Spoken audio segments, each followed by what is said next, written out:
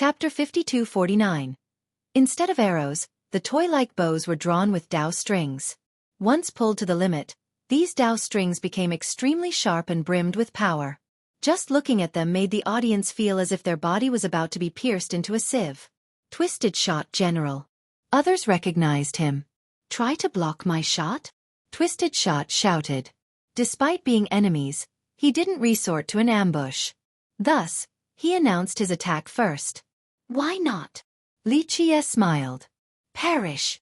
Twisted Shot immediately released all of the dowel strings. They pierced through space and left behind tiny holes in the physical fabric of reality. Moreover, they flew in an unpredictable manner, zigzagging randomly while still maintaining a clear destination. Xueqi's weak spots. When the dowel strings got close enough, they suddenly became infinitely slow and drilled into another dimension. This made it impossible to block them in a conventional manner. They appeared again in another spot and aimed for a different target on Xueqi's body. Xueqi didn't mind because the gauntlet took a comprehensive approach by spreading out and covering him entirely in armor plates. The dowel strings were certainly unblockable, but ultimately, they still had to hit Xueqi in order to deal damage. Alas, the complete barrier rendered them useless. This wasn't due to the general lacking power. In fact, that barrage just now was enough to reduce even sacred fruits into bits. It's just that the armor plates surrounding Xueqi were unbreakable.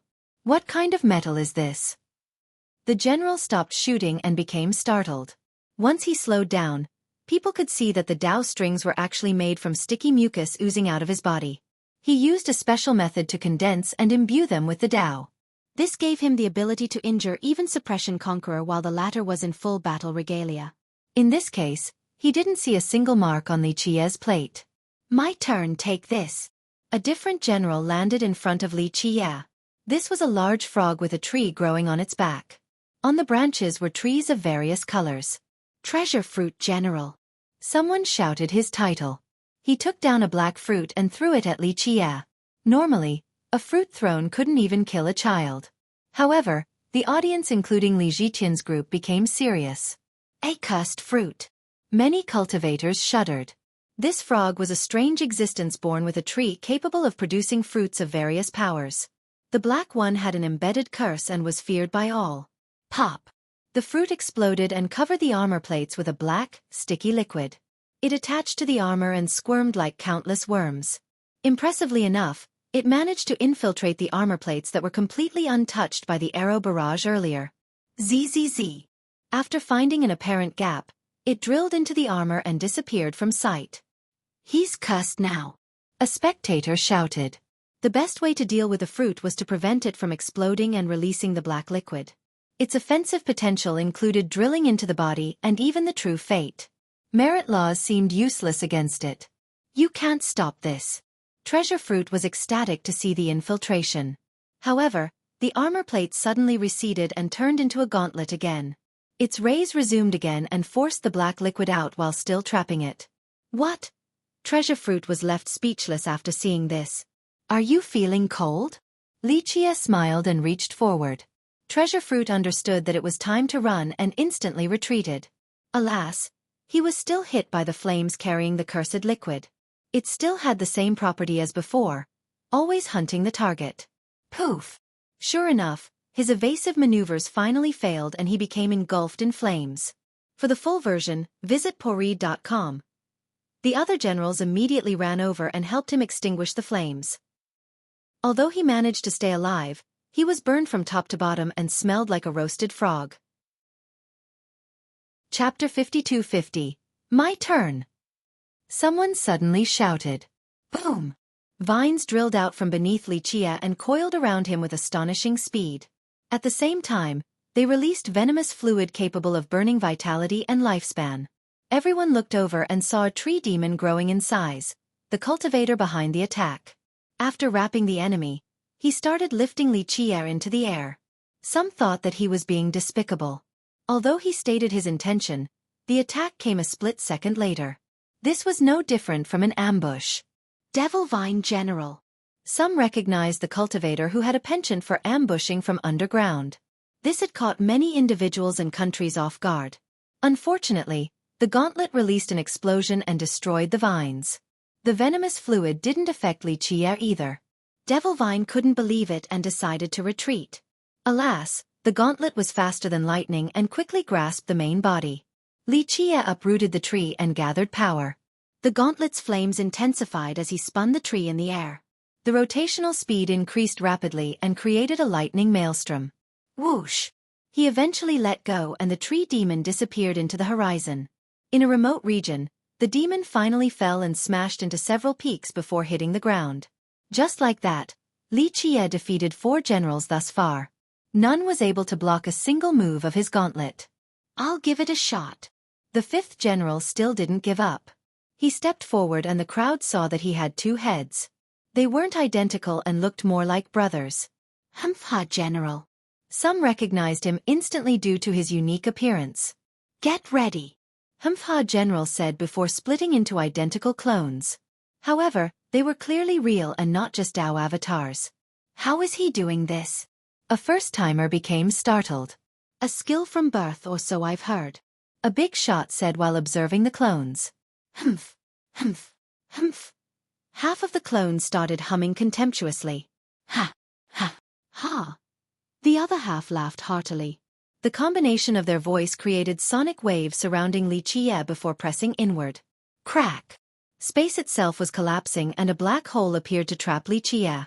Meanwhile, more sonic waves shot violently forward to destroy him. That's rather destructive. No wonder why he's the most feared among the generals. A famous dragon lord commented, unsure whether she could stop the sonic attack. Li Qiye simply raised his hand, still unperturbed by the black hole surrounding him. Instead of turning into fortified armor like last time, the gauntlet disassembled and turned into concave shields. The shield sent back the sonic waves with greater intensity right back at the general. The incoming sonic waves couldn't neutralize them. The clones were sent flying while still being battered by their own sonic waves. The real general skidded through the ground and carved out a bloody path. He was mangled to the point of being unrecognizable. Just one move again. The gauntlet's retaliatory measure easily took care of Li Qiye's opponents. The crowd couldn't believe their eyes. Suppression Conqueror trembled with excitement while being fully fixated on the gauntlet. That thing is too strong, one crowd member said, fully impressed by this treasure. Imperial weapons required power and vitality for usage. Some of them even demanded a great cost such as blood or lifespan.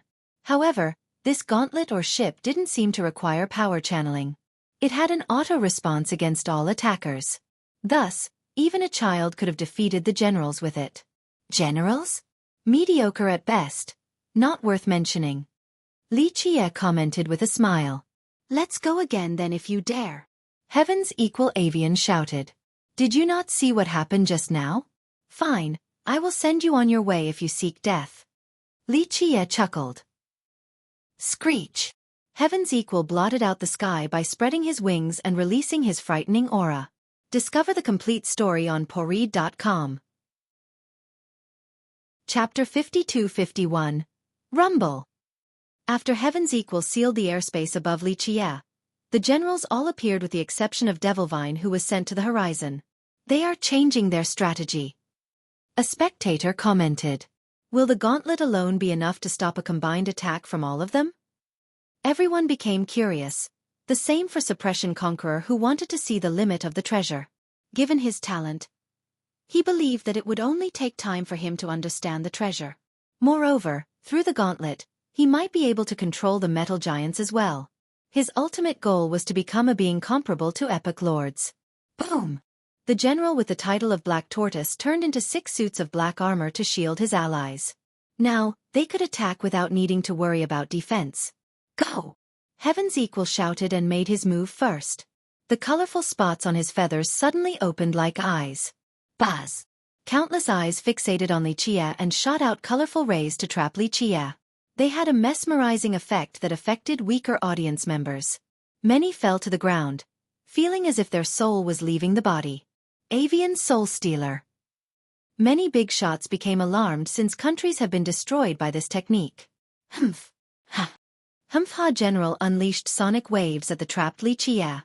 Twisted Shot also unleashed a barrage of white strings, looking more like a torrential wave than a barrage of arrows. Treasure Fruit threw numerous fruits at the foe of various affinities, Curses, devouring, poisonous, fire.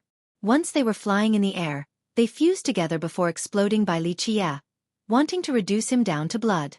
Skyhorn's attack came from underground. Countless blades protruded upward around Xueqi. Boom! The fabrics of space and time couldn't contain their destruction. Can he survive this? A spectator wondered, thinking that the gauntlet couldn't guard against this many attacks at once. However, the rays from the gauntlet intensified and became blinding. Watch it! Suppression Conqueror shouted in astonishment, but it was too late. The rays swept through the palace and drowned the generals. Ah! Black Tortoise General's mighty defense proved useless and was obliterated. The defenseless generals burned like paper the moment the rays illuminated them. As capable cultivators, they reacted in this split second and performed their strongest merit laws in order to stop the rays. Alas, it only took one moment for them to be reduced to ashes. The piles of ashes were no longer distinguishable from one another, and eventually got swept away by the wind coming from outside the main hall. One of them even had 11 sacred fruits, but this didn't matter. Suppression became emotional after seeing the core of the gauntlet, the source of the rays. If he could obtain this core, he could craft it into a weapon perfect for his cultivation. Sir, you're rather merciless. He stood up and uttered coldly. Since you don't seem to understand words, I have to use my fist. Xueqi answered with a smile. The atmosphere became tense while everyone had their eyes on Xueqi's gauntlet. An 11-fruit dragon lord stood no chance against it. What about an 11-fruit conqueror? Not long ago, challenging Suppression Conqueror would have been viewed as foolish arrogance. Now, the tides have turned and Suppression seemed to be the underdog. In their eyes, he was now a prime candidate to test the power of the gauntlet. Can you also control the metal giants in the city? He asked suddenly. Everyone became interested in the answer with haste. Explore the extended edition on poread.com. Chapter 52:52. If you don't roll off that throne, I will either kick you out or worse, wring your head. Which outcome do you prefer? Xueqi smiled. The crowd thought that this was finally time for the finale. Is that so? Suppression's pressure continued to make everyone tremble in fear. A few big shots stared at him and thought that if he were to give up now, it would be utterly humiliating compared to dying in battle. This throne is mine, Suppression said before shouting, Erupt! On another side of the palace, Jade Cure Conqueror had managed to stabilize the situation after expertly controlling the flames in her cauldron. She stopped the interference and continued to refine the pills within. Boom! However, the imperial rune floating above Dark Flame Cauldron Emperor became resplendent, no different from a Dao fruit. The influx of power made the alchemist tremble in pain. His dark flame rushed out of the cauldron and began attacking Jade Cure Conqueror's cauldron. Crack! The pavement beneath her started cracking. Her feet were pushed into the ground. This caused her flames to be weaker and the refinement process came to a halt. Rumble! Suppression didn't stop from channeling more power to the Cauldron Emperor via the rune. No more! The latter shouted, unable to endure the sudden influx. Suppression ignored him, only focusing on defeating Jade Cure Conqueror as fast as possible to maintain his legitimate claim to the city. Boom! Jade Cure naturally couldn't handle the dark flames at this point since she was barely stronger than her opponent. She only had 2 Dao fruits, so the gap between her and Suppression was insurmountable. The flames in her cauldron became feeble, on the verge of extinguishing. Worst of all, the evil flames didn't only attack her cauldron but aimed for her as well. She became alarmed and it was too late to run. The dark flame coiled around her like a dragon, seemingly wanting to devour her. No! Resplendent and the others bellowed in horror. It was too late for them to empower her. Moreover, this would have been useless since Suppression alone was far stronger than all of them combined. Amidst the crucial moment, Xueqi shook his head disapprovingly and said, Child's play, how embarrassing. He stomped the ground and an alchemy Dao releasing eternal flames manifested into reality. It seemed to contain the powers of numerous alchemy emperors. Their flames have been embedded in this special Dao. It flew into Jade Cure Conqueror's body, causing her to light up in a blinding manner. A verdant tree suddenly appeared and blotted out the sky. She became empowered with numerous flames as if she was taken over by capable predecessors. Boom! They easily broke the fiery dragon trapping her and went on the offensive, incinerating the rest of the dark flames. To access the premium content, Go to. Shit. Dark Flame Cauldron Emperor couldn't believe it and turned to flee. Alas, this Tao flame engulfed him in no time at all. Ah! He let out one scream before being reduced to ashes along with his cauldron and the content inside. Suppression Conqueror was affected as well and staggered backward. The Tao flames then returned to Jade Cure's cauldron. She could only stand and watch since these flames were beyond her control. The refinement process changed constantly in a profound manner. Alchemists became immersed in this scene. Even regular cultivators observed carefully. This was the apex of the alchemy Tao. Suppression himself couldn't help staring at the refinement process and the Tao flames, unable to think of another soul in the upper continents capable of this. Boom! A tribulation appeared again in the sky. It's coming, someone said. A medicinal fragrance wafted in the air next. Whoever breathed in immediately became shrouded in a golden light. Chapter 52-53. When you're just trying to make great content at bit.ly/3IBFJKV. Those in the palace feel their blood surging in a pleasant manner. The older cultivators thought that they were returning to their prime, that their vitality was roaring like dragons. The time-honed pills are nearly finished. One of them commented. More than that, these must be at the finest grade, never seen since Heavenly Sage Yuan's era. An ancient ancestor who had eaten these pills before said. Boom! The tribulation finally descended with bolts aiming straight for the conqueror. Open! She became alarmed and had no choice but to face it. Her cauldron opened and all the pills flew out with the speed of stars. She immediately summoned a special bottle and roared, "Come!" This pulled all the pills into the bottle and she closed the lid, signaling the end of the refinement process. The tribulation also dispersed since the cauldron was no longer active. As she held the bottle, she saw the colorful light flowing on the exterior, realizing that she had just refined a finest grade longevity bottle.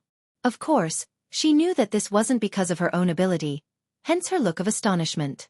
She regained her wits and started remembering the alchemy Tao earlier along with the flames.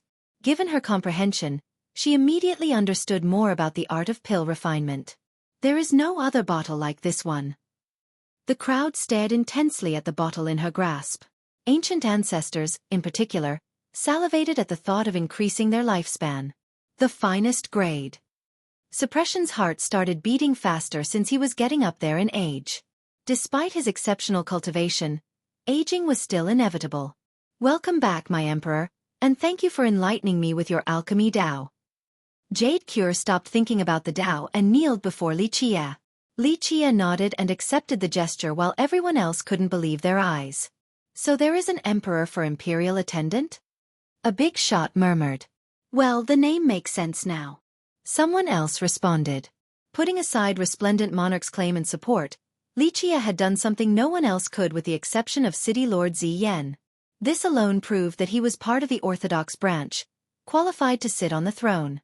Eyes turned toward Suppression Conqueror who had a rather frightening expression. He eventually said, "Fine, so be it. Congratulations, everyone, you have won this duel. Imperial Attendant is yours once more." He had nothing to say after losing the alchemy duel. According to the rules, it was time to return sovereignty back to the Orthodox branch. The guests appreciated this man who was true to his words. A conqueror could accept losing in a graceful manner. Few could make it to his level while having a narrow-minded perspective. "Thank you, Conqueror," Jade Cure and the others said respectfully. Although they were enemies who were willing to kill each other, they still played by the ancestral rules. Suppression gazed at Li Qie and said, "My lord, can you truly control everything in Imperial Attendant? Your ambition has no limit, but you should know when to give up before it is too late. Run while I'm still in a good mood," Li Qie said with a smile. The crowd took a deep breath. This was not Li Qie's first time showing contempt for the conqueror. Would he be able to endure the unceasing humiliation? "Ha ha ha, I have never been afraid of anyone my whole life. There is no question about your unfathomable abilities, but I must still see them for myself." Suppression laughed and said.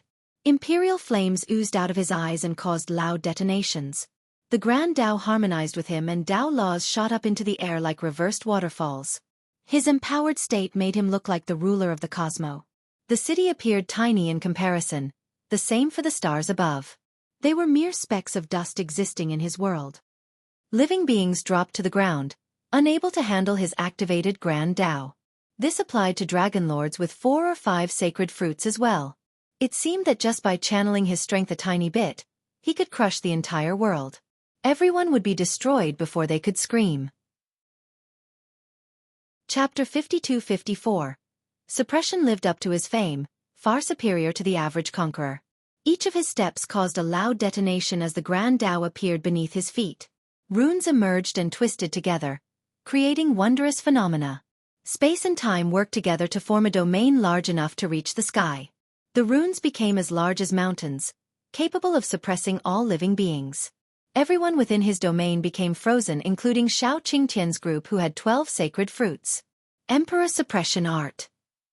A crowd member shouted while feeling an immense weight pushing down on them. Are you ready? Suppression was the lord of his domain. He looked down at Li Qie with absolute confidence. Li Qie smiled and entered the domain without any hesitation. Boom! The pressure immediately came down on him with the force of an entire galaxy. Buzz! The gauntlet released its flames again to create a barrier, flawlessly preventing Li Qie from feeling any negative effect. Words are used so carelessly nowadays. This is Emperor Suppression?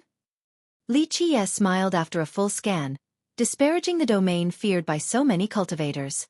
Suppression didn't become angry and only focused on the gauntlet. Want to understand it?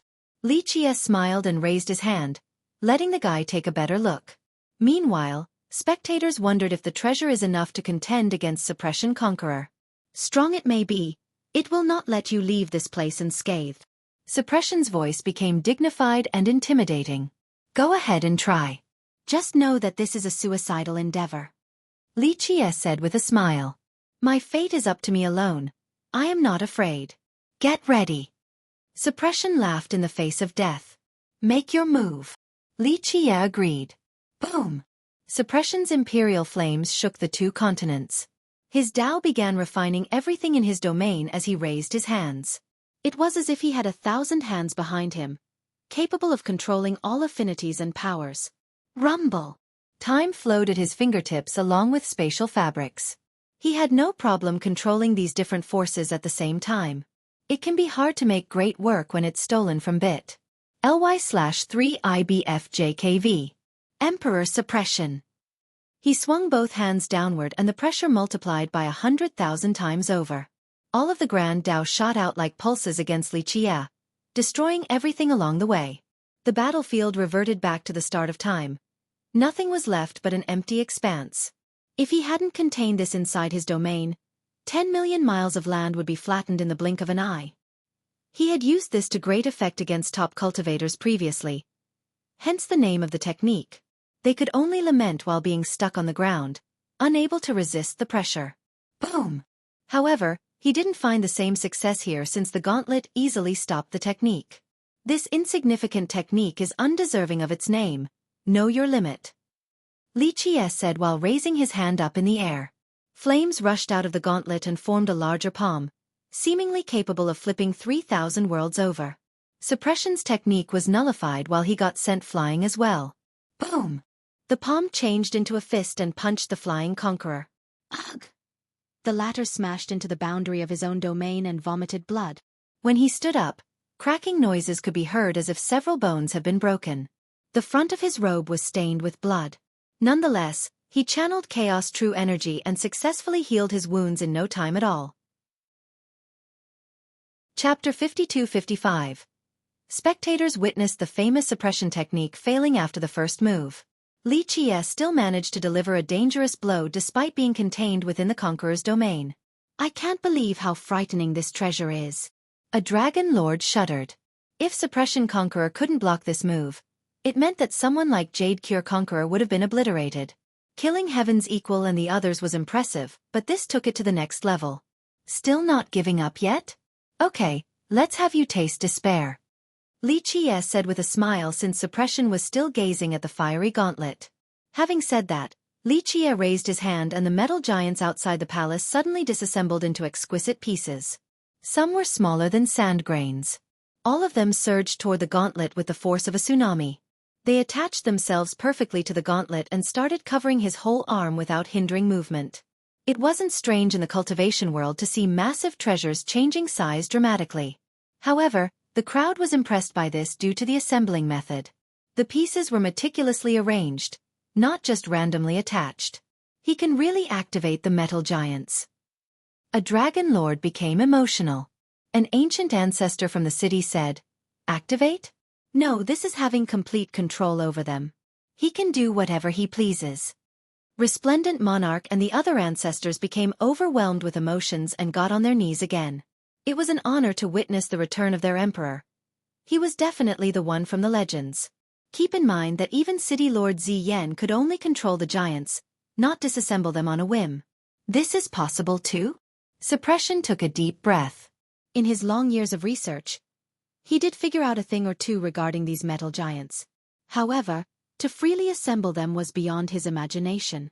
He thought that he would just use them as a powerful legion just like City Lord Ziyan. Now, it seemed that controlling them in that manner was only an elementary step. I heard Celestial Court coveted these giants back then too but couldn't get to them. Shao Qingtian quietly said. During Emperor War, a group of gods and emperors surrounded Imperial Attendant City in order to obtain these giants. Unfortunately for them, Armor Conqueror defended heroically until the arrival of his allies, Cleansing Incense Dynasty, Dao Alliance, and Imperial Alliance. Very well, I do want to learn the taste of despair. Suppression still didn't give up and summoned his weapon, a bronze staff that has been used extensively. Of course, his weapon wouldn't be just an ordinary staff. Discover the complete story on Poreed.com. Chaos Staff. Someone recognized it instantly due to its notoriety in the upper continents. It had killed numerous dragon lords and even a few conquerors previously. Thus, it also had an unofficial moniker, Emperor Beating Stick. Boom! As the conqueror channeled his power into the weapon, it became resplendent and exuded golden imperial rays. The staff became longer as if the entire world has been refined within. Just one smash contained an incalculable force from its weight. Made from chaos metal and refined by imperial flames. Its weight is immeasurable. One spectator said. How does it compare to Sword Queen's heavy sword? Someone else became curious. It can't. Sword Queen is at the apex, that heavy sword is something else. Of course, when strictly talking about weight, this staff can be ranked second. A big shot said. I'm not so sure about that. When talking about weight, Titanic Conqueror should be the heaviest due to her special physique. Next should be Sword Queen's heavy sword, but she doesn't quite need it anymore. Now, this staff should be third in the upper continents. A different cultivator interjected. Take this. Meanwhile, Suppression Conqueror finally made his move, leaping into the air for a vertical swing. This had no technique or Dao profundity, only pure force. This was enough to create black holes along its path. Spectators couldn't help but bellow in horror. Chapter 52-56. The smash could instantly pulverize a 5-fruit conqueror or 10-fruit dragon lord. Spectators still trembled despite being outside of Suppression Conqueror's domain. It had enough force to put an end to Imperial Attendant City without its defensive barriers activated. Boom! The shockwaves flattened everything outside of the main impact point. Alas, Li Chia raised his hand and the gauntlet's rays automatically stopped the staff. It didn't leave a single mark on the gauntlet. Die! Suppression's expression darkened, but he didn't stop there. He raised the staff again and unleashed a flurry of swings. The staff became the source of a tornado. However, within the violence were impressive techniques and variations. Each thrust and swing were deliberate with signs of reaching the apogee. The focus of energy varied unpredictably from a single point to a larger radius. Chaos flurry. Those outside of Imperial Attendant City felt the gales hitting all regions. Weaker cultivators and mortals felt as if this was the end of the world. If the conqueror were to miss his mark and accidentally hit the domain barrier, it could result in immense destruction to the outside world. He was rightfully proud of this technique because even 12-fruit dragon lords were lost in amazement. Few could actually block all the strikes from beginning to end. Resplendent Monarch and the others understood that they would have been powerless. The best of them could only last a few strikes before being reduced to a mist of blood. Unfortunately, his opponent still didn't move an inch. Just raising the gauntlet was enough to stop the tempestuous attack. Eventually, Suppression finished all 3,000 variations while going all out. He was a bit out of breath after expending a considerable amount of energy. On the other hand, Xueqi only raised his hand and didn't put in any effort. Not a single bead of sweat could be found on him. Suppression leaped backward and realized that his famous technique had done more harm to him than his opponent. In the past, few adversaries were worthy of seeing the full variations. 12 fruit conquerors or Tao lords would need to use their supreme merit laws and energy in order to block the entire sequence. This wasn't the case here. This made him wonder if a baby could have done the same as Xueqi while wearing this magnificent gauntlet. This doesn't make any sense. Spectators murmured. How could a weapon alone block the ultimate technique of a top conqueror? Alas, they witnessed it just now. I've never seen anything like it before. Another added. Explore the extended edition on Poreed.com. The top cultivators felt the same way with gleams of astonishment in their eyes. This is despair, right? An expert asked. A dragon lord revealed a bitter smile as he said, I felt it twice just now. Once when Suppression uses his chaos flurry, I knew that I would have been pulverized by it. Then after seeing Xueqi just standing there, despair struck even harder the second time. They wondered if they had wasted their whole life trying to learn the strongest offense and the best defense. No wonder why everyone wants those giants. A big shot commented after seeing the might of the combined gauntlet and metal giants. I don't understand. What is this sorcery? Suppression said with confusion. Chapter 52-57. It's not sorcery, just a simple block. Xueqi answered with a smile. Everyone took a deep breath after hearing this. Blocking chaos flurry without resorting to merit laws and techniques? Even a 3-year-old knew how to block. Suppression Conqueror was at a loss for words since he knew the might of his technique. Now, he began to see a hint behind Xueqi's statement regarding despair. He felt helpless. Sure, Chaos Flurry was not his strongest ace card, but it represented 80 to 90% of his power. This situation was unprecedented even during his battles with Apex Conquerors. To access the premium content, go to. How can this be? A spectator questioned his own eyes. These metal giants are this strong? Another asked while looking at the remaining statues outside the palace. Well, if they were, Imperial Attendant City could have taken down the alliances without any problem. They could even attack Celestial Court. A big shot commented. It's different. As far as I know, City Lord Ziyan could only activate the giants, and not all of them either. An ancestor with a good grasp of history said, this Xueqi is doing more than just activating them. You've done 3,000 strikes, it's my turn now. Back to the battle, Xueqi smiled and said before swinging his armored hand. His movement resembled that of a brute in a human village. There was nothing to it outside of a simple movement. However, Suppression Conqueror's expression changed. He raised his staff with both hands, ready to block a falling sky. Bam! Fiery sparks splattered with the force of 1,000,000 erupting volcanoes. Though he managed to stop the blow, his staff clearly bent downward between his hands and almost broke. The impact sent him flying straight into his domain, causing cracks to appear on the barrier. He vomited blood and turned pale since the strike left actual serious injuries. His internal energies and vitality were still churning. As for the crowd, they saw Xueqi's actions from start to finish. He didn't seem to have put that much force behind the swing, acting as if he was just playing with a child. Alas, this was Suppression Conqueror who went all out. This whole thing didn't make sense, a mighty conqueror being utterly defeated after one move. Just imagine all the metal giants in action. A dragon lord commented. Everyone coveted the giants now but knew that this was an impossible feat otherwise, they would have been taken eras ago. Such power. Enough to survive a calamity. Suppression stood up and healed his wounds before responding. Still not giving up, I see. Xueqi said. Yes, I am alive, so there is still hope. Suppression remained resolute. His embarrassed state had nothing to do with weakness. The problem was the gauntlet being illogically strong. Not for long if you insist on being stubborn. Xueqi's eyes narrowed. Everyone dies eventually. I would prefer dying on the battlefield while seeking the Tao. Suppression laughed heartily and said.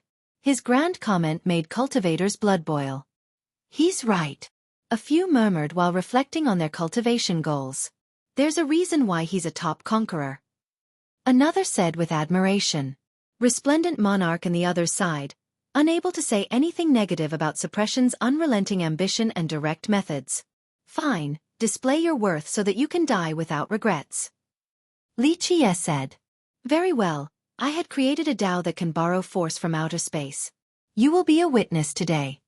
Suppression announced. Clank. He folded his staff after saying this and surprised the crowd. He folded it into 8 different sections and turned it into a symmetrical octagonal symbol. Bang!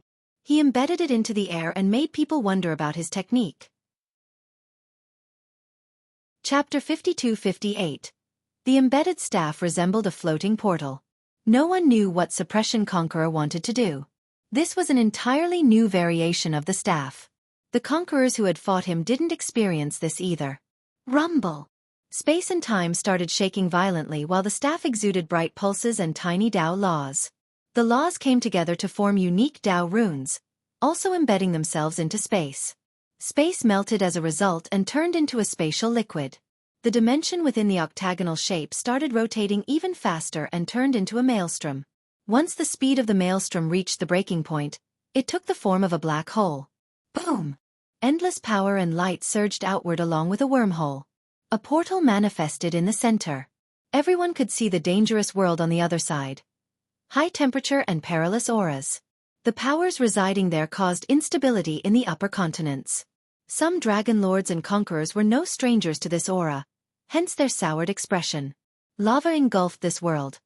Even the tallest peaks were still drowned in lava. Upon closer inspection, it might just be a different molten liquid with a similar viscosity. Ancient weapons and could be seen, gigantic swords, cauldrons, and many others. Whether they be flowing with the current or standing still, there was one constant, that they were either damaged or still in an infantile form. It seemed as if they were abandoned before completion or had clear defects and damages. Nonetheless, they still emitted a frightening aura of various offensive affinities. This world resembled the cauldron of a supreme existence before it was abandoned, leaving these weapons behind. Occasionally, the molten liquid would erupt into massive tsunamis or storms. This could cause devastating damage to the outside world. Red Flood World. One of them revealed its name. One of the 4 grand broken realms. A dragon lord added. Though some of them have traveled to this world before, this was a portal connecting the 2 realms directly. Incredible method. A conqueror couldn't help but praise Suppression. Through his own grand Tao and power, he managed to create a portal to the perilous Red Flood inside his domain. Conquerors and dragon lords had fallen there after making a single mistake. Evil Reborn, Perish, and Ultimate were the other 3 broken realms. This is a genius conqueror for you. Everyone unanimously acknowledged Suppression's ability. A bit interesting. Xueqi smirked after seeing this. You have your metal giants and I have Red Flood. Today, I shall borrow its power to fight you. Suppression said. Others exchanged glances after hearing this. This novel is available on bit.ly/3IBFJKV. He can actually harness Red Flood's power? That would be mind-blowing. An ancient ancestor gasped. That's Suppression for you. Another responded. Why not? Xueqi smiled and agreed. Although I couldn't control the metal giants, I was able to learn a Tao through them to connect with Red Flood. We will see if you can stop it. Suppression said. I get it now. Some listeners finally understood why Suppression was obsessed with keeping control of Imperial Attendant City. After all, an 11-fruit conqueror shouldn't care about authority and influence. For example, although Sword Queen and all things Tao Lord were leaders of the alliances, they rarely exercised this power or performed their duty. 1. He started using a respectful you when speaking to Xueqi. Chapter 52-59. Suppression had the potential of becoming an apex conqueror. Thus, caring about a city and position seemed beneath someone of his stature. No different from mortals struggling for political supremacy in the court. Now, they understood why his goal, to understand the metal giants and other secrets. Despite being unable to control them, he still figured out other mysteries due to his impeccable talent and audacity. He came up with a method to connect a portal to Red Flood World and harness its power. Let's see how much you have learned then. Xueqi said with a smile. Good. Suppression didn't have a chance to test it until now, so this was his first test. Rumble! His Tao fruits exuded boundless chaos true energy, culminating in an armor around him. The entire domain became agitated by him channeling his power. The fruits then released Tao laws through the portal. He's doing it now. The crowd watched eagerly for his next move. The Tao laws resembled thick pipes, ready to take in all the molten liquid from Red Flood. Clank! Clank! Clank! The liquid started solidifying into exquisite parts. They assembled around the conqueror and turned him into a metal giant. His laws and Tao fruits remained in the other realm and continued creating the pathway for the liquid. This version seemed rather similar to the ones found in Imperial Attendant City, as if they were cast from the same mold. Nonetheless, Suppression's version didn't have the same level of immaculate details.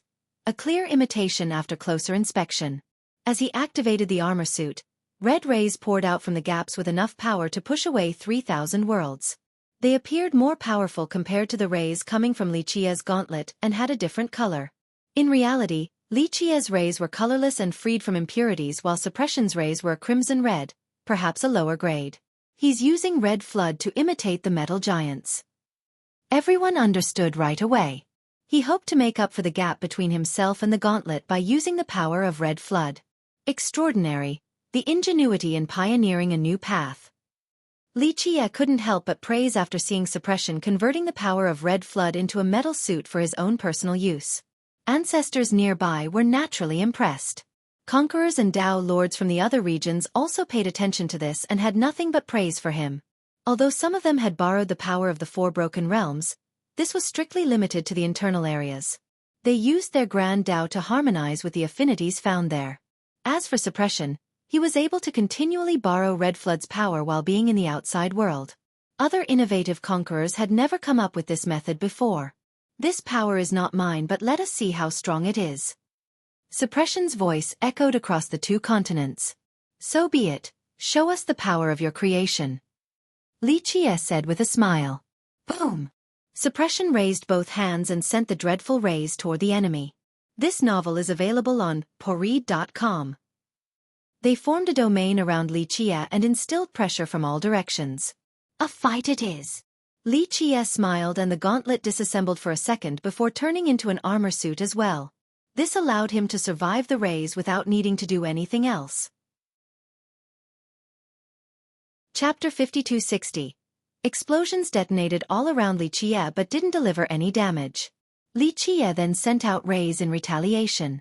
The rays from both sides collided and dispersed into nothingness while leaving permanent scars on the fabrics of reality. Rumble! The domain once again saved the upper continents from devastating fallout. This appeared to be an even contest and lasted for a long while. Boom! Eventually, Suppression decided to open all the scales and gaps among the assembled plates. At the same time, he sent more Tao laws into Red Flood to increase the absorption rate. The armor suit turned into a fiery god. Its rays received a considerable boost. Die! The empowered conqueror's rays obtained a physical form and surrounded Li Qie. Alas, this was still not enough to break the gauntlet's defense. Meanwhile, in Red Flood, the liquid there surged violently as if a devil was about to emerge. Now, Suppression gained the actual liquid as well. His armor suit shot out torrents of this scorching liquid on top of the rays. The liquid was the remnants of incredible treasures after a refinement process. They could congeal upon contact and burn anything beneath. This bypassed Li Qie's defensive rays and fully surrounded his suit of armor. It only took a second before Li Qie was replaced by a huge lump of metal. He actually did it? One spectator said, thinking that Li Qie was now ashes within. Suppression didn't know either. He had gone all out just now and understood how frightening this liquid was. Enough to reduce a conqueror to nothingness. That move can't be beaten. Another observer said. Crack. Their conversation was interrupted by cracks appearing all over the lump of metal. Suppression realized that the job was not finished. He channeled all the rays and liquid to hit the lump again. Boom! Alas, it was too late and the lump exploded into pieces. Everyone saw Li Qie again. However, the armor suit was gone and he only had the gauntlet now. It seemed to be fully activated with resplendent rays stopping all the onslaught. Unfortunately, it falls just a bit short, not what I'm waiting for. Let's end this. Li Qie shook his head before raising his hand. This time, All the metal giants outside the palace were disassembled into smaller pieces and summoned by Xueqi. The process was too swift for Suppression Conqueror to interrupt. It didn't take long before a new suit of armor surrounded Xueqi. Its main frame had the shape of an enormous metal can, perfectly round and heavy as if 3,000 worlds were condensed into its shell. Crushing stars and blocking all offenses shouldn't be a problem with it. The simple suit exuded immortal rays, causing others to think that this was the ruler of all 6 continents. Spectators no longer dared to breathe loudly before this wondrous creation.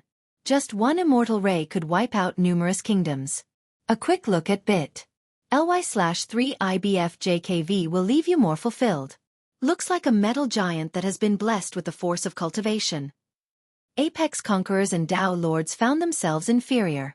So this is the fully activated version? Someone else said. By this point, it became obvious to everyone why Suppression Conqueror coveted the throne of the city.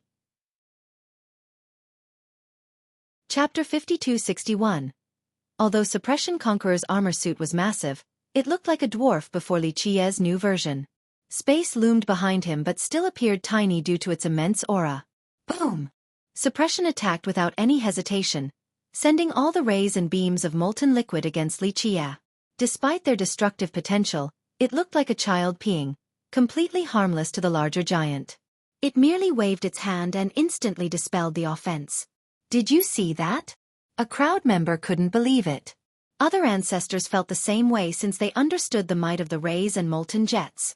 Thus, Xueqi's effortless defense left them speechless. Rumble!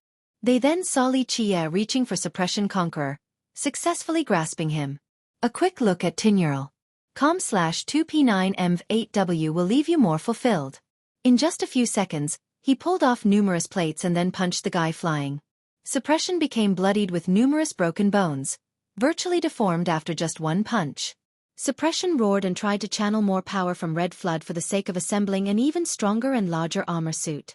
However, something there started dragging his Dao fruits and Dao laws deeper into Red Flood.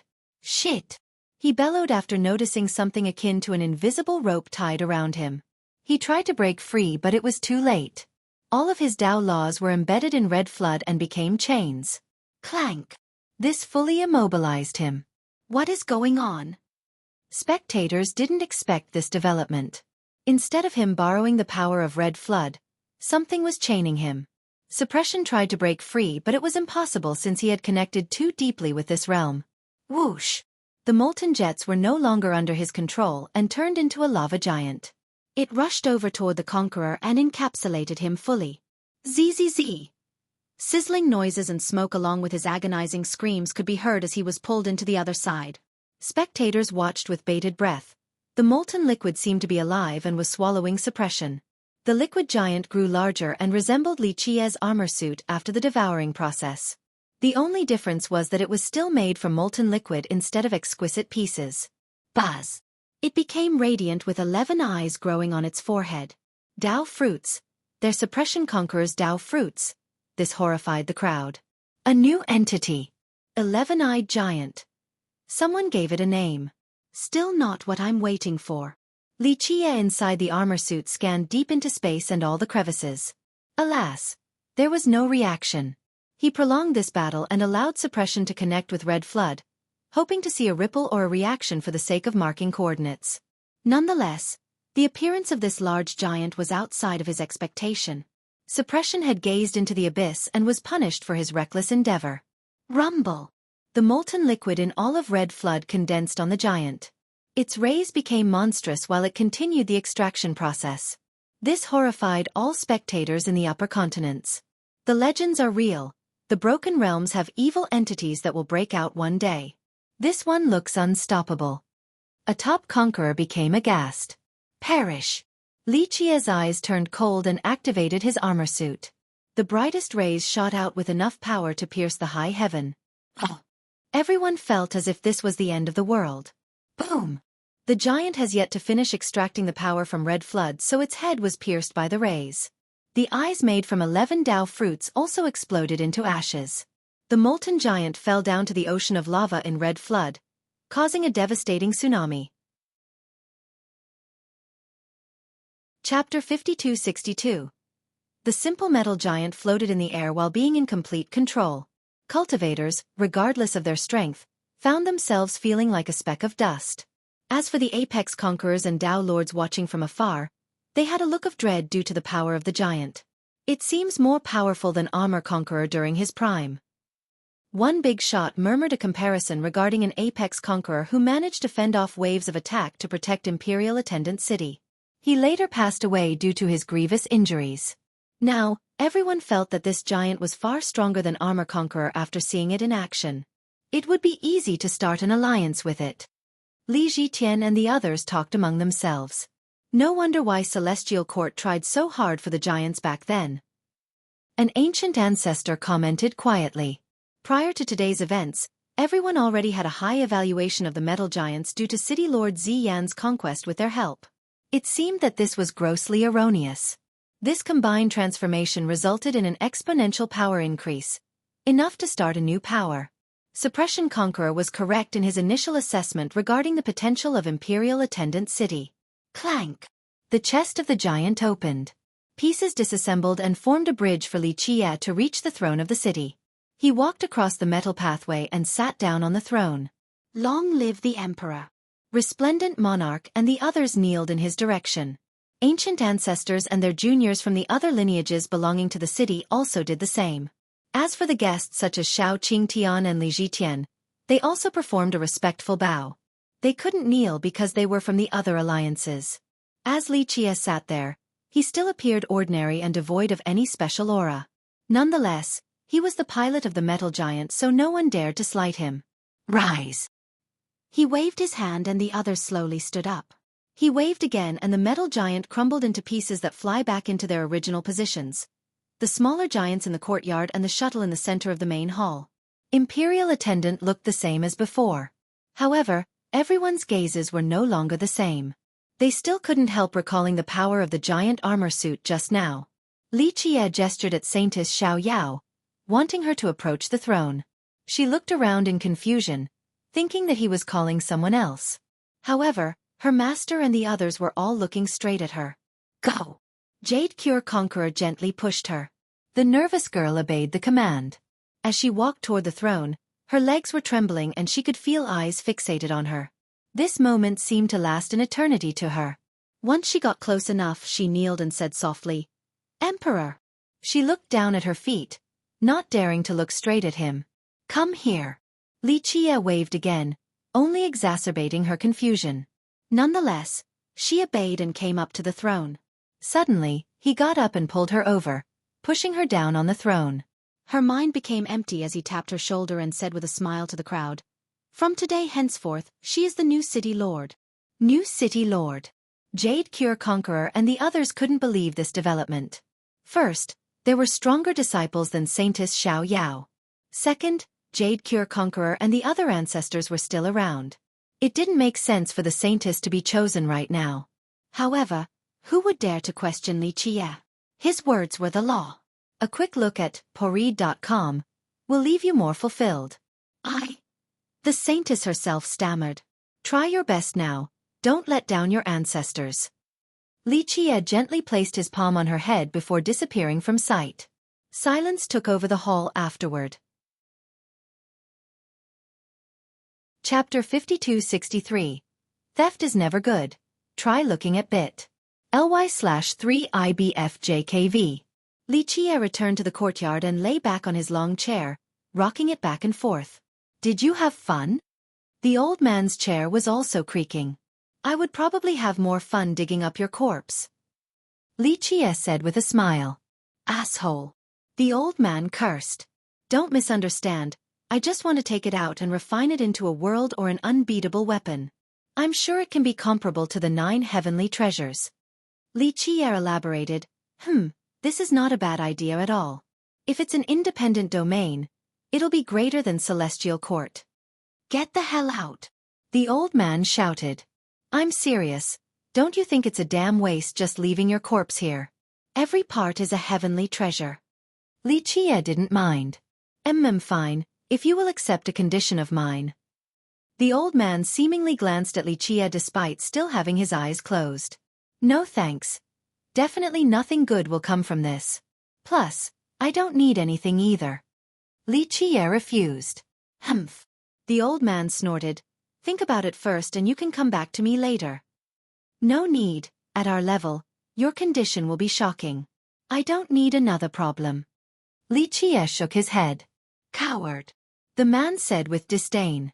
Whatever you say, psychological tricks don't work on me. Plus, being a coward nowadays is a good thing since cowards live forever. They just need to hide in their shell until everything passes by. Li Qiye said. The old man dropped the issue. After a long while, he asked, have you eaten a metal giant like that one before? No, my taste isn't as heavy as yours. Li Qiye said. We ate one in the past and it was nothing short of extraordinary. I can't believe there are still some left. The old man said, crunchy and satisfying, when you dig out the core for a bite, a tremendous amount of primal electric Tao course through you.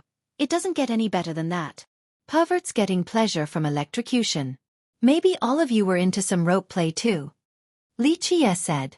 Please, you won't be singing the same tune after getting a taste. You'll be obsessed with it afterward. The old man said.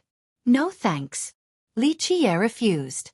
Have you ever thought about the future? If you ever defeat the villainous heaven, just imagine how tasty he is, utterly unmatched. The old man said. I'm not and will never be into eating corpses. Li Qiye said. This is just a part of life. Humans eat chicken and ducks. Are those not corpses? Even if you're a vegetarian, fruits are corpses as well, just in a different form. The old man smiled. I understand the reasoning. Li Qiye rubbed his nose. I don't want to hear it from your dog mouth though. Even flowery words become tainted when they came from you. I just don't see the issue. You are an apex being, others are mere insects in comparison, no different from chicken and duck. They're all meals, the only difference is the ingredient chosen. The old man paused for a bit before continuing. You can use a more euphemistic term, instead of people or corpses, call them delicacies or gourmet dishes.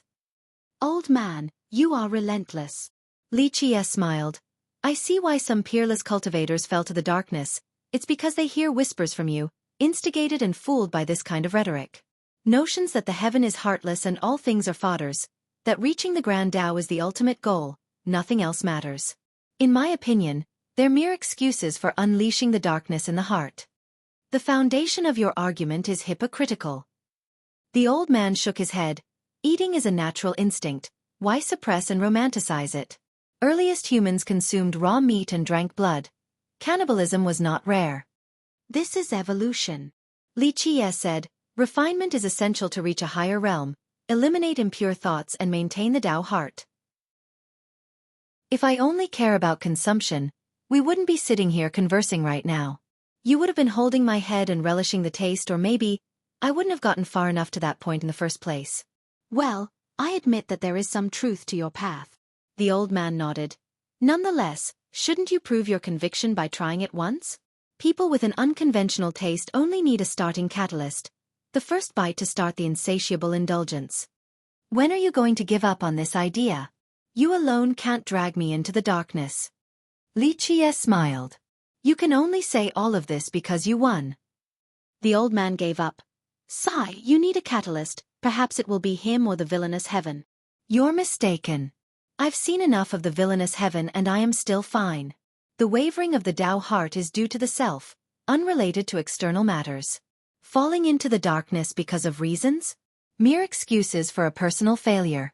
If I remain steadfast, everything else is only water flowing through an immovable boulder. Li Qiye said. Immovable boulder? You're more like a stone stuck in a dung pit, stubborn and smelly. The old man said. That's fine. The stone is certainly despised, but it won't change just because there is shit around it, nor will it change because of others' opinions. It will remain a stone regardless of whether it smells good or otherwise. Li Qiye said. Forget it, I'm done. This bone is too hard to gnaw through. The old man gave up. The villainous heaven tried too, don't feel bad about this. Li Qiye said. Sigh, it's a shame that I won't be able to watch you bring down the villainous heaven or vice versa. The old man lamented. How about this, take one of my eyes with you so that I can watch? No, that's not a fetish of mine. Li Qiye immediately refused. It's negotiable. You know I won't make you do it for nothing. The old man smiled. I'm not interested in anything. Li Qie shook his head. Don't be so sure.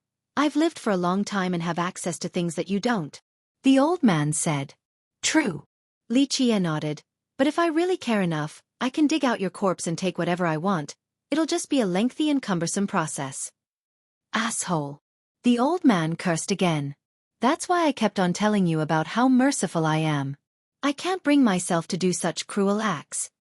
Li Qie shrugged. Haha, you're about as merciful as a prostitute is loyal.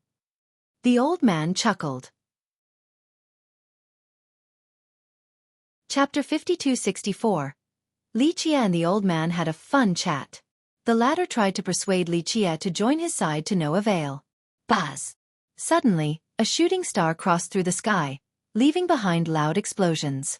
A moon was its companion. The two disappeared into the horizon. Many cultivators in the upper continents saw this phenomenon. Did you see that? A treasure from above? One big shot said. From above. A junior became curious. Looks like an old friend of yours? Just returning or dying? The old man asked with a smile.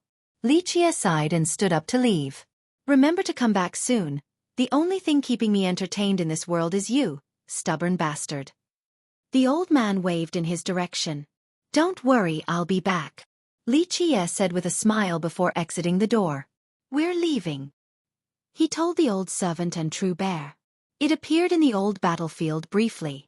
The old servant saw the star earlier as well and sighed. Let's go take a look, it's about time. Li Qie said. The old man didn't say anything. True Bear let out a soft cry, ready to follow Li Qie. The trio left Imperial Attendant City without telling anyone. They stepped into the air and traveled to Lesser Firmament, a lineage even more mysterious than Azure Peak. Little was known and some of its territories have not been visited by outsiders, not even Apex Conquerors and Dao Lords.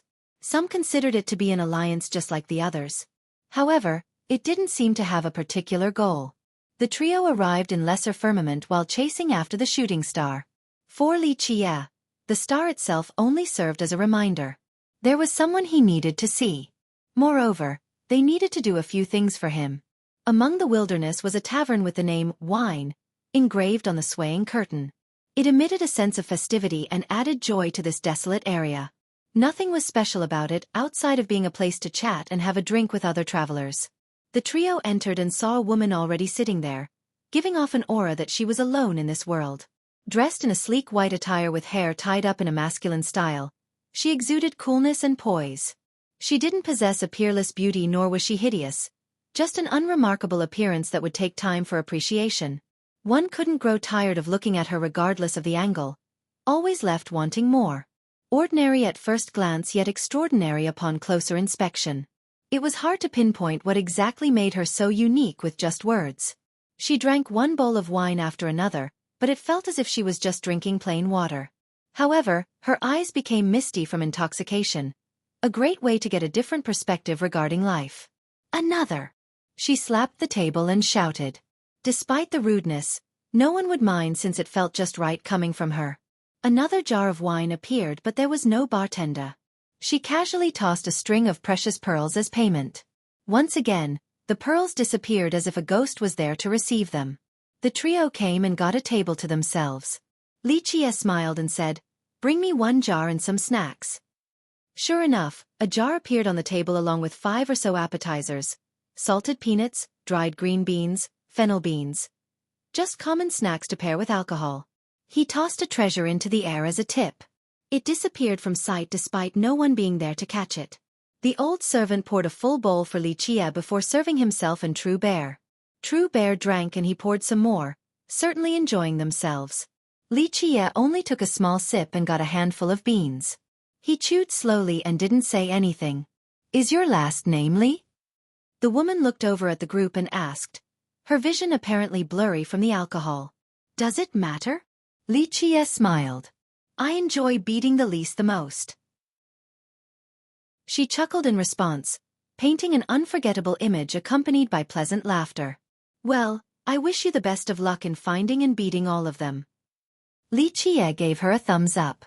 She gave him a look of approval before asking the old servant, "And you?" The old man finished another bowl before answering, "No. You?" She asked the bear. True Bear finished the rest of the jar before shaking his head repeatedly. Li Qie called for another jar before tossing out another treasure. It magically appeared on the table and the payment was taken. "Why do you hate this last name?" Li Qie casually asked while removing the shell of a peanut. He blew it away before savoring the taste. "No reason, I just don't like them." She laughed heartily. Dao Alliance has someone with the last name Li. The old servant suddenly said while having ulterior motives. Li Qie chuckled, agreeing with this move. She scoffed before responding, "Li Er is a coward, not worth mentioning. There is only one Li in the world who is truly worth my time." Having said that, she stared intensely at Li Qie as if trying to discern something about him. Read the most updated version of this novel and other amazing translated novels from the original source at pori.com. Li Qie nodded in response. "Yep, it's quite embarrassing how none of them can fight or achieve anything nowadays." "I agree, they're all cowardly turtles." She chuckled in response. People say that turtles live long because they hide in their shell and ignore everything else until the coast is clear. This is true for all the Lis, just cowardly bastards. Li Qie peeled a fennel bean while speaking. "Haha, perfect comparison." She burst into laughter. "As far as I know, the longest living turtle just happens to have the last name Li. It's rather frustrating how they just get away with it." Li Qie continued. Chapter 5265. All of them deserve a beating. She continued to stare at Li Qie. "Why do you hate the Li so much? Was one your lover?" Li Qie peeled and ate another peanut. "Pah!" she said with disdain. "I would never fall in love with any of those cowards." "Makes sense, sorry for the stupid question." Li Qie nodded and said, "This clan must have fallen hard, to be utterly despised by a young lady. You don't agree that they all deserve a beating?" Her gaze remained fixated on him. "This is good, another plate." Li Qie ordered another plate of soybeans instead of answering. A plate appeared out of nowhere and Li Qie paid with another treasure. He took a sip before staring at the girl to answer, "I don't understand why you want to beat the Li in particular and not anyone else, like the Lu or whatever." She picked up the jar with both hands and finished it before slamming the table. "Another." One appeared and she tossed out coins. It didn't matter the payment amount, they would all disappear into thin air. She took a big gulp before wiping her mouth and responding, "I heard stories about a cultivator with this last name, extremely arrogant and unreasonable." Li Qie peeled another peanut and blew the skin away. It fluttered like a dancing fairy, looking rather beautiful. "Arrogant and unreasonable? How so?" he then asked. "The guy claimed to be the greatest in the world, fiercest or whatever, prime immortal emperor." She said, "I don't buy it, which is why I want to beat him up." "I see, claiming to be the best. How shameless and vulgar, just like a brat. He does deserve a beating." Li Qie nodded in agreement. "Unfortunately, I haven't met a Li capable of putting up a good fight since my Dao debut. Just a bunch of weaklings collapsing after the slightest touch, all pathetic." She drank and said, "Sigh, forget about it." He peeled a soybean shell and relished the taste. "This is it, the taste is wonderful, like a prisoner getting to see the sun again." "What?" She glanced strangely at him. "The pleasant warmth of the sun is comforting, makes you feel alive after being trapped in a dark jail." Li Qie smiled. "Sounds like seeking joy amidst misery." She responded, "The world is a prison." Li Qie was in a good mood while snacking. "It's just that people don't know that they're the prisoners." "That's true, have a drink." She was surprised by the sudden comment but agreed with it, so she offered a toast. "Thanks, that's why it's best to be a turtle nowadays, it's safer." Li Qie raised his bowl. She finished the jar and asked for another before glancing implicatively at Li Qie. "You're making me think that your last name is Li. And if I insist that Li isn't my last name?" He responded, "I can beat you until you admit it." She said, "Sigh, no peace these days. Looks like you're rather stubborn." He shook his head. "Don't worry, it's not that bad being a Li." She said, "Once you're near death from the beating, just call me Big Sis and I'll spare you." "That's quite a dilemma. If I call you Big Sis, It's insulting since it implies that you're old. Li Chia shrugged and calmly responded, peeling and eating another salted peanut. He enjoyed how it was perfectly seasoned and roasted to a crispy texture. Let me elaborate. Anyone who is old enough for me to call big sister has already turned into a pile of bones. There's no way to turn back the clock now, so by addressing you as such, I'm actually cursing and shortening your lifespan. Li Chia joked. Is that so? She scoffed and said with disdain. Yes, I should be calling a cute girl such as yourself lil sister. Li Chia smiled. You're asking for it now. Come, let's fight.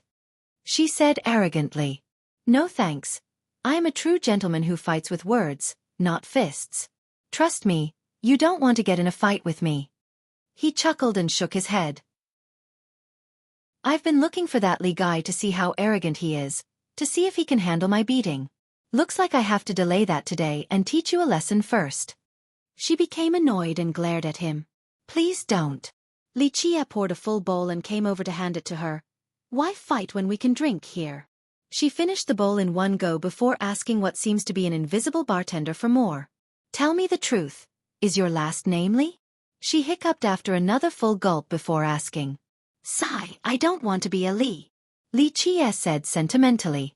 At this time, a youth with starry eyes and other great features entered the tavern, looking as impressive as can be. Oh, he's a Li. Li Chia smirked and pointed at the youth. Li Jitian. Li Jitian was excited to see Li Chia but didn't understand the situation. Yes, my last name is Li. Li Jitian said. A Li, I see. The woman stared at him. My name is Li Jitian. Is there anything I can do for you, miss? He asked politely. You have committed an unforgivable sin. Your last name is Li. Li Chia laughed while clapping his hands. Li Jitian remained confused. Little Li, come, let's have a duel outside. The woman came over and grabbed him by the collar, nearly lifting him off the ground. He didn't know what he did to be put into the situation. I've never offended you, Mississippi. She casually tossed him to the side, causing him to roll for a bit before stabilizing. You're not qualified to offend me. Your fault lies in your last name. She said. He trembled after witnessing her chilling gaze, something rather rare given his supreme talent. What a great development. Li Chia finished his bowl and said, Miss, teach him a lesson and make him change his last name. Read this novel and other amazing translated novels from the original source at theporead.com. Chapter 5266. How is it my fault that I was born with this last name? Li Jitian said indignantly. That's the most serious offense, am I right, miss? Li Chia smiled and said. Damn right. She finished another jar before calling for another. She then poured a full bowl and told Li Jitian, Little Li, drink this and then accept the beating. Ugh. Li Jitian held the bowl, not knowing if he should drink or not. Drink. You're getting a beating either way. At least you get a free drink like this. Li Chia said. I guess so, sir. Li Jitian finished the bowl in one gulp. Perfect. Li Chia said. Miss, commence the beating now? Little Li, come out now. She came out of the tavern. What is going on? Li Jitian thought that he didn't do anything wrong to deserve this treatment. Li Chia came over and tapped his shoulder. It's all right, this won't last too long. Put on a good show for us, okay? I agree. The old servant suddenly spoke, seemingly enjoying Li Jitian's misery. This is not the time to be sad, come. Li Chia smiled and walked out the door. Li Jitian's expression looked as if he was at a funeral, thinking that he shouldn't have left the house today. Nonetheless, he accepted his fate and left the tavern. The woman posed with her hands on her waist as she demanded, Little Li, don't hold back now. Show me what you can do before I make you bedridden for a long while. His helpless expression changed as a battle was about to start. Are you sure you wish to fight, miss? He didn't think that she could take him down. After all, his talent was impeccable. He could learn and solve any technique with a single glance, not to mention his current cultivation. Obviously, do you think this is a date or something? A frail-looking boy like you isn't my type. She said. Miss, as you wish then. Li Jitian took a deep breath. His competitive nature has been sparked by her repeated challenges. Take this seriously, your meager skills aren't enough, go all out. Li Jie shook his head and warned him. Li Zhiqian became startled. He had witnessed Li Jie's ability before and finally understood that this woman was extremely strong. Buzz! He first took out a shield only the size of a bowl. However, it shot out immortal rays and looked unbreakable. Not bad, void shield of the imperial clan. The old servant commented. Li Zhiqian hesitated, thinking that this was still not enough. He summoned all 12 sacred fruits. They floated above him and poured down Tao laws, creating a barrier capable of separating worlds. Next, he combined all 12 together and started a Tao harmonization. This made him one with the world, connecting with the core of the earth and the heaven above. Decent talent. Li Jie nodded approvingly. Li Zhiqian was satisfied with his defenses and said, "Miss, this is my grand Tao, one with the world." "Good, get ready now." She glared at him. He shuddered and focused, entering a state of zen. He wanted to start with this unbreakable defense first before coming up with an offensive plan. Bam! However, he was suddenly smashed into the ground. During the fall, he clearly saw her rushing toward him. She grabbed him and performed a leg sweep, instantly destroying his defensive stance. He was proud of his grand Tao and thought that it could stop an attack from an apex conqueror. Ah! He groaned due to the agony coursing through his entire body. He could tell that there was zero actual damage, but it felt as if all of his bones had been broken. He tried to get up but couldn't, eventually deciding to just lay there. Another Li who can't handle a single move. She looked down at him and shook her head. He could only smile wryly and stop himself from groaning audibly. Incredible technique, the old servant said. This was his first time seeing something like this. It's definitely beyond this mortal world. Go try. Li Jie smiled and pushed him forward. But my last name isn't Li. The old servant didn't expect this. It's fine, just give it a shot. Experiencing this technique is beneficial for you. Li Jie smirked. The old man felt as if he was being presented as a sacrificial lamb. Alas, it wasn't up to him. You're not a Li. She stared at him and said, "My master says I'm a Li, so I'm a Li." He said, "Fine then, show me what you can do, conqueror." She didn't mind another fight. Treasures are useless before you, Mississippi. I have one defensive Tao that might be able to block your technique. The old servant said, "Hurry up already." She waved her hand as if she was swatting a fly, not interested in someone whose last name wasn't Li. The old servant raised his hands slowly while partially squatting down. He still looked the same but became a different being, one capable of traversing the eternal realm of time and space. To read the uncut version, go to poread.com. Meanwhile, Li Zhiqian tried to endure the pain and observed the old servant. This particular stance reminded him of someone. Though the stance looked simple, it included all of his attainment in the Tao, the culmination of his lifelong cultivation. Oh! Now this is more interesting. Not a bad style at all. The woman was surprised and finally said something nice.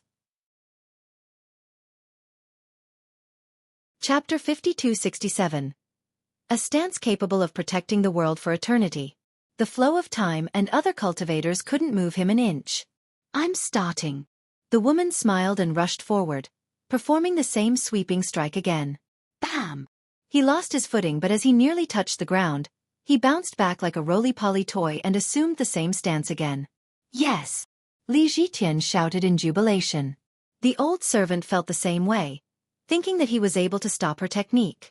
Alas, they celebrated too early because she performed a second variation and smashed him to the ground. Ah! He nearly fainted from the pain and was fully immobilized. Despite the seemingly friendly grappling match, he had utilized his most profound Tao. Her grappling skill seemed unbeatable. Impressive. Few in this world are capable of blocking my first move. The woman praised. I've embarrassed myself. He endured the pain and smiled wryly, aware that he had no chance of stopping her. Losing to a technique that shouldn't exist is nothing to be ashamed about. It is an honor to even block one move. Li Jie smiled. I agree, he said, still yet to regain control of his body. Read the most updated version of this novel and other amazing translated novels from the original source at poread.com. Li Jie squatted down and started hitting and pulling the old man, reaching deep into the muscles. The pain caused the old servant to bellow. Thank you, young noble. However, this freed him from the immobilization, so he got up and bowed. Help me too, young noble. Li Zhitian wasn't shy and asked for help. Li Jie smiled and did the same, causing the youth to scream. Nonetheless, this saved him from being bedridden for a long period. You understand my technique? The woman stared at Li Jie. Just a little bit, after all, a turtle such as myself has lived for a long time. Li Jie smiled. Now I'm sure your last name is Li. Her gaze was so intense that others might think that she was wanting to eat him alive. Can I choose not to be? Why do you insist on picking on me? Li Jie said wistfully. Because he's the only one who understands it. She seemed eager to reveal Li Jie's identity. Normally, her expression could only be found on men who were staring at a supreme beauty. That arrogant guy? Li Jie asked. Yes, the most shameless guy in the world, Li Jie. She said. Enough of this, let's fight already. I'm trembling right now, let me drink some more first to muster my courage. Li Jie said. The old servant brought a wine jar over. Li Jie accepted and looked up to drink a mouthful before handing it over to the woman. Want some? Fine. Drink first before the fight. She accepted and finished the entire jar herself. Bam! She threw the jar to the ground, breaking it into pieces. Okay, Li, let's do this. She gestured, looking a bit drunk. Can we not do this? He shrugged. No, my life goal is beating all the Lis, especially that bastard Li Jie. She insisted. Be a good boy now. She tied up her hair, always acting like a big sister regardless of who she was talking to. Fine, don't blame me if you get hurt.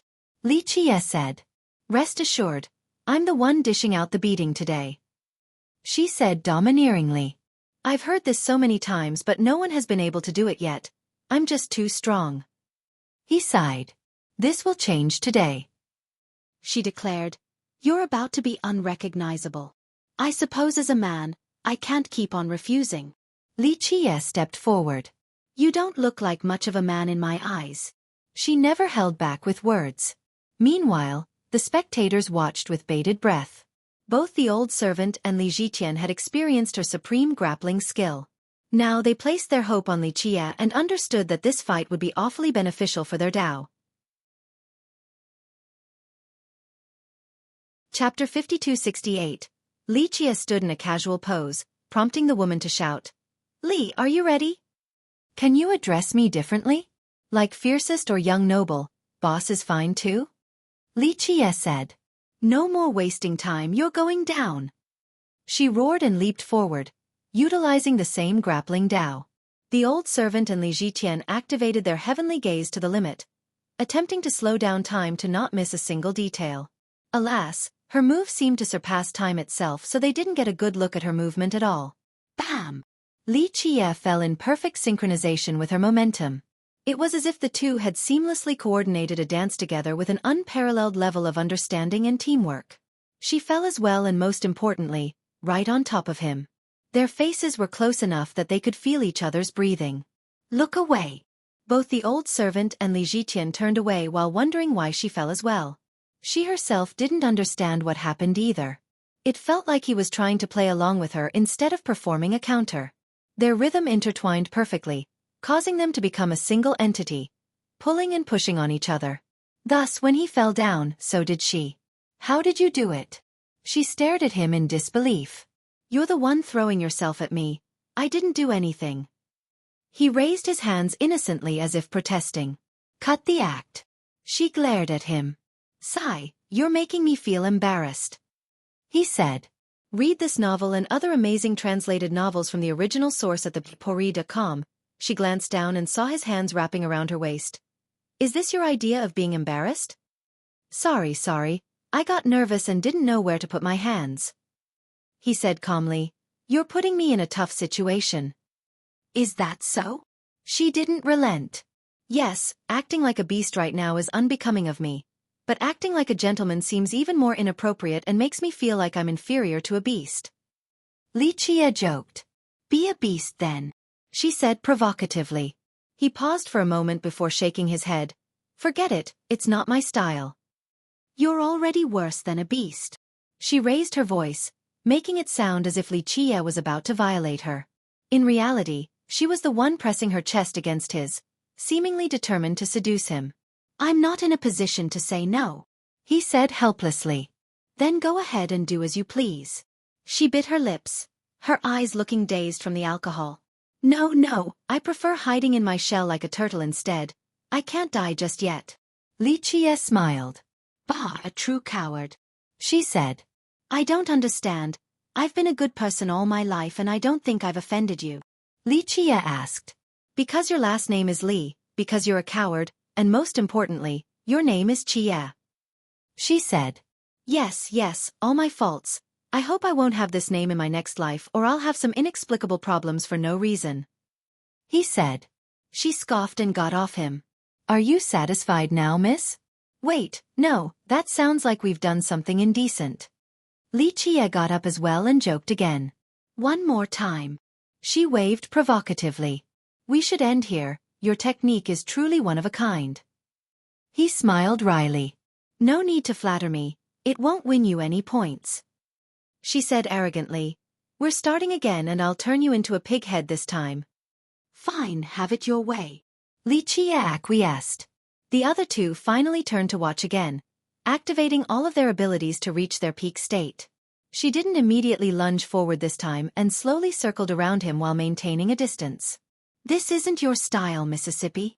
Li Qie stood still, or so it seemed. Somehow, his body always faced her directly as he maintained eye contact. The old servant and Li Zhiqian could see that Li Qie wasn't moving physically. This was an illusion because he managed to match her rhythm and momentum again. Without knowing the context behind the battle, a spectator might mistake this as a cooperative training session. The two parties' minds seemed to be connected. The woman naturally knew this. Her chance of victory relied on breaking this connection. She started by purposely creating openings in her stance. Therefore, Li Qie also had openings. However, she remained patient because attacking right away wouldn't work given their harmonized state. As for the old servant and Li Zhiqian, they understood the goals of the combatants but couldn't duplicate this in action. After a long while, she finally took action.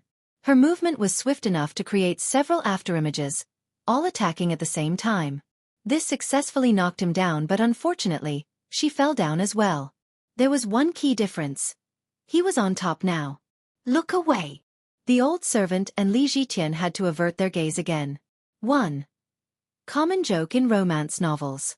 When the two main characters are intertwined like this, the male character is stuck thinking about whether he should make a move or not. To make a move means being a beast, as in lustful and out of control. But to not do anything is being inferior to a beast, as in having no courage like Japanese harem protagonists. You know what I'm talking about. Chapter 5269. She had a transcending fragrance rarely seen in the mortal world and soft curves where needed. Their eyes were intertwined, allowing them to peer into the depths of each other's souls. Everything was there but she seemed to be hiding it, akin to a girl changing her hairstyle and forgetting about past worries. "How strange," Li Qie said. This novel is available on bit.ly/3IBFJKV. "What?" she asked. "I feel like I have met you before." He smiled. Previous existence and memories were merely under wrap. However, he only had a faint impression of this woman. "It's because you've seen too many women." She suddenly attacked with her knee. However, he also did the same and stopped her. She raised her hands but he was even faster, intertwining his fingers with hers. This looked like two lovers flirting with each other, but in reality, she attempted potentially fatal moves. "I don't deny that, but I don't quite remember you," Li Qie said. "Then we haven't met," she said, performing a vision attack. Rays from her eyes wanted to reduce him to ashes. However, they somehow didn't affect him at all. Even the explosion of the Cosmo couldn't affect him. "Can you stop being so murderous? It's fortunate that I can defend myself or I would be dead right now. Who cares about last names nowadays? I can change mine to Wang, okay?" Li Qie joked. "Still annoying whether you're a Li or a Wang." She clenched her fists with enough power to refine the Grand Tao and the reincarnation cycle, wanting to crush Li Qie's fingers. However, his fingers became soft and moldable, seemingly turning incorporeal. They slipped through her grip and bypassed her chest to reach her heart. All the Lis are scoundrels? She released an eternal seal from her eyes at his Tao foundation, wanting to destroy his Tao heart. Unsurprisingly, this was still not enough to take down his indomitable Tao heart. What are you trying to hide from me? He was surprised. Take a look all you want. She suddenly changed her tone and embraced him, using a special Tao of temptation. No. He activated his Tao heart to prevent being seduced. Love whispers echoed in his ears, a touch of gentleness beneath the starry sky asking him to stay here forever and let go of all burdens. Too often a man had given up everything to answer the call for love. A great general could abandon his armor and return home to the village to be with his love. Incredible, I was one step away from losing control. Li Qie maintained mental stability and praised her. This is still too low level. Her brows furrowed as she changed again, channeling a valorous aura through him and painting a scene of a lover adorning him in armor and handing him a spear and shield. She, in full battle regalia, would fight alongside him fearlessly in perfect sync. As long as he was around, so would she. The endless path toward the Grand Tao couldn't separate them. Even better, it seems like you do know me. Li Qie had to stabilize his Tao heart again. I only know that I want to beat you up. She glared fiercely at him, but within her eyes was an indescribable feeling. The two aspects coexisted without any contradiction. Where did we meet? He asked again because she had hidden everything. You don't remember? She said softly and her gaze became gentler. However, when Li Qie tried to peer into her mind, the gaze instantly entrapped him and attempted to destroy him. With a single thought, he became eternal and indestructible. You can't do it. My resolution can't be melted by your softness. He said while watching beads of sweat forming on her forehead. You're the incapable one, otherwise, you would have descendants running all over. She retorted. Having a lot of descendants doesn't mean anything, they can be the neighbor's children. He smiled. The neighbor is in trouble as well, he has no time to be playing around. She added more power to her gaze, turning it into a sharp blade. Wait, let me see. He suddenly spotted something. See what? Should I undress myself or do you want to take them off? She said aggressively. Either way works. He smiled and finally became serious, gazing deep into her eyes with an unstoppable power. It carried enough firepower to destroy 3,000 worlds in a split second. This prompted her to utilize evasive techniques instead, becoming ethereal while still trapped beneath him. Do you dare to come? Her voice came from a distance, ready to destroy both of them if he were to continue. Sigh, you're putting me in a difficult situation. I can't be so merciless toward a fair flower. He sighed and stopped his gaze. Then stopped thinking about unraveling it. She appeared again, still as untamed and domineering as before. Despite her stubbornness and clear annoyance toward him, he still enjoyed looking into her eyes. Chapter 5270. I cannot see you while resorting to force. He sighed and admitted. You're welcome to try again. She said provocatively. Don't push me or I'll change my mind and you won't be leaving this place alive. He said. I'm not afraid of you, Li. She smiled charmingly while giving him the side eye. I'm not falling into your trap, I have plenty of patience. He shook his head in response and said. What do you have to be afraid of in this world? If there are, let me know, I'm rather curious. She asked. There's nothing, I just don't want to fall into your trap. Li Qie shook his head. Seems like you're not too stupid, Li. She continuously switched back and forth between arrogance and charm. I'm sure that you will show me in due time, there's no need to rush it right now. He said. Sure, how about right now? She suddenly pushed Li Qie to the side and got on top. Li Qie had a natural expression and didn't try to stop it. I'm ready to take a look if you're ready to take them off. Is that all you'll be doing, just taking a look? She became bolder and pressed teasingly against Li Qie. Sigh, so many have tried to crush me in the past. I normally refuse, but it seems hard to refuse in this situation. How can I say no to a beauty? He said while reflecting on the past for a second. He paused for a second and said, Don't be too rough, I make a living with my handsome face. Is that so? She opened her mouth and tried to bite him. He tilted his head and evaded just in time. Don't do that. I feel like I'm looking at a gaping, bloodthirsty maw. Say that again and see what happens. She threatened before changing her tone to something more serious. Lee, you have debts that must be repaid. Tell me then, what do I owe? His eyes narrowed after hearing this. Her eyes shifted in rumination before she giggled in response. That depends on what you can afford to repay. Hey, do you like looking into people's souls that much? She noticed his gaze and intertwined her fingers with his again. I'm just trying to remember you. I'm sure we've met. He shook his head. This is just proof of the number of women you have let down. Too many to remember. She coquettishly hit him while still hiding her memories and soul. I never owe anyone anything, so it seems like you got the wrong person if you're here to collect a debt. Li Jie shook his head. I disagree. She suddenly reached for his heart, seemingly wanting to piece it. Does that hurt? Despite not actually making contact, the pain was still there, so she asked. Interesting, you do know me. He grimaced slightly. This novel is available on pourread.com. You have a masochistic tendency, wanting to be tortured to the brink of death before believing that someone else there understands you. She said. It's peculiar that you managed to pinpoint my weakness. Let me return the favor. Li Jie shook his head and instantly shifted the agonizing sensation. You son of a bitch. She trembled violently, having a stronger reaction than Li Jie's. The pain made her turn pale as she shouted and moved her face closer to his. You're really here for me. He looked at her and sighed, removing the spell. Yes, I told you already. I'm here to beat you up. She smiled after the pain was removed. Don't you know that this is my world? He asked. Let me enter your world then. She remarked with alluring flashes in her eyes. However, there was a dangerous aura lurking within. Which one? He asked. What do you think? Open your mind and let me take a look. She held his fingers tighter. No, open yours. Li Jie blocked her attempt. You go first if you wish to see mine. She negotiated with a smile and tried to break through again. I do not negotiate. I'm the one bullying, never the opposite. He blocked it again.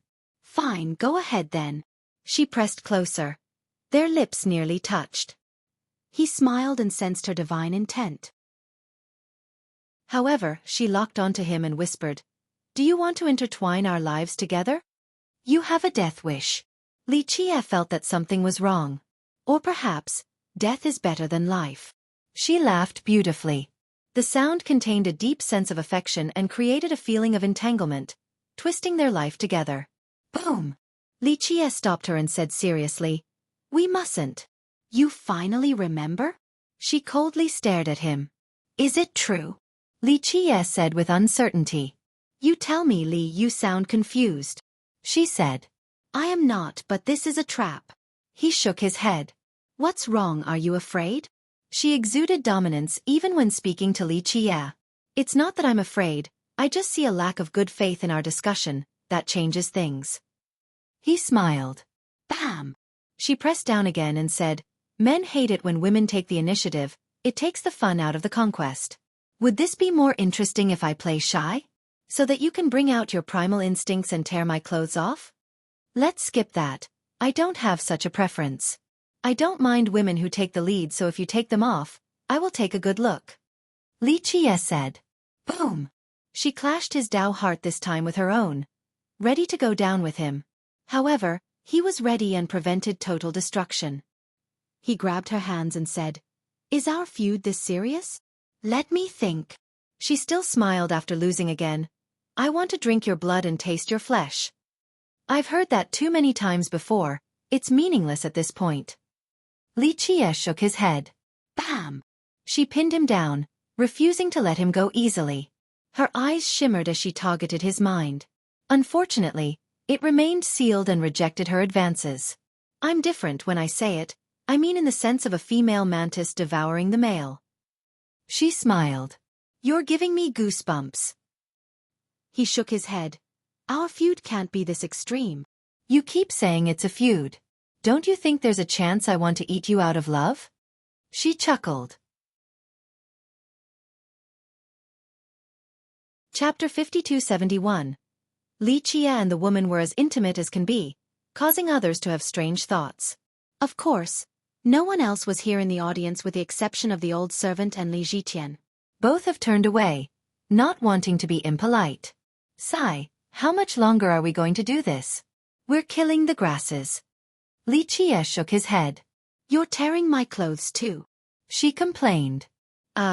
Please don't get this twisted, you're the one grinding on me. Li Chia said. And? She seemed intent on annoying him. Sigh, fine, you win. No lease in this world can compete with you. He raised his hands and surrendered. Giving up, right? She grabbed his wrists with one hand while searching for something with the other. What are you looking for? He smiled helplessly. Just coping a feel, she said while still moving her hand around. If you keep doing this, I can't gain my innocence back even after jumping into the Yellow River. Just tell me what you're looking for. I know what I have on me the best. He complained. Hard to say, I'm just checking to see if you have made a deal. She stared at him. A deal? He stopped messing around and glared back at her ordinary face. Who are you? His eyes became profound again, wanting to see through her. She arched her chest and said, Your noisy and intrusive habit won't change. Keep on looking then. It's a good thing I don't have a nosebleed right now, or you will accuse me of being an old pervert. Li Chia sighed. I'm afraid that even being an old pervert is beyond your capabilities. She mocked. This prompted him to break free of her grip and flipped her back to the bottom again, gaining the absolute upper hand. Does this make you feel more of a man? She asked. No, but as a man, I didn't appreciate your comment regarding my health. He smiled and shook his head. This is the perfect time to check. She said, provocative. We can't do this in broad daylight. He said.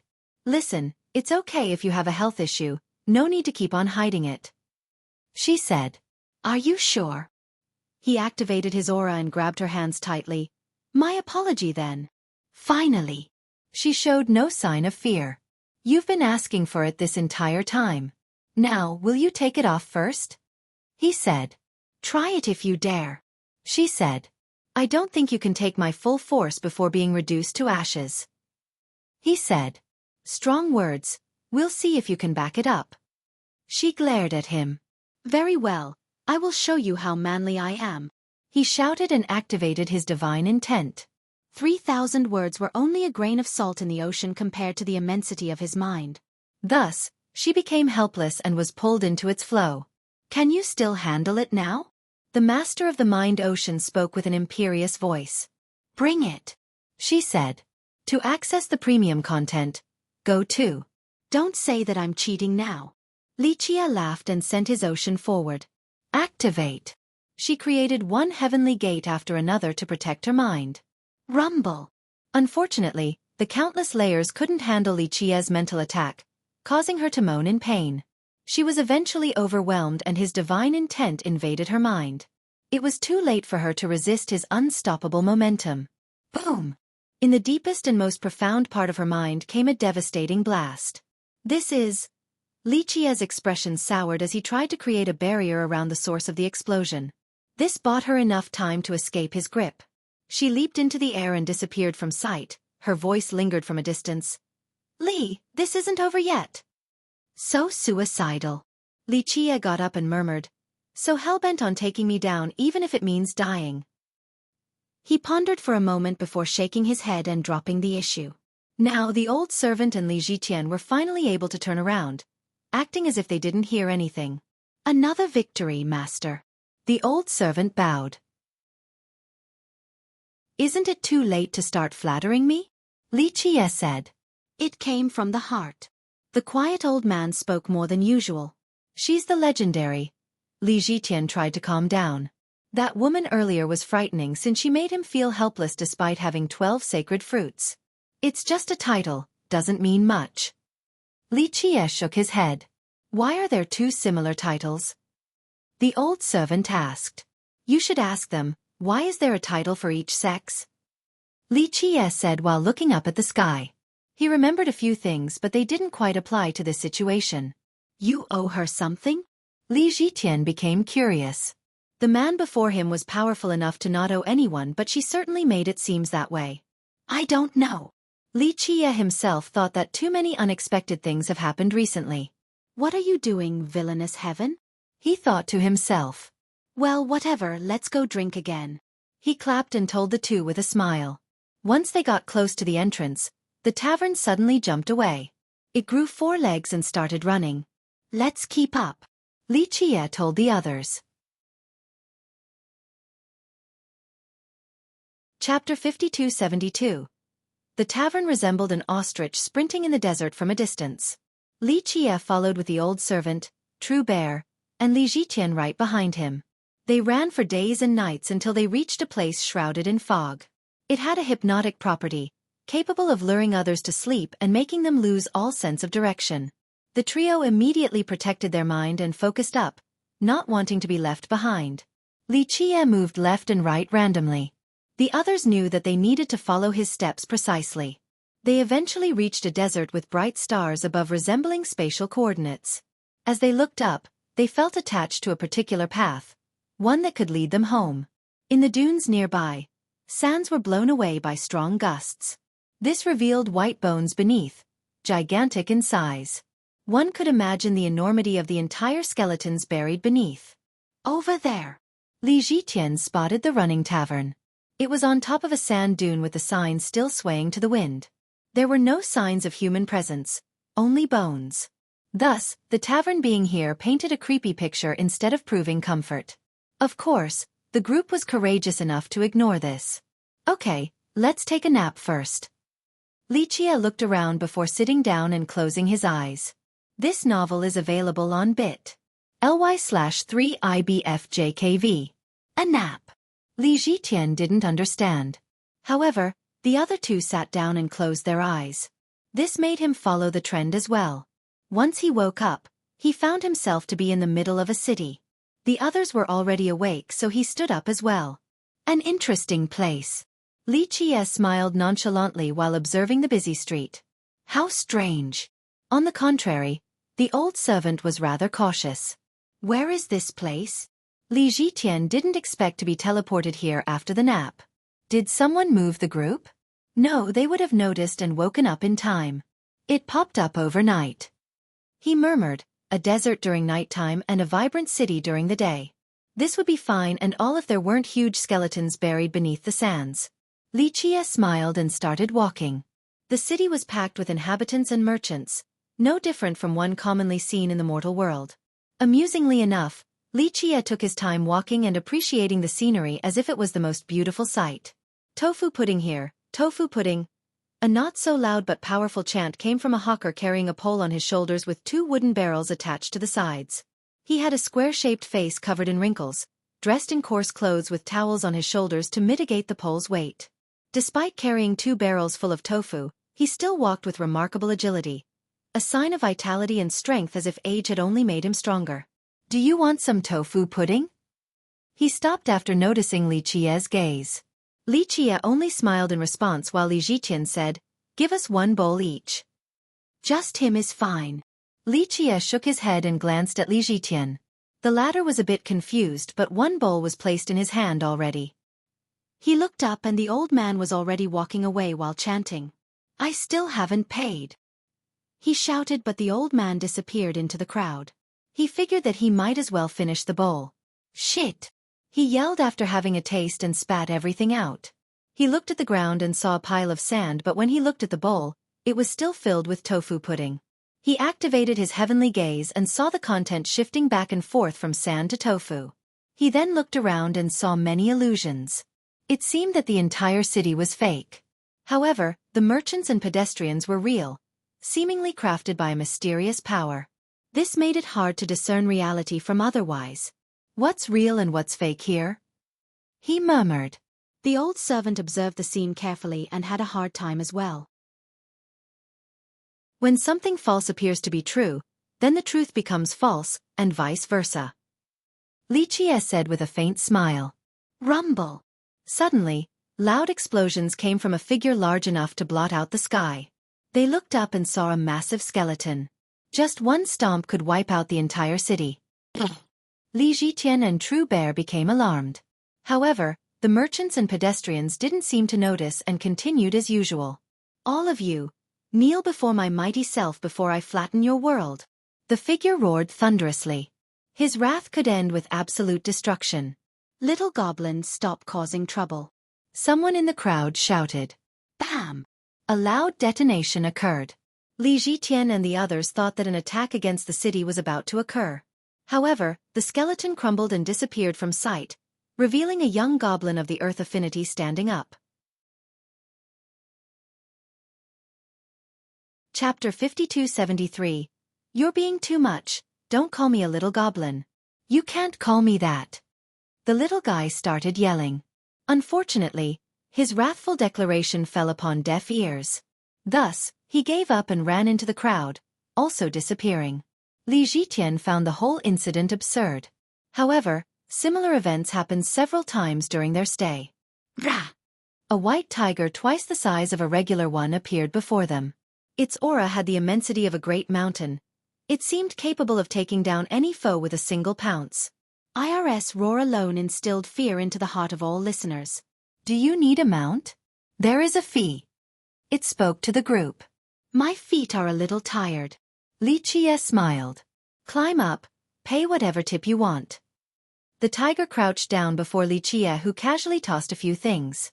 We are bit. ly/3IBFJKV. Find us on Google. The tiger ate them and accepted the payment. With that, Li Qie rode the beast through the city with the group walking behind. The old servant had rich experiences in life. Nonetheless, he still found this place particularly strange. Li Zhitian stopped again to assess the crowd. They all had normal expressions and went on with their lives, whether it be the servants or the merchants. They looked rather satisfied with their current life. Buzz! Now, a radiant winged figure appeared above, looking like a god. Feathers made out of light scattered downward and touched the ground, causing it to light up. Ladies and gentlemen, Celestial Court orders deployment for another expedition. The figure shouted. The old servant and Li Zhitian shuddered after hearing this. Scram! Those on the streets shouted back. Don't be unreasonable now. The figure shouted. Scram! The inhabitants of the city, including Li Qie's tiger, took out a slingshot and started shooting at the figure. Pluff! Pluff! Countless marbles struck the figures and tore the feathers off. Now, the figure looked like a plucked chicken, no longer as imperious as before. His appearance prompted the group to break out in laughter. The figure got up after the barrage and instantly ran away. Everyone returned to their previous task. Life in the city resumed. I don't get this place. Li Zhitian was startled again. The inhabitants here couldn't be bothered with anything. Everyone has an inner self that can only be unleashed at certain moments. Li Qie smiled and said, unfortunately, few have the privilege of living the way they want. What does inner self mean in this case? Li Zhitian asked. He knew about anima or the true self in terms of cultivation. You are from Imperial clan, born with matchless nobility. But if you actually want to be a humble potato seller and find great joy in this life, this would be your inner self. Li Qie said while glancing at the youth. Apart from aspiring to reach the apex, have you ever thought about what else you would want to do in life? He hasn't thought of this question before because his fate was determined since birth. Their clan had an exalted history. The Qian was arguably superior, but they were gone now. Their progenitor, Crimson Emperor, was unbeatable. In the present, Immensity Conqueror also dominated. He, Li Zhitian, was born with an exceptional gift. Thus, cultivation was his path. His future was rather obvious. A supreme genius looming above all.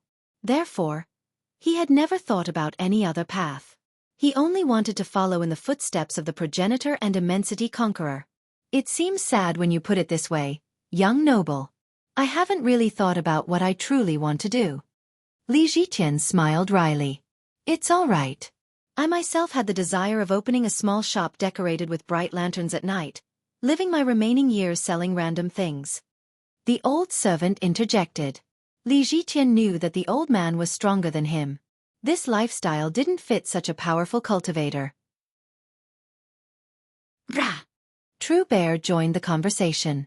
Li Qie smiled and said, I know, You want to find a cute female bear and have a nice family of cubs. I know what I want to do too. The tiger said, entering the mortal world and enjoying good food and drink. Master, what is your strongest desire? The old servant boldly asked. Li Chia chuckled and stared at the horizon. If my current self were to not exist, then the thing I want to do the most is to find that sheep. What sheep? Li Jitian didn't understand. The old servant pondered in silence while True Bear let out another cry. The inner self. Li Jitian looked around and thought about his own situation. What would he truly want to do if he wasn't affected by external circumstances? He never thought about it before, but now, he was rather curious about the answer.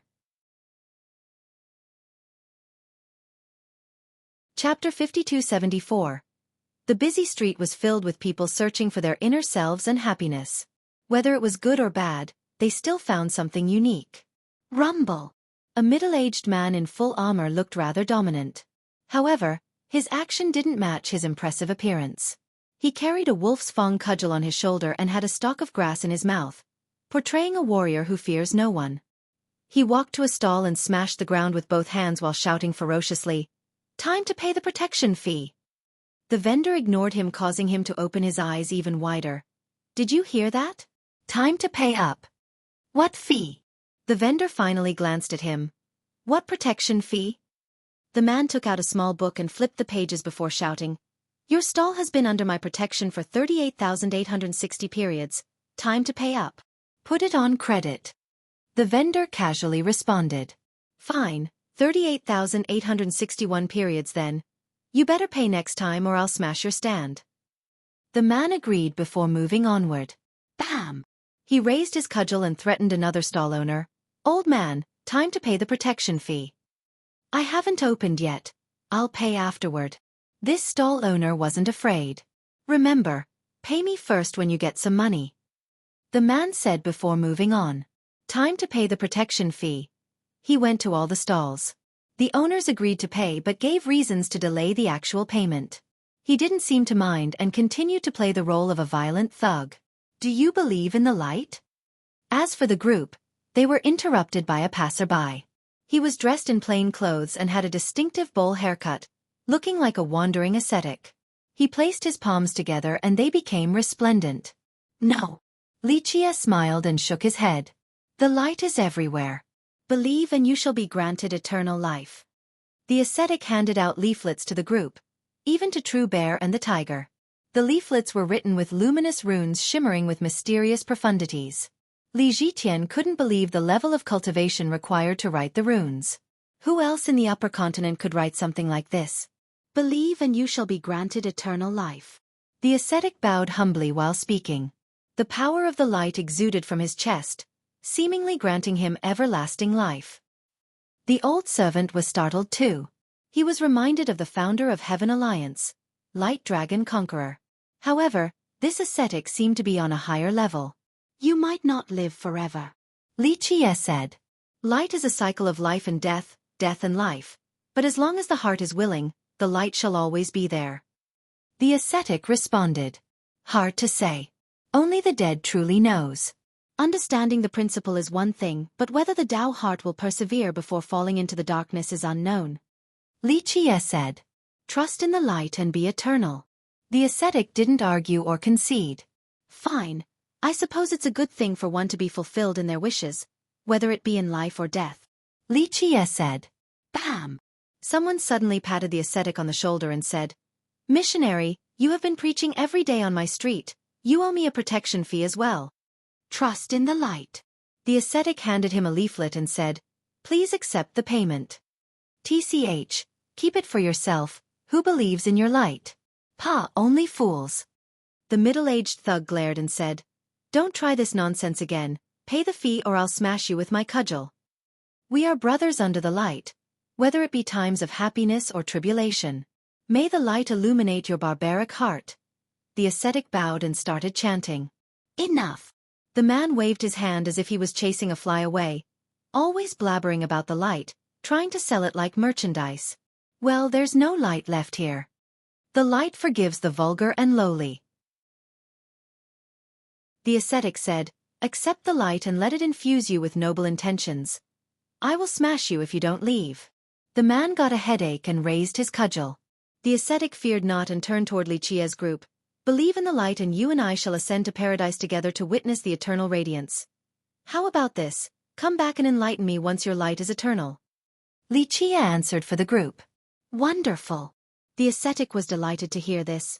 I shall meet you again when that happens. With that, he left to pass out more leaflets regarding the light. Gentlemen, you must be outsiders. The man took a look at the group and his eyes lit up akin to a wolf staring at several fat sheep. Outsiders or insiders? Is the distinction what makes us humans or otherwise? Does it matter here? Li Qi asked. I suppose not. None are humans either way. The man said, amused by Li Qi's response. He slapped his thigh and said, very well, I'll give you a 50% discount on the protection fee. Such a big discount? Li Qi smiled. In this city, as long as you pay my protection fee, you can freely roam everywhere. Just say my name and everyone will know to back off. How do you want to pay? The man said. Since we're not humans, we can't pay yet. Just put it on credit. I'll pay when I have money. Li Qi said. Credit again? I got a family to feed with this small protection business. I can't do this all the time. The man said. Well, since I don't have money, I don't need your protection, then why should I pay? Li Qi shook his head. Okay, it'll be on credit. Just remember to pay it back next time. This is the only exception, okay? The man was afraid of losing a customer. Yes, there won't be a next time. Li Qi smiled. Good, you can feel free to roam the city now. There's nothing to worry about since you're under my protection. The man tapped Li Qi's shoulder. Li Zhitian and the others were astonished. How could there be such an easygoing thug in this world? If all of them were like this, the world would be a harmonious place. I'm off to collect more fees. The man wrote down Li Qi's debt and left. Seems like a terribly ran racket. Li Zhitian said. We are Poreed.com. Find us on Google. The fee doesn't matter, he just wants to be an elegant villain, similar to how you want to open a small shop. Li Qi said. So this is his inner self. The old servant understood. Chapter 5275. A few things here couldn't be seen in the outside world. For example, when the group turned a corner, they heard an advertisement regarding dragons. Dragon meat, fresh. Very reasonably priced. Dragon meat. A merchant shouted. Li Zhitian took a deep breath after seeing this. Fuck, that's a big adult true dragon. The great beast lay before them with its eyes closed, brimming with a divine aura. Each scale shimmered brightly and its very presence caused auspicious images to appear above. It was unknown whether the creature was alive or dead. Nonetheless, just one drop of blood would be immeasurably beneficial to any cultivator. This was not a so-called true dragon in the mortal world. Those true dragons clearly evolved from lizards and serpents. This one was the real thing. The seller was a man wearing a crimson robe. He exuded an air of dignity as if he was sitting among the clouds. His charisma was second to none. However, he held a butcher blade while loudly peddling dragon meat for an incredible price. Are you really selling dragon meat? Li Zhitian murmured. True Bear cried out several times, not daring to get close to the dragon. Why would I be lying? The man glared at Li Zhitian and said, Little grandson, how many pounds do you want? Zhitian felt as if he was being insulted by this address, thinking that he had misheard. Give me half to bring home. A man only around 20 years of age said. However, he had an ancient aura as if he had just walked out from an old painting due to his old crest and sword.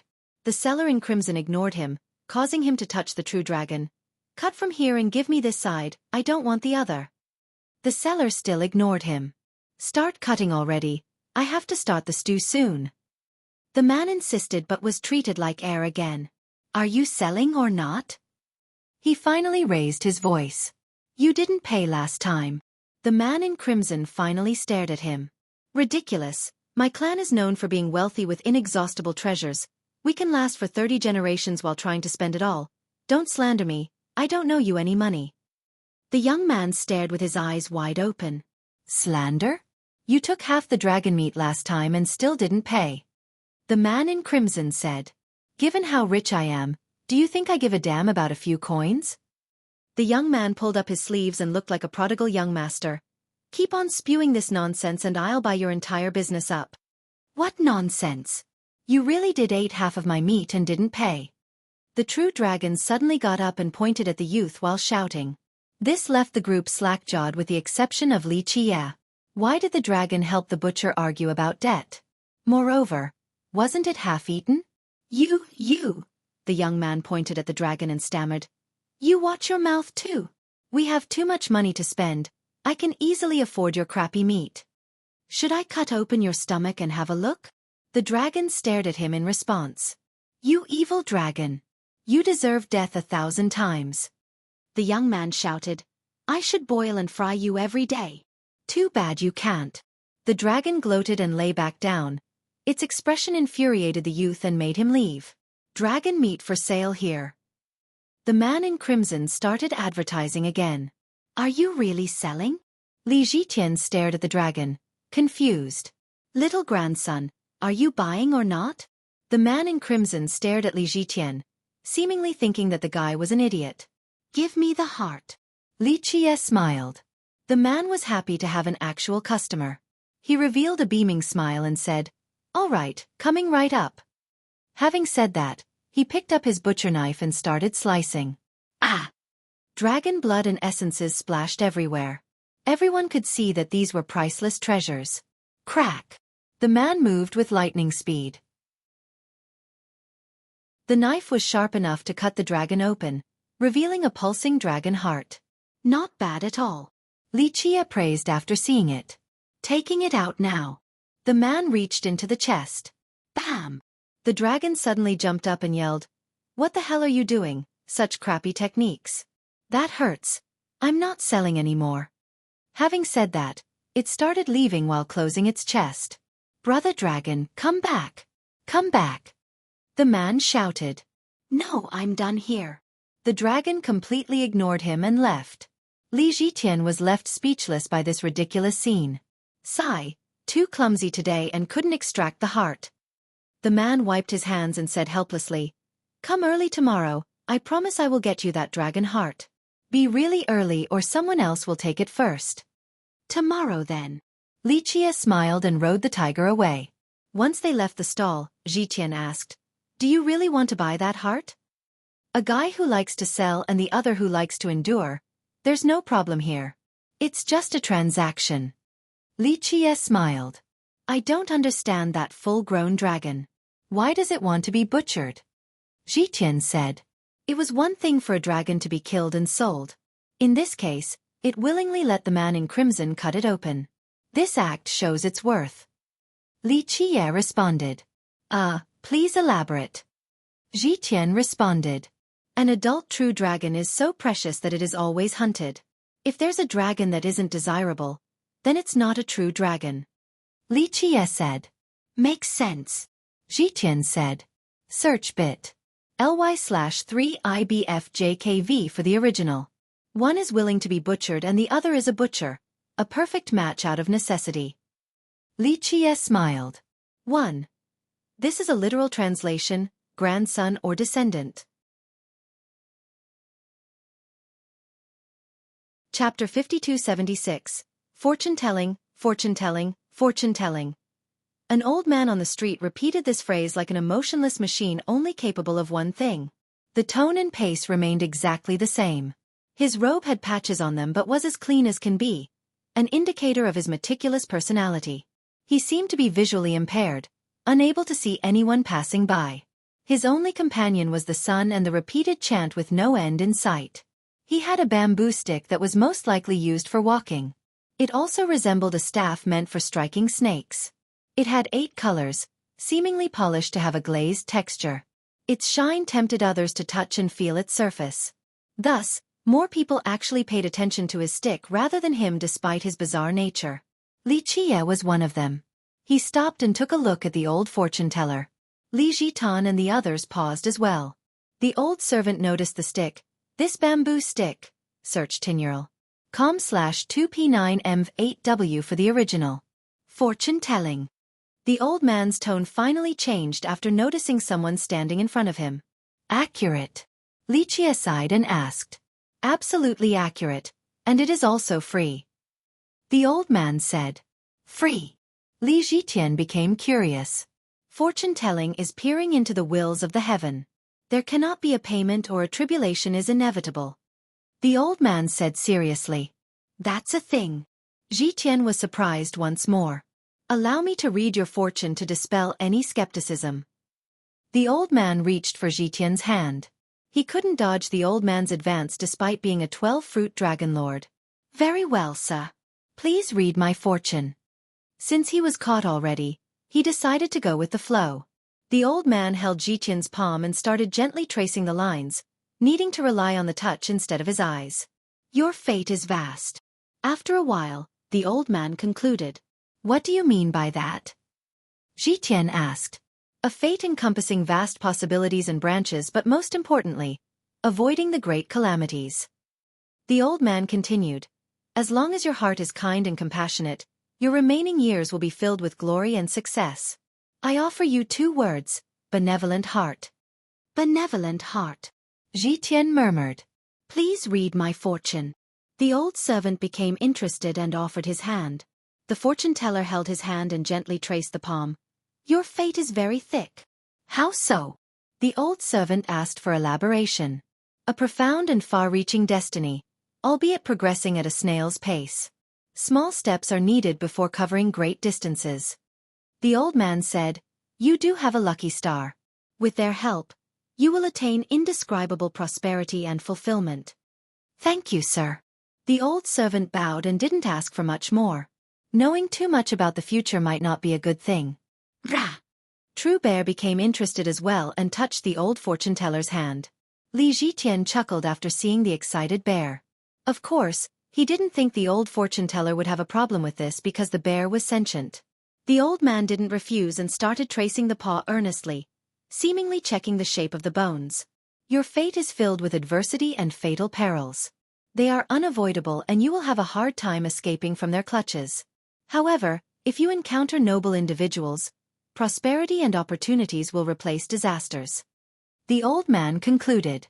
Rah! The bear let out a quiet cry and seemingly bowed to show his gratitude. Fortune-telling, fortune-telling, fortune-telling.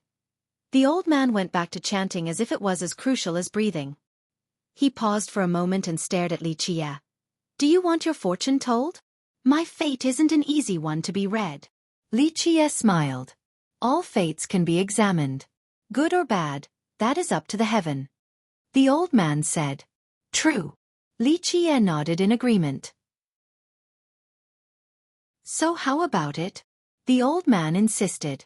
Li Qie stared at the old man before letting out a soft sigh. He raised his hand and said, Can't refuse a free reading, I suppose. Go for it. The old man's expression became solemn the moment he touched Li Qie's hand. As the assessment continued, it became increasingly grave. He then let go of the hand. How is it?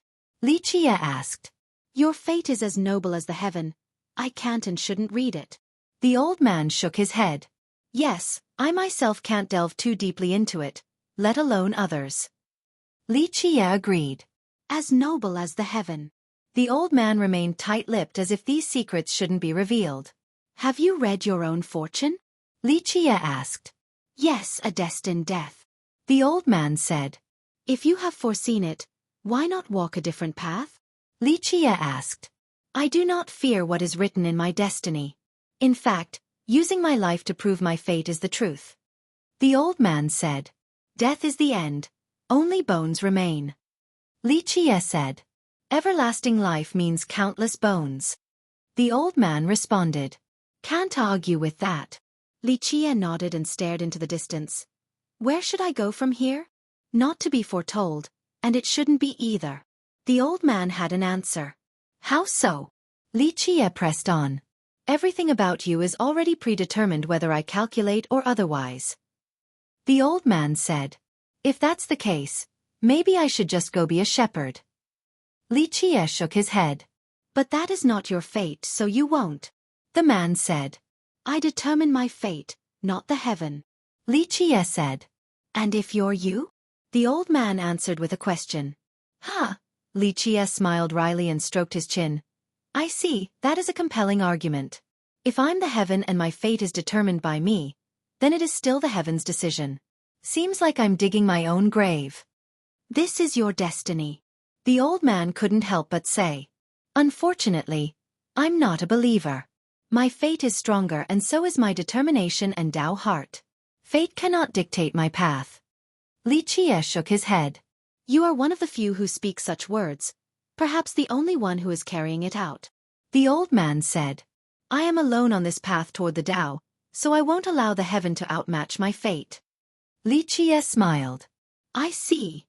The old man contemplated in silence. We are all insignificant ants, he commented after a while. Yes, but it is worthwhile to become an ant capable of bearing its fangs. Li Qie said. Toward whom? The old man asked. That depends on the toughness of the ant's Tao heart. Li Qie smiled. Chapter 5277. Clank, clank, clank.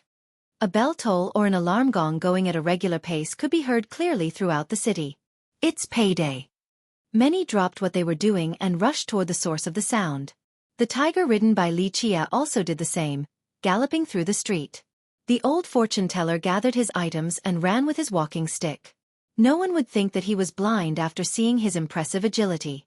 Once they got to the source, they saw a tavern situated on a high spot in the city, the very tavern that they have been chasing. Let's take a look, Li Qie said with a smile. The tavern was filled with a diverse group, from merchants and servants to all the other members of the city. The fee-collecting thug, dragon killer, fortune teller, little goblin, ascetic, and the young man who didn't pay were present as well. They waited with their eyes fixated on a table in the center. Rumble! A trunk suddenly appeared on the table. What's that? Li Zhitian asked quietly. Just watch, we'll find out soon enough. Li Qie smiled. The atmosphere became rather tense as everyone watched with bated breath. The treasure trunk is full. We can start the split now. The old fortune teller touched the trunk and told everyone. Ivory Street has the most merchants.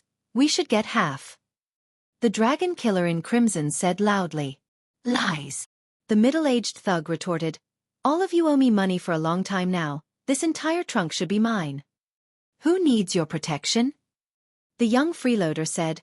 Our clan has thousands of bodyguards, not to mention our numerous stores and laborers. We deserve half the share. Untrue, untrue. The ascetic shook his head. The compassionate light illuminates all. I will take the trunk and distribute the content to everyone. It doesn't matter how much I get or how much you get. Leave it to fate. How does that sound? I have been entrusted by the mandate of Celestial Court. It is my duty to oversee the distribution. The winged celestial being appeared again. It can be hard to make great work when it's stolen from bit. ly/3IBFJKV. Everyone else took out their slingshots and started shooting stones at him again. Ah! He was filled with countless holes while groaning on the ground. You all are going too far. Why do you always gang up on me? He wailed and screamed. I have parents too, just like all of you. What's wrong with me expressing my opinions?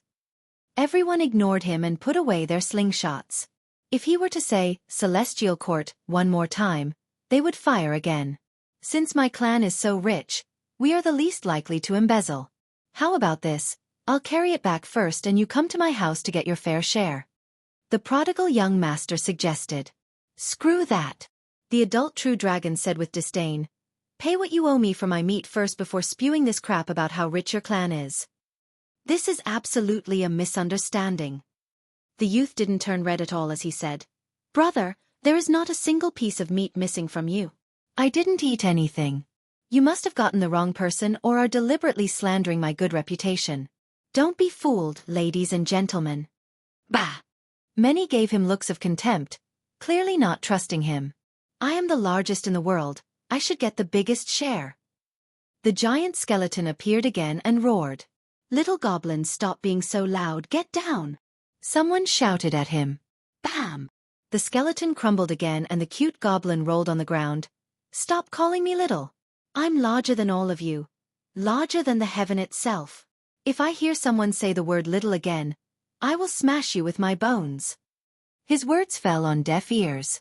This was definitely not his first time making this threat. I am undoubtedly the lord of the city. Let me take care of this. The thug slammed his cudgel to the ground, resulting in a violent quake. Looks like it's a test of power. The dragon smashed its claw, issuing an even more violent quake. Win people over with virtue instead of force. The old fortune teller shook his head.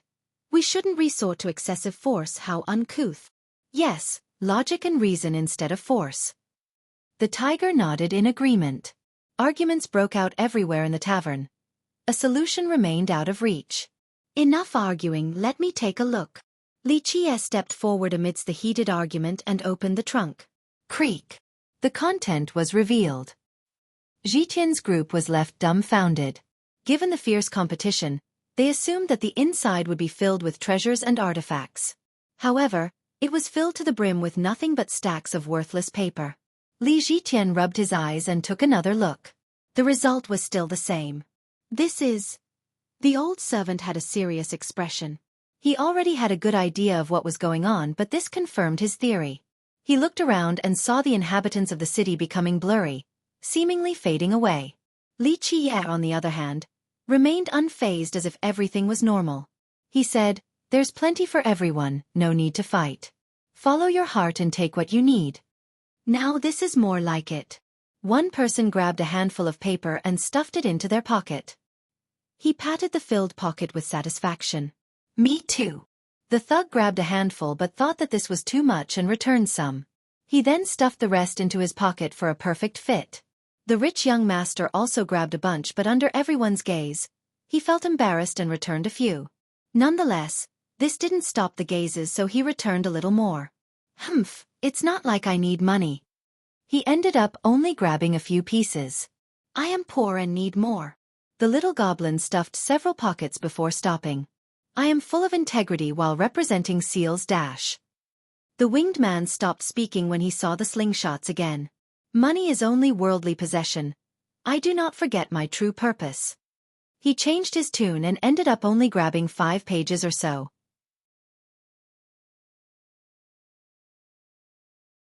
Chapter 5278. Since everyone only grabbed 3 to 5 pieces, there was enough for everyone. My turn.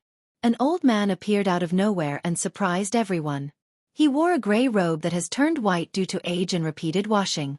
Unfortunately, it was covered in dirt and mud. He didn't have many wrinkles, only a sickly complexion and a dark tan. It seemed that he was malnourished and had a tough life. Though he tried to keep his sparse gray hair neatly combed, his tough work made it messy toward the end of the day.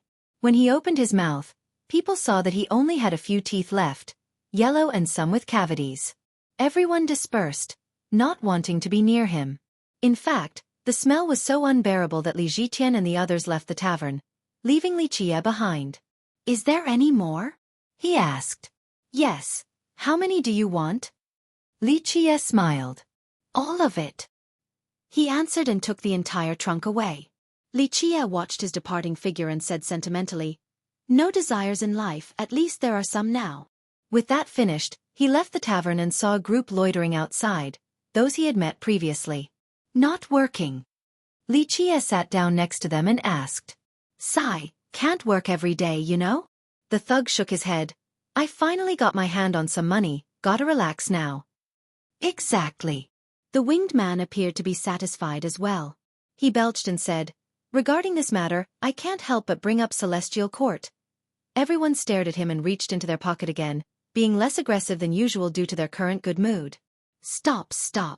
The winged man said, this is a complaint about Celestial Court. Sigh, we're all just workers, but they push us too far, expecting us to work like oxen and horses.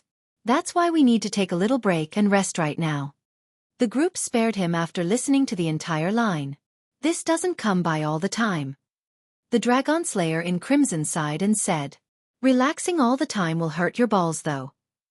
The adult dragon appeared well fed and burped before finally releasing a loud fart. You are disgusting. The others complained. Disgusting? You all will fart too after a good meal. It's just that you will do it secretly. I have a large body. Where am I going to hide? So what if I let out a big one? The dragon strongly retorted. This is unbearable. The old fortune teller shook his head and chuckled. There's an even worse stench. The young master commented. Bringing up this topic caused everyone to stare at him with hostile eyes. Forget that I said anything. His neck shrunk as he let out an awkward laugh. May I join you? At this time, a quiet voice asked the group from a distant corner. It was none other than the old man who took the whole trunk. No! Everyone shouted in unison, displaying the same teamwork they had when taking out the slingshots. All right then. The old man kept to himself in the corner and continued to enjoy his meal. Xueqi smiled faintly after seeing this. He lay down and basked in the sun as well. I think that when I die, it'll be nice if I can hang out in this city with everyone. Xueqi casually remarked. Tsk, that won't do. The Dragon Slayer said, if you die, everyone else will be dead then. Only ghosts will be around, competing for food. You cannot die or there won't be a place for ghosts to gather anymore. The old fortune teller said, everyone in the world can die, except you. There will be no place to play then. The youth shook his head. Yes, you need to keep on surviving so that even ghosts can enjoy themselves. The thug said. Seems like it's hard being a human these days, even harder being a ghost. Disliked when I'm alive, unwanted when I want to be dead. What a pitiable situation. Xueqi said. Just like me. The old man in the corner spoke again. No. There should only be one of you around. No more. The group said in unison. All right then. The old man seemed to be sad and lowered his head. Death. Xueqi stared at the sun and said, when there is no greed within the heart, death is no longer terrifying. Greed is inevitable. Even ghosts are greedy. The old fortune teller said, ghosts can learn to let go of it. The Dragon Slayer disagreed. That's why it's good to be small. The little goblin got up and said, I can't be as greedy as you all. Please. The young man stared disdainfully at the goblin and said, no one comes close to touching you when it comes to greed, small in size but so greedy. You weren't this way when you were alive. I'm not talking about my nature, I'm saying that because I'm small, I'm bullied and this prevents me from actually taking too much. The goblin defended his position. Choose your words carefully. No one here bullies you. The old fortune teller said. I speak for myself when I say that I haven't bullied him. I don't know about the others.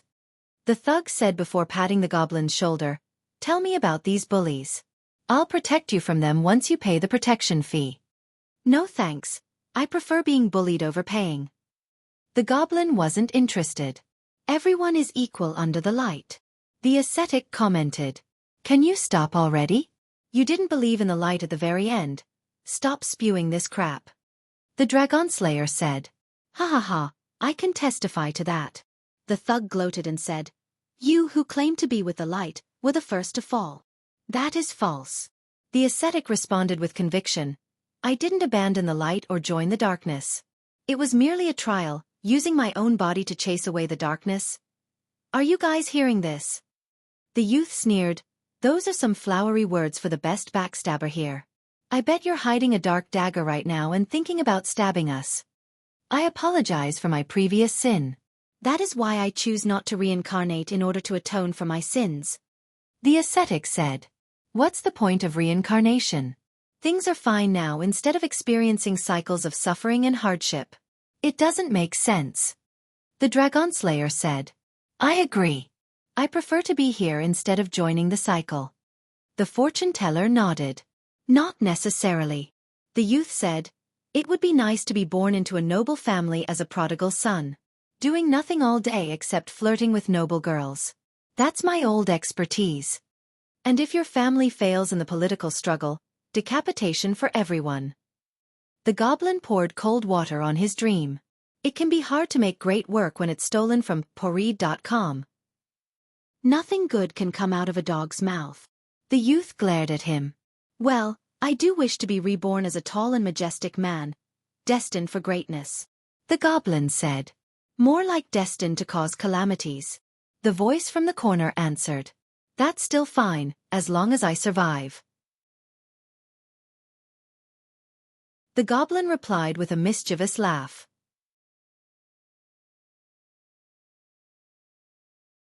Chapter 5279. What could be better than basking in the sun after filling one's stomach? Life and death didn't seem to matter that much if one could live like this even after death.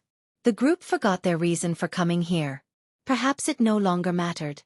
After a long while, faint cries could be heard, seemingly coming from a little girl. Everyone heard it clearly, unable to restrain their emotion. I think a girl is crying. Li Zhitian stood up. Little grandson, don't go anywhere. The man in crimson stopped him. Li Zhitian didn't know whether to laugh or cry. This man kept on addressing him with disrespect. Nonetheless, he obeyed and sat back down. The cries continued. The old servant listened carefully, not wanting to miss a single detail. Li Chia only smiled and didn't care, still relaxing like the rest of the group. I have to sunbathe too. The old man in the corner lay down and enjoyed himself while keeping a distance from everyone. The gentle warmth of the sun was unforgettable. Worries and other attachments were no longer important. Only this moment. The group fell asleep. After an unknown period of time, Li Chia slowly got up. He told the old servant, Li Zhitian, and True Bear to leave quietly, not wanting to disturb the sleeping group. As they walked through the city, they found a serene silence. All the inhabitants seemed to be taking a nap as well. They made it to the gate and left for the desert once more, a land of sand with no end in sight, only scattered gigantic skeletons. The sun outside was somehow different than the one they enjoyed back in the city. This intense heat scorched their skin and could make them faint. After taking a few steps, Li Zhitian looked back and no longer saw the city. It's not there anymore. He only saw endless sand behind him. The entire city is gone. If he hadn't spent time there, he could have considered it as a mirage. However, it felt so real to him. Of course it is not there, it doesn't exist. Li Chia didn't bother turning around. Doesn't exist? We were inside just now. Li Zhitian became startled. Experience doesn't mean reality. Li Chia responded and continued onward. In reality, Li Zhitian suspected as much during his time there. Nonetheless, this was still a shocking confirmation. Truly bizarre. He murmured. Search bit. ly/3IBFJKV for the original. This might be one of the most memorable events in your life, and it will help you understand many things. Li Chia added. I see. Li Zhitian responded and agreed regarding these strange occurrences. Do the spirits remain after death? The old servant spoke more than usual. You're giving me goosebumps, uncle. Li Zhitian smiled. You weren't scared hanging out with a bunch of dead people. Why are you afraid now in broad daylight? Li Chia chuckled. Li Zhitian couldn't answer because everything prior felt so real even when he activated his heavenly gaze. However, the cries of the little girl still echoed inside their eyes. You guys all hear this too, right? Li Zhitian stopped and said. Yes. The old servant said. Is she actually alive? Li Zhitian became curious. The living does not dwell here. Li Chia said. Why is it crying? And what is it? Li Zhitian asked while having an ominous feeling as if something was staring at him. If it's here, it's nothing good. Li Chia responded. The cries continued regardless of how far they have gone. Shouldn't we take a look? Eventually, Li Zhitian couldn't handle it any longer after having a guilty conscience. He knew that these cries in this desolate desert weren't normal, but they were calling him.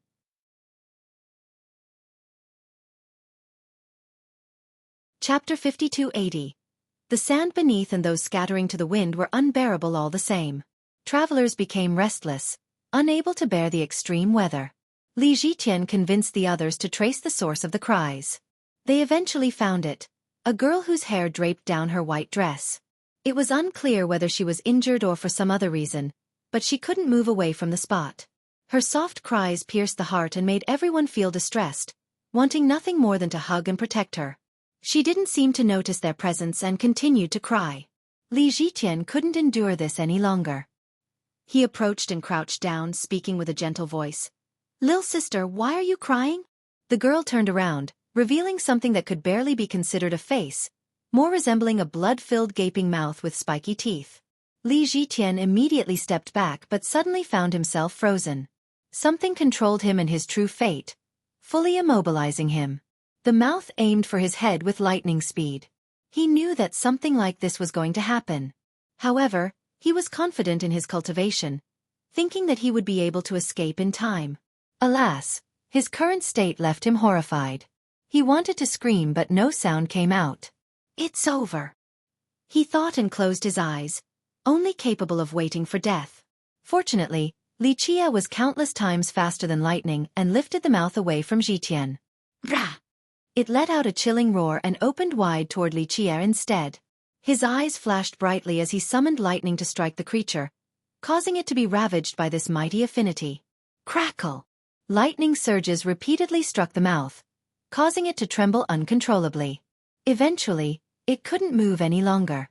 Zhitian watched the entire thing but still couldn't move until Li Qie tapped him on the shoulder. He shuddered and thought that a spell had just left his body. His true fate finally worked again. Shit, that was close. His knees buckled after the fact. That would have been the end for him if it wasn't for Li Qie. You were told to not go. Li Qie smiled and said. Li Zhitian remembered back in the city. The rude man in crimson told him to not go anywhere. Unfortunately, he was caught from the very start by this mysterious creature. What is this monster? He shuddered after recalling his near-death experience. It has a few names, Ghostface or Nightmare. Li Qie casually picked up and tossed the mouth to Zhitian. He caught it but wanted to throw it away. Nonetheless, he still curiously took a look. The thing had been sealed by Li Qie but its appearance was still horrifying. Search tinyurl.com/2p9mv8w for the original. I didn't know such things exist in our world. Zhitian remarked. They don't, only in dreams. Li Qie chuckled. Dreams. He became surprised but the group was moving on already. Zhitian hurried to catch them while still holding the creature. Should I throw it away? He asked, not wanting to be exposed to it for too long. No, keep on carrying it, I have uses for it. Li Qie said. Zhitian had no choice but to carry the nasty creature while following Li Qie. The journey was not difficult for cultivators at their level. It was only a matter of time before they crossed through the desert. The next area consisted of magnificent shooting stars. They flowed like rivers, emitting colorful auroras, stardusts and flames. As they streaked across the sky, they left behind pleasant echoes. A surging galaxy. Zhitian murmured. No, it's the ground that is moving. The stars are not in motion. The old servant corrected him. Zhitian observed the scenery carefully and found that this was indeed the case. He realized that the desert was nothing more than a gigantic vessel with a curved front. It carried the sand through this galaxy. To the front was someone controlling the ship with a large oar, rowing left and right. His shoulder was incredibly broad, capable of shouldering 3,000 worlds without any difficulty. Even if the heaven were to collapse, he would be able to raise it and allow a pure land to exist underneath.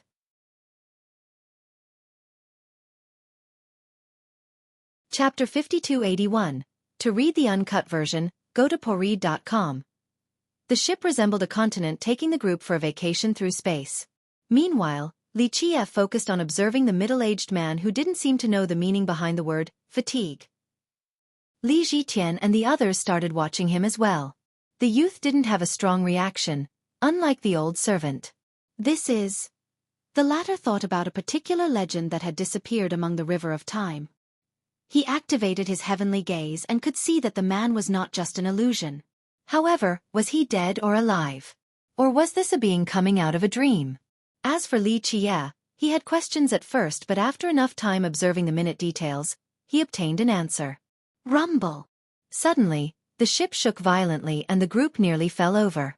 It crushed into several stars and came to a halt. As everyone regained their senses and looked ahead, they only saw a thick fog shrouding the path forward. This was akin to a giant reef in the sky, causing the ship to be stranded.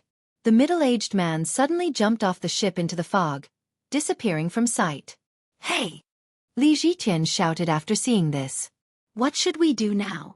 Li Zhitian looked around and noticed that the ship was no longer moving. Give it to me. Li Qie raised his hand and asked for the ghost face. Li Zhitian has been holding it the entire time, occasionally taking a look out of vigilance. Thus, He had no problem tossing it over to Li Qie. Li Qie moved to the curved bow and placed the ghost face down where the middle-aged man sat prior. Buzz! He used a supreme law and pinned the creature down into the ship. He summoned the Grand Dao in his hand and created a Dao blade. He swung it like a master artist swinging his brush. Every stroke flowed seamlessly with exquisite precision. Each detail was as smooth as the flowing clouds, giving spectators a sense of flawlessness. Just like that, the hideous ghost face was replaced by a beauty in white thanks to Li Qie's profound artistry. Though her hair covered her face, just her curves and outline alone were matchless. Li Qie reached forward and released shimmering golden Dao essences to create a new foundation for her. With this infusion, she gained a gorgeous and gentle glow, looking like a goddess of the moon. Oh my goodness! Li Zhitian shivered after seeing the lunar goddess and got goosebumps everywhere. This was once a frightening creature with teeth that had nearly devoured him. Now, Li Qie molded it into a wonderful work of art. Those in the know found this rather creepy. I can't trust beauties from now on. Li Zhitian turned pale, thinking that everything was a lie. That's why the wise teaches us to be wary of beauties. Li Qie glanced at him and joked. I think I'm going to be a bachelor for the rest of my life, thinking that there is a venomous snake hidden within every woman. Li Zhitian said. That's an issue with your Dao heart. Li Qie chuckled before placing the ore discarded by the middle-aged man into the hands of the peerless beauty. He created a new talisman and embedded his Grand Dao within, sealing it into her forehead. Activate! He chanted and the woman began rowing. Rumble! The ship escaped from the broken stars and surged swiftly again, seemingly happy to be in motion once more. Where are we going now? Li Zhitian asked while staring at the vast expanse. Wake up now! Li Qie suddenly shouted with the force of a thunderous bell. The command reverberated inside their mind, causing them to tremble. They suddenly woke up and found that they were sitting in the meditative pose back in the desert again. They looked over yonder and saw the tavern on top of the sandy hill. Nothing had changed, not even the massive bones around them. Are we dreaming? Li Zhitian stood up and tried to find the inhabitants of the city. Unfortunately, he couldn't find anyone, not even the remarkable ship above. That ghost face wasn't real either? He asked Li Qie. Real and fake, true and false, who knows? Li Qie answered with a smile. He could tell that Li Qie knew the actual answer. Young noble, why did you propel the sand ship again? The old servant brought up something else. The joy should continue to soothe the restless souls. Li Qie said. I see. The old servant sighed, aware that they were not dreaming but were actually in someone else's dream. Rumble! The tavern started running again.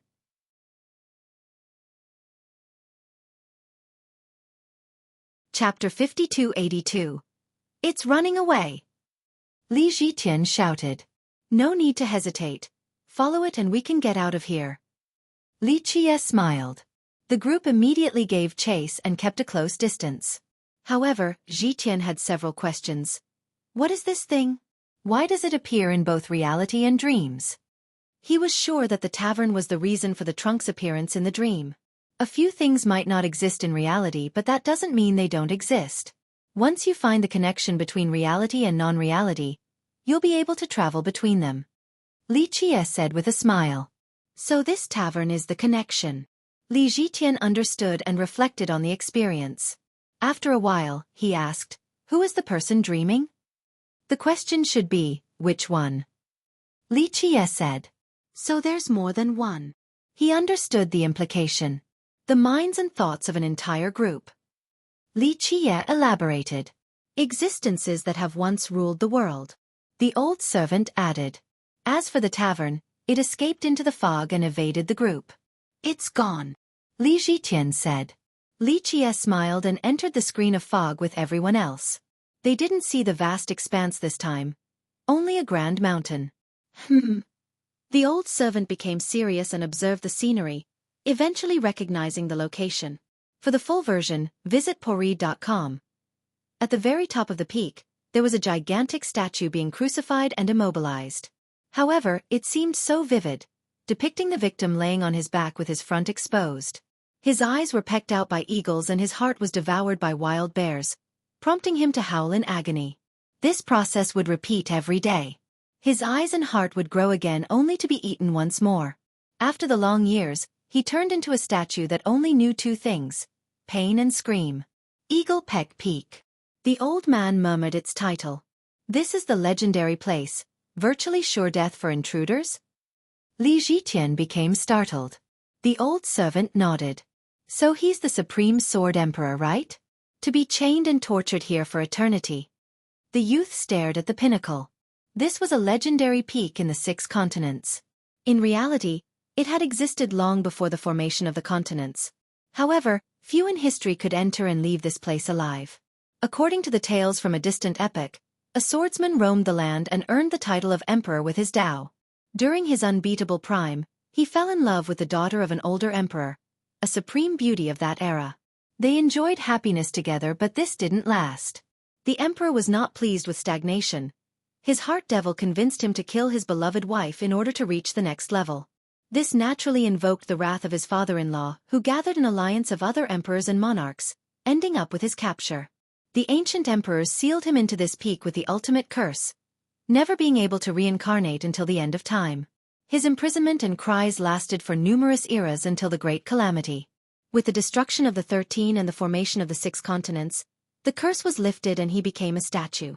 Rumor has it that even during the worst period, he still didn't give up on the sword Tao. He endured the pain while continuing to sharpen his mind. Thus, in spite of his current state, his sword Tao had accumulated enough to turn the peak into its embodiment. Only the strongest could survive the rampant sword energies. They tried to learn his sword Tao, but most found that this was impossible.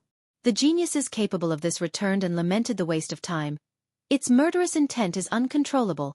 Falling into an evil path is inevitable. We should walk around it, right? Li Zhiqian asked. Let's go take a look. Li Qie smiled and climbed the peak. Li Zhiqian and the others took a deep breath. They channeled their merit laws and grand Tao, resulting in a protection barrier. They had heard of stories about conquerors and Tao lords failing before, not daring to underestimate it. They saw bones starting at the base. These victims stood no chance and were instantly cut down by sword energies. The higher up they got, they saw fewer bones. These ones brimmed with divinity, clearly mighty cultivators who eventually faltered. The climb continued and all 3 sensed terrifying slashes, wanting to eviscerate everything under the heaven. Each strand of energy could pierce an unprotected Tao fruit. Both the old servant and Li Zhiqian started feeling sharp pain everywhere. Their barriers were not fully working. Once they made it to the ridge, True Bear couldn't withstand it any longer. The sword energies here could instantly kill a regular ancestor.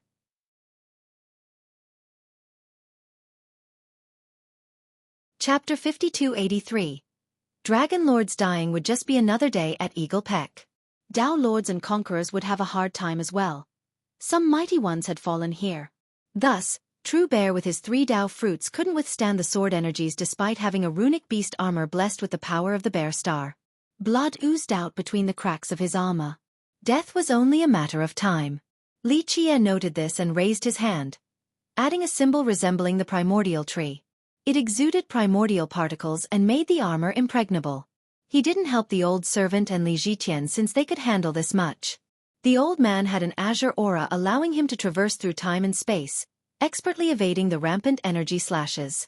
Li Zhiqian had a majestic grand Tao. His Tao heart was tough and the sacred fruits blessed him with their power, preventing any serious injury. Nonetheless, he started sweating when they got close to the peak. The energy blades were infinitely close to his heart, but he didn't utter a single cry of pain. Li Qie nodded approvingly after seeing his unyielding nature. As for the old servant, he still didn't have any problem at this point. We are Poreed.com. Find us on Google. Clank. The hymn of a sword alone could disperse the soul. Li Zhiqian felt a sharp pain and immediately formed a mudra to seal his own heart, preventing the sword intent from piercing him. The old servant finally reacted strongly, stomping on the ground and forming an independent domain around him. They looked up and saw a black-robed man sitting on a boulder. He had a thin and sharp face. His cheeks seemed as if they were carved with a blade. He sat still and straight, emitting a chilling presence like the dead. An unadorned black sword lay on top of his knees. The scabbard seemed to be made from 2 pieces of iron clamped together. The blade was rather thin and seemed fragile, lacking sharp edges. However, the sword intent from it was second to none. This was more than just a weapon. The two of them were death incarnate. When they saw him for the first time, they felt as if their throat had been pierced. Merit laws and techniques couldn't stop it. Of course, the sole exception was Li Qie, who still had a smile. Li Zhiqian knew that he would have been killed in the blink of an eye despite being a supreme genius. If you wish to pass through here, leave your life behind. The man uttered coldly in a matter-of-fact manner, not bothering to look at the group. Unfortunately, your sword might be sharp, but it is not qualified to kill me. Li Qie said. This prompted the man to raise his head and take a look at Li Qie. Sure enough, only the empty eye sockets could be seen. The moment anyone saw the darkness in the holes, they would already be dead. You wish to block my blade? The old man said emotionlessly. His voice resembled a sword being scraped against a sharpening stone. Not difficult to block the blade of someone who had taken the wrong path. The sword is killing you, not me. Li Qie said. My sword is killing me? He stared at Li Qie. The path of the sword is as grand as the heaven itself, while yours is a mere branch. You have overestimated yourself and erroneously tried to prove your Tao. Li Qie went on. One move for each person. He didn't become angry and simply stated. Do you all wish to try? Li Qie asked the group. I do. Li Zhiqian stared at the black sword, fully aware that death was a likely outcome. Nonetheless, he still wanted to test himself against a blade capable of cutting down the apex. Yes, the old servant said, seemingly wanting to do this from the very start. Who's first? Li Qie smiled. The clumsy bird flies early. I must compensate for my limited abilities with hard work. Li Zhiqian stepped forward. Very well, you go first. Li Qie patted his shoulder. Please give me pointers. Li Zhiqian bowed toward the black-robed man and raised both hands, summoning various affinities such as the yin and yang, even the reincarnation cycle.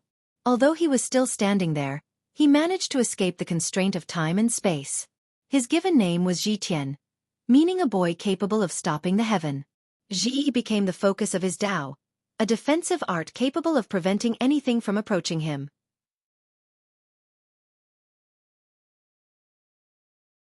Chapter 5284. The Dark Swordsman and Li Zhiqian fixed gazes. The latter's opening move had no flaws to speak of, capable of stopping any offense in existence. Clank! The swordsman unsheathed his sword, revealing a blade as thin as an iron sheet. A sword from the mortal world might be thicker. However, a mortal couldn't use something so murderous. The intensity came from the initial thought of murder, far before the lifting of the blade. This split moment stretched infinitely after coming into contact with Li Zhiqian's Grand Tao. The thrust pierced through countless eras and worlds. Unfortunately, Zhiqian had underestimated the murderous potential of the thrust. After piercing through numerous obstructions, the thinnest sword intent could still kill anything. Pluff! His eyes became wide open after his throat was pierced, rendering him unable to scream. He clearly saw his domain stopping the thrust, diluting it down to nothingness. Alas, it wasn't enough. Splash! Blood gushed out of his neck like a spring during his backward fall. He didn't hit the ground because Li Qie came over to support him, infusing him with primordial light directly at the wound. Its mysteries recovered his vitality and life, pulling him back from the brink of death. Thank you, young noble. He sat down on the ground and spoke feebly. My turn. The frightening result didn't deter the old servant. He assumed the simple defensive stance again. His movement wasn't swift either, akin to an old man too weak to raise his hands.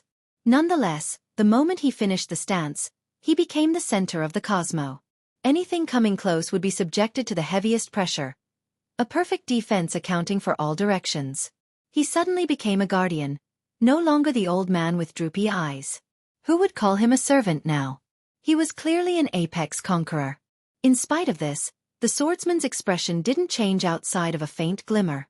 His eyes remained cold as if he wasn't staring at living beings. All were already dead to his blade. Clank! Another thrust began with the initial thought. The physical act of drawing the blade no longer mattered for a swordsman of this level. Either way, the old servant was prepared for any type of attack, physical or incorporeal. Bam! The dreadful attack was immediately subjected to immense weight, unable to push through with its momentum. This gave the old man enough time to slam his palms together to catch the blade. This had enough force to unite heaven and earth while being gathered at a single point. Search bit. ly/3IBFJKV for the original. Clank. The weakened thrust still made it through the defense and pierced the old man's chest. However, this was merely a flesh wound and the blade stopped. You may pass. The swordsman pulled back and sheathed the sword again. Nice. Li Jitian cheered loudly after seeing the successful stop. Just got lucky, the old servant said before returning to stand behind Li Qie. Not that impressive, Li Qie commented. Release me and I will show you another. The swordsman uttered coldly. You still won't be able to kill me after being released. Li Qie shook his head. Don't be so sure. The swordsman responded. You are overly confident in using killing as a way to prove your Dao. A slanted sword cannot slay me. Li Qie elaborated. The swordsman stared at Li Qie despite not having eyes. He had no anger, only indifference. Without realizing this, your Dao will never be complete. Li Qie continued. The sword must kill, this is the Dao. He argued. Your blind trust is pitiful, causing you to fall to your own inner demon. You didn't become invincible after killing your wife in the 9 worlds, so you tried again in the 13 worlds. Still didn't become invincible. You are stuck in a self-inflicted cycle. Your sword follows the path but your heart is possessed by demons. How can you ever comprehend the ultimate profundity of this Dao? Li Qie said. I see it already, the Dao is complete when everything is dead. He said. Fine, we'll see which of us will be doing the killing. Li Qie smiled and waved his hand. Come, one decisive move. If you lose, you will not use the sword again. Very well. The swordsman suddenly erupted with murderous intent, finally resorting to wielding his true power by becoming one with the peak.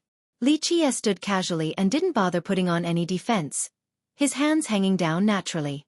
The swordsman actually tried to scan his opponent this time, but the guy resembled a mortal full of openings. After a short while, he decided to perform an ultimate slash capable of piercing Dao fruits and true fates. This sword could deliver anyone to death's door with no possibility of a return trip.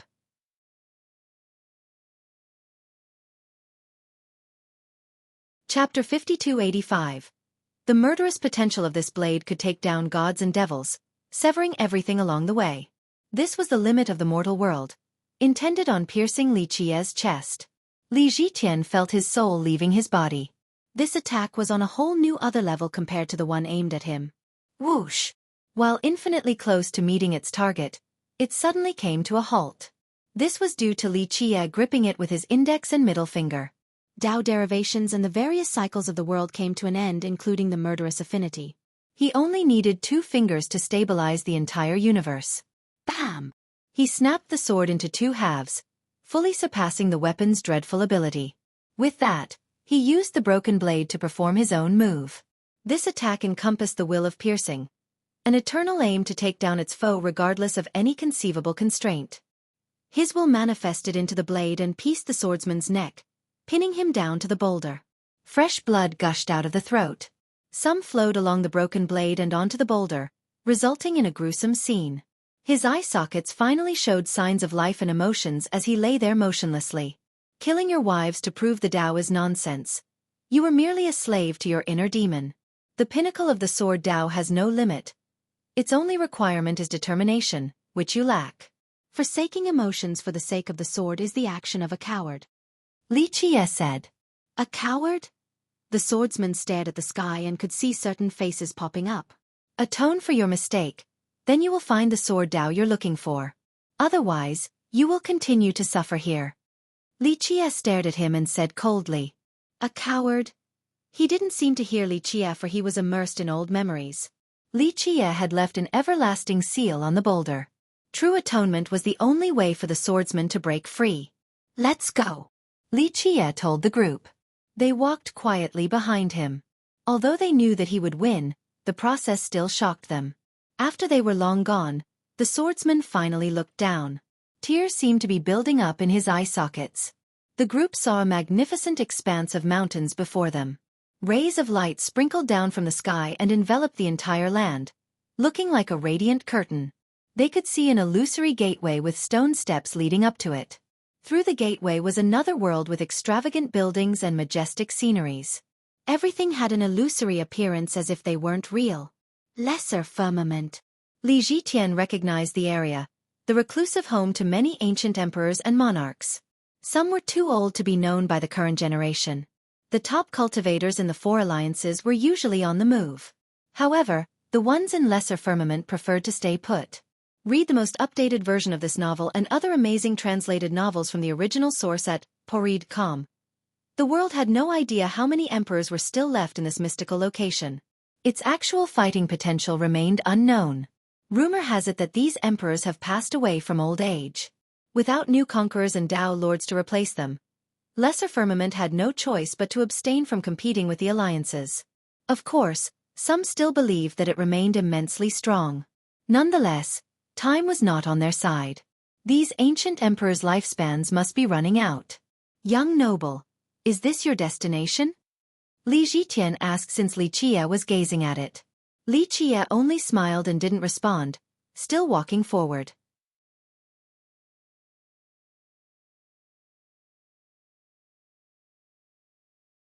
Chapter 5286. As they walked in this bright land, they eventually came across the tavern again. The smell of alcohol wafted in the air. There it is again, Li Jitian said. It has been around since the start and even showed up in the dreams. It must somehow be connected to their journey thus far. Once they got closer, they actually saw a worker this time. He sat behind the bar and was a familiar face, the man who rowed the sandboat earlier. Pinch me, am I still dreaming? Li Jitian activated his heavenly gaze and saw that the man was real. After all, their first meeting was in a dream, but now, the guy was outside in the real world. We aren't in a dream. The old servant shook his head. Li Qie sighed and gently gestured for the group to give him space before entering the tavern. True Bear and the old servant waited outside. Li Jitian did the same. Li Qie sat down in the middle and the man immediately came over to wipe his table clean. Bring me a pot of warm wine and a few side dishes, Li Qie ordered. Sure. The man responded casually before leaving to prepare. A while ago, customers just needed to order and the tavern would magically make it happen. Now, it became just like a normal restaurant with a worker. The group would think that they were in a different place if it wasn't for their identical appearance. Just a moment later, the warmed wine and a few side dishes were brought to the table. A plate of stir-fried peanuts, well-seasoned fennel beans, and boiled edamame. The man then returned to his seat, acting like a bartender just making enough money to get by. Li Qie sipped the wine and picked up some beans, arranging them on the table. Do you know how many methods there are to write the word fennel? Li Qie asked. I don't know. The man didn't seem interested in this topic, preferring to slouch on the desk and replaced without enthusiasm. Li Qie finished forming a rune with the fennel beans on the table. He then picked up a peanut and crushed the shell before blowing the pieces onto the table. This caused the rune to come alive, constantly changing and evolving just like the Grand Tao. The man looked up and stared at the rune before commenting, pretty neat. With that, he returned to his lazy state, seemingly wanting to have more customers. This caught Li Qie off guard because this wasn't part of their agreement. However, the man didn't seem to be faking it. Why don't you invite your friends in for a drink? The man asked, only showing interest in making more money. They don't need to. Li Qie remained calm and enjoyed his wine with the edamame. Remember drinking warm wine? He eventually asked. I finish a pot every day. The man stared at Li Qie as if he was stupid. Why? Li Qie asked. Just because I want to, there's no need for reasons and I have a whole cellar behind me. The man said. Everyone has memories. Li Qie stared implicatively at him and continued, even a ghost has memories. Nothing to remember here. The man thought that this guest was rather annoying. Just come and drink instead of blabbering. Read this novel and other amazing translated novels from the original source at the Poreed.com. Tip. Li Qie smiled and placed a silver ingot on the table. The man immediately got up and came over, looking excited. Wait, I'll get you a plate of stir-fried vegetables. Clang, clang. He went back inside and got busy with the wok. Sigh, I'm being bested by money, Looks like I've thought too highly of myself. Li Chia didn't know whether to laugh or cry. It didn't take long before the man brought a variety of dishes and an additional pot of warmed wine. He had a smile as he sat across from Li Chia. "I'll have a drink with you." The man put the silver ingot into his chest pocket. No one hated the feeling of having more money. Since he was in a good mood, he didn't find Li Chia as annoying. "Where are you from, brother?" he asked. "A rather distant place," Li Chia said. "What are you doing here in this run-down place? I hardly see anyone all year round." The man said, "To find someone," Li Chia said while staring with a meaningful gaze. "I'm afraid you won't find anyone in this deserted place." The man shook his head.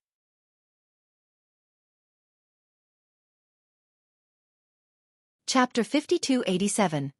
After receiving a good tip, the man was finally in the mood to talk. "Do you know who you are?" Li Chia asked while taking and eating one peanut after another from his hand. "Why are you asking these strange questions? Do you know who you are?" The man stared at Li Chia. "Yes, I am Li Chia, the one who whispers in the dark." Li Chia said. "Li Chia." The man scratched his head. "Sounds like a familiar name, I think I heard it before." The man clapped and laughed. "I know, this must be a really common name." Li Chia, who was sipping the warm wine, almost spurted it out after hearing this. "Li Chia is not a common name. I am the only one with this name, as far as I know," he said patiently. "I don't think so. Since I found it familiar, I must have heard it, so there are other people with this name. Don't be so egotistic. You can't be the only person with this name, even if it isn't common." The man said. "Let's put my name aside. Do you know who you are?" Li Chia found himself helpless. "Obviously." The man opened his eyes wide and said, "I am Mid-Bro." "Mid-Bro? Why are you called that?" Li Chia wanted to touch his forehead to see if he was delirious from a cold. He was frustrated because this guy most likely lost his memories. "Our family has 3 brothers and I'm sandwiched in the middle, so Mid-Bro." The man seemed to be quite pleased, thinking that he was clever with this nickname. Li Chia nearly spat out his drink again and had to wipe his lips while containing the urge to laugh. "Sigh. Maybe I should record your appearance right now." "No, you'll probably try to beat me up later." Li Chia murmured sentimentally. "Beating? I am a cultured gentleman. I do not resort to the fist."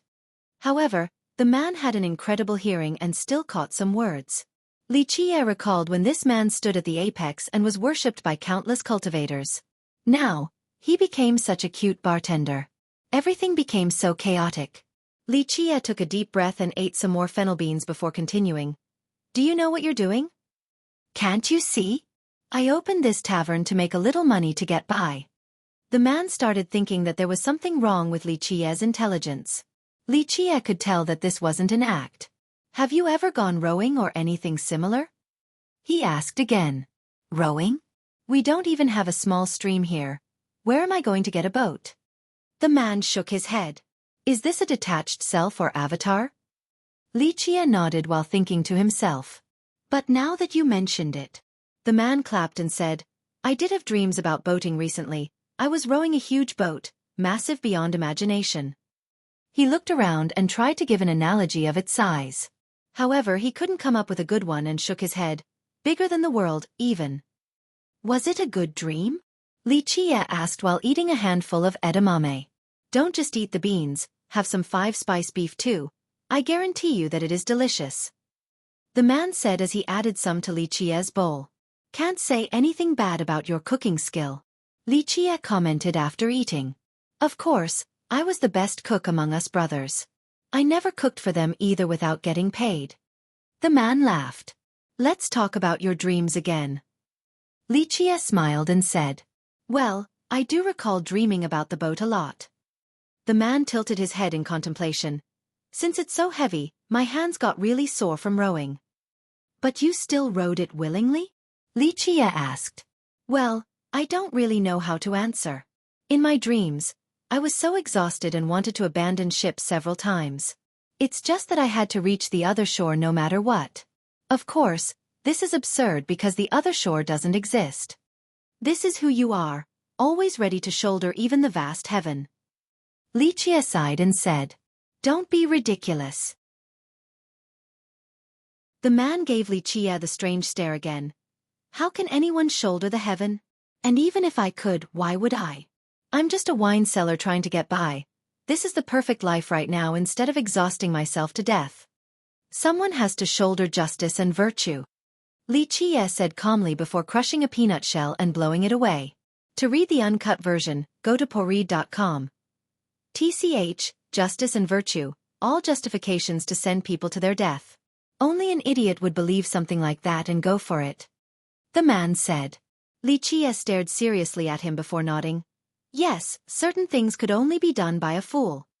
Anyway, I'm not one to care about the greater good. The man said, those who do grand deeds often have a tragic fate. They end up losing everything and no one will be grateful for it. That is completely true. They will only curse you instead of being grateful. So much hardship only to gain nothing.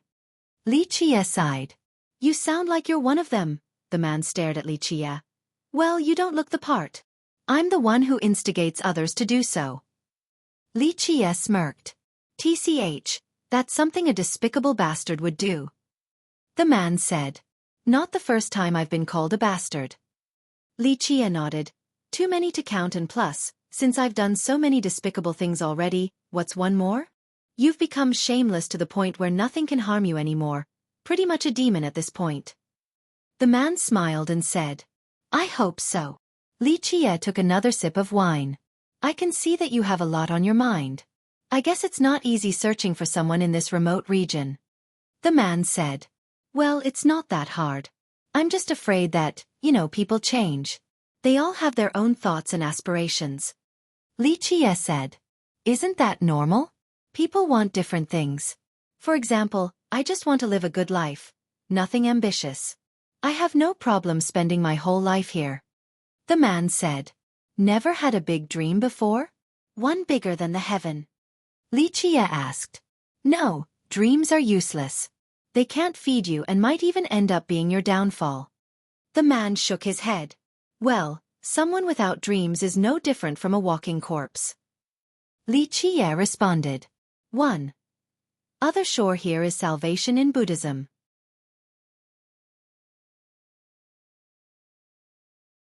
Chapter 5288. I never had big dreams and I still enjoyed my life. The man said. Don't you want to make money and just hang around the tavern? That's a dream too. Small dreams are still dreams. Li Qie said. You're right, so I guess that's my dream. The man said. People build one small dream on top of another. When they pile up, they become a big dream. Li Qie said. That's a good point. The man said before becoming cautious.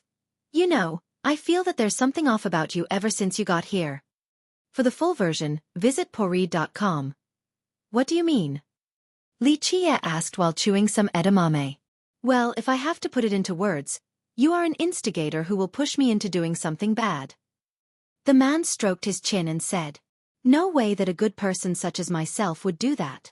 Li Qie smiled and shook his head. Who knows? People who talk about dreams are always trying to sell something bad. Definitely not to be trusted. The man remained skeptical. Sigh, that hurts. Here I am bringing money to your doorstep, yet you call me an instigator. Li Qie lamented before taking out another silver ingot and pushing it across the table. The man's eyes gleamed after seeing the ingot. He grabbed it for a testing bite before putting it into his pocket and releasing a sigh of satisfaction. The customer is always right. He nodded and said, you really have no principles. Li Qie couldn't help but laugh. Principles? Can that be sold for money? The man said with a serious expression. To be honest, I don't hate the way you are now, it's pretty endearing. Li Qie said seriously back. I've always been like this. The man said with a puzzled expression. Not necessarily. Let's just say that another version of you would be carrying a long saber to chase me from east to west, wanting to cut off my head. Li Qie said. Nonsense, that's not something I would do. My elder brother might do that though. He's a dry person who rarely smiles. Of course, if that situation actually occurs, it means that you must have done something egregiously wrong. The man shook his head. My only fault is wanting to spread warmth and love everywhere. Li Qie shook his head. It's hard to say. What if you kidnap someone's daughter? The man slapped his thigh and said, he would really chase you around with a saber then. Does he have a daughter? Li Qie entertained the thought. Well, I'm not sure, maybe he does, but then again maybe not. The man scratched his chin. His memory seemed a bit muddled. Bam! He suddenly slammed the table, stood up and pointed at Li Qie. But you do look like the type to be kidnapping nice girls. A regular saber wouldn't be enough. A grand saber would be more appropriate to chop your head off and hang it on the city wall. Calm down, calm down. No one is kidnapping your daughter or any other daughter for that matter. Li Qie said. You're right. The man snapped out of it and sat down, looking a bit dazed. He glanced at Li Qie and asked, you really didn't kidnap anyone's daughter? Absolutely not. Just think about it. She's a grown-up who is rather clever. How can she be kidnapped or tricked so easily? If she had gone with someone, it must be out of her own volition, don't you think? Li Qie said. The way you put it does make sense. The man stroked his chin. She's not a child and definitely not an idiot. At this point he shook his head. Maybe I've drunk too much, getting all worked up over nothing since I don't even have a daughter. What about your elder brother? Li Qie asked with a faint smile. I don't know, we haven't seen each other since we were born. I don't know if he has a daughter. The man scratched his head and said something nonsensical. That's strange. Li Qie responded. It's for the best. I got annoyed just looking at him. Do you know when you brought up someone capable of shouldering the heaven? That's him. Just a fool who doesn't know how to enjoy life. The man said. Everyone carries something on their shoulder. Li Qie said. Not me. I don't care if the sky falls down since taller people will be the ones shouldering. The man shrugged. What if it falls on your tavern? Li Qie joked. We'll talk about this when it is actually happening.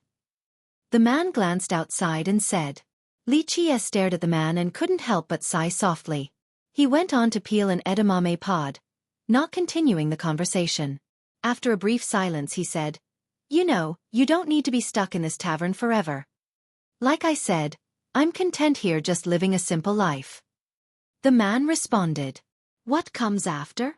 Li Qie said before eating the edamame beans. Nothing. The man was becoming agitated. You know there is something that comes after. Li Qie said. I just need to make money now. Why bother worrying about the future? The man said. I suppose, everyone makes their own choice. Li Qie nodded and said. You as well. The man said. I want to, but there is no other choice. Li Qie shook his head. You got a working head and a working body, so why do you think you have no choice? The man said. Because if I choose, I will cease to be myself. Li Qie said seriously. What? Why wouldn't you be yourself? The man didn't understand. Just like how you are not yourself in the dream, rowing the enormous boat in order to reach the other shore despite being exhausted. Li Qie elaborated. I see. The man fell into contemplation, seemingly struggling with his thoughts. After a while he shook his head and said, that was just a dream. There is no problem staying in this tavern and living a simple life. Everyone can choose another version of themselves, it's just that it'll be an incomplete version. Li Qie sighed. Are you complete now? He stared at Li Qie. Yes, this is me, the only version of myself. Li Qie nodded. That sounds like a tiring and pitiful way to live. The man commented. And that's why many people prefer to be incomplete versions instead. Li Qie agreed.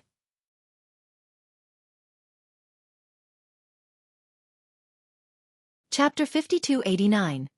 Li Qie preferred the edamame beans while the man focused on eating meat during their conversion. What about your younger brother? Li Qie asked. Let's not talk about him, too arrogant and looks down on everyone. The man didn't like his siblings, especially the younger one. I see. Li Qie visualized a particular type. Always thinking about grand plans and putting up an act. The man shrugged and added. I want to meet him. Li Qie smiled. He should be in Firmament. I don't know the exact location because we were separated from birth. The man said. You three brothers are quite interesting. Li Qie said. Not really, we're rather different. The man murmured. Have you thought about coming together again? Li Qie stared at him and said. Why should we? I don't even want to see them. It's too uncomfortable being near each other. The man refused. But you're still blood brothers. Li Qie said. Who says that blood brothers need to stay together? Staying with my older brother is suffocating. As for the young one? I don't even want to look at him. Always rolling his eyes and giving people looks of disdain. He said while rolling his eyes upward. You should come with me. Li Qie finished the last peanuts before patting his hands clean and said. No, I'm busy here, no time to. The man couldn't finish before Li Qie pushed a pile of silver ingots across the table. His eyes lit up while looking at the shiny pile. They're real. He wondered how the guy got so rich. Of course. Li Qie nonchalantly said. He picked up one of them and bit the corner. Sure enough, the taste was right. He then held one near to his ear as if trying to listen to something. This still wasn't reassuring enough, so he picked one more for another bite. Li Qie patiently sat there and sipped some wine, not in a hurry at all. After confirming the silver ingots, the man pulled the pile closer to him and stared at Li Qie. You're really giving this to me? Yes, this is enough for you to remarry a pretty wife, have 3 to 5 kids or whatever. Li Qie nodded. Bah! He started putting the ingots into his pocket before spitting on the ground. Who wants a pretty wife? Women and children are annoying and will just slow my cooking down. I'm better off alone. Once he got everything off the table, he patted his pocket with satisfaction, looking like someone who had just belched after a great meal. I'll take my tavern and tag along with you. I don't know how long though. I won't be close either. I'll just open shop at a place I like nearby. The man said. That's not a problem, just not too far. Li Qie smiled. Then we can head off now. Where to? The man was direct after receiving a handsome tip. Firmament. Li Qie said. What do you want to do there? The man had a bad feeling about this. Nothing, just going to meet someone. Li Qie smiled. That's fine, you go do that. The man said without any interest. Not a problem at all. Li Qie nodded. The two of them left the tavern and were greeted by the rest. We're going to Firmament. Li Qie said. The man raised his hand and the tavern turned smaller, leaping onto his back like a backpack. That's neat. Li Zhitian commented, wondering about the tavern. Was it a treasure with a sentient spirit? That would explain the automatic drinks and food. We are bit. ly/3IBFJKV. Find us on Google. Off we go. Li Qie started the journey with a new member. Firmament was an ancient fortress city in Lesser Firmament. Its population consisted of countless cultivators and mortals, enjoying the descending radiance. The group entered and saw how prosperous and live it was. I'm gonna find an open plot to open the tavern. Come let me know when you want to leave Firmament. The man didn't want to be around Li Qie and left without permission. Li Qie chuckled and didn't try to stop him. What a strange fella. Li Zhitian stared at his departing figure and said softly, I feel like he's suffering from some dissociative disorder. Li Qie only chuckled while the old servant responded. He would be a matchless existence if he has his memories. Why did he forget?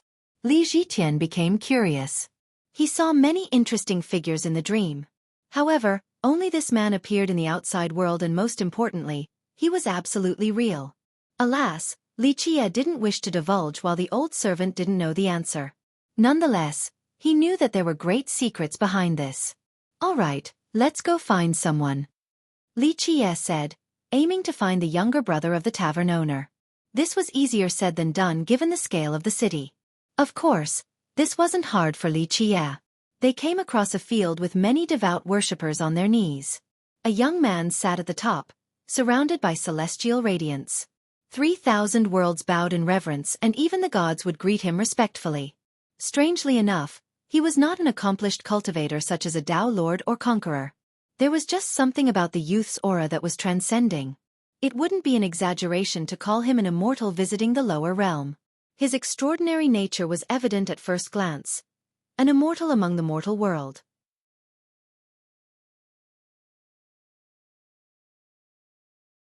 Chapter 5290. Of course, this world didn't have immortals, so he only had the appearance and aura of one. If one had to be picky, his only flaw would be the arrogance in his eyes. He kept his eyes upward as if all living beings were unworthy of being in his sight, that nothing in the world was worthy of his attention. He had no interest in anything outside of gazing at the sky. This youth is something else, the old servant said with admiration. Firmament godchild. Li Jitian became startled and recognized this legendary figure. The three Tians were famous as the supreme geniuses of the upper continents. They didn't let down everyone's expectations either and excelled at cultivation. However, Li Jitian knew that there was someone else looming above them. Firmament godchild. Strangely enough, this person didn't care about cultivation, preferring to observe the sky. Others found this to be a waste of time and a misuse of his innate talent. He didn't give a damn. At this time, a fat merchant came closer and requested a fortune reading. Practice good deeds and accumulate virtues. Do not damage your ancestors' grace any further. The godchild said without bothering to look at him. This lowly one engages in good deeds every day and has not committed any wrongdoings. The merchant hurriedly replied. I'm sure you perform plenty of good deeds with Widow Lu to the south of the city. The youth responded. Preposterous. The merchant's expression soured. What did you just do on her bed before coming here? Get lost, you won't live past 50 if you keep this up. The godchild didn't hold back. The merchant turned red and put down some money before scurrying away. Immortal, this humble woman wishes prosperity and wealth for my son. Please show me the way. An old woman who dressed plainly and poor offered her savings. The godchild didn't bother to look at the woman either. He said, if you're seeking wealth, go out and turn left to find the god of wealth's temple. Why care about money? Just hope that your son is filial and treats you with kindness. Leave. Despite being scolded, the woman still kneeled and hit the ground with her head several times before leaving. An ancestor from a famous sect also performed a similar gesture of respect before asking, I wish to find our ancestral heart mantra to the south but do not know the way. Please guide me, immortal. Rubbish. The youth said, your mind is chaotic and full of unnecessary thoughts. Even if I lead you to the scripture, it will only end up causing chi deviation. Focus on cultivating your heart and nurturing your character. The scripture will be within you. The normally imperious ancestor still left behind treasures despite the harsh critique. He kowtowed repeatedly before leaving. In fact, a king from a neighboring country came for advice. He approached and bowed his head before inquiring, I seek the proper art of governing. Don't bother since you're surrounded by tigers and jackals.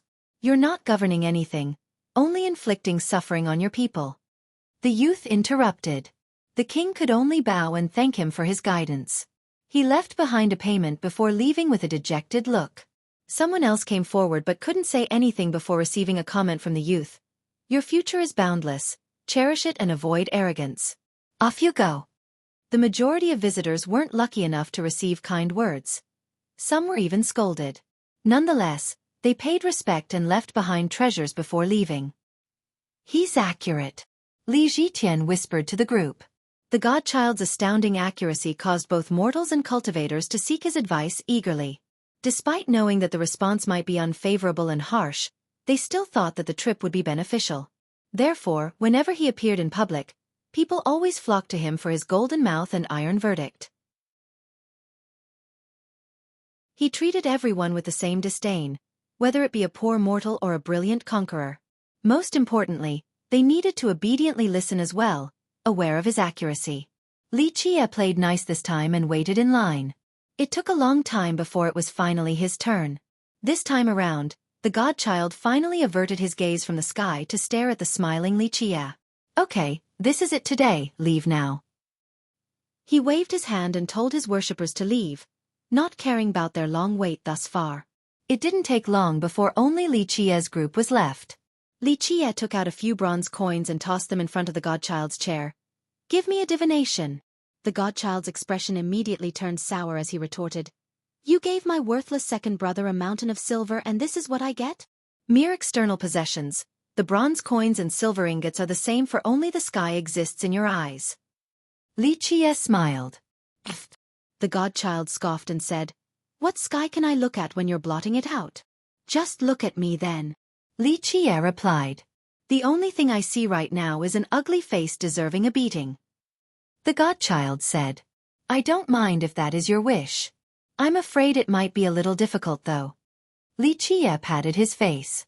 Li, your arrogance knows no bounds.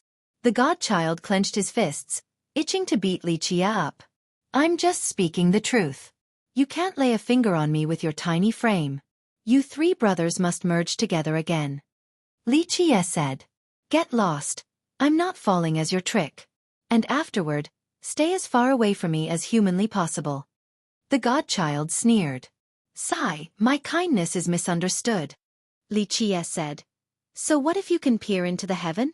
You're still just a fortune-teller, unable to grasp the future. Those who still trust you have something wrong in their brains. Haven't you caused enough misery already? The godchild said. Indeed, it wasn't a good outcome. I'm sorry. Li Qie sighed and said. A cat shedding tears for a mouse. I don't need your fake kindness. Leave if you actually feel bad about it, for nothing good comes from your visits. The godchild said. Not necessarily. I think my helping you three merge together again is a good idea. Li Qie said. I'm living a great life right now with my insight into the heaven and the world. Why should we merge? The godchild didn't buy it. Then you can only play the role of an observer, nothing more. Li Qie said with a smile. I'd be foolish to listen to you. I'd rather be an observer than to be controlled by you. The godchild said. You underestimate the goodwill in my heart. Li Qie responded with a smile. We are Poreed.com. Find us on Google.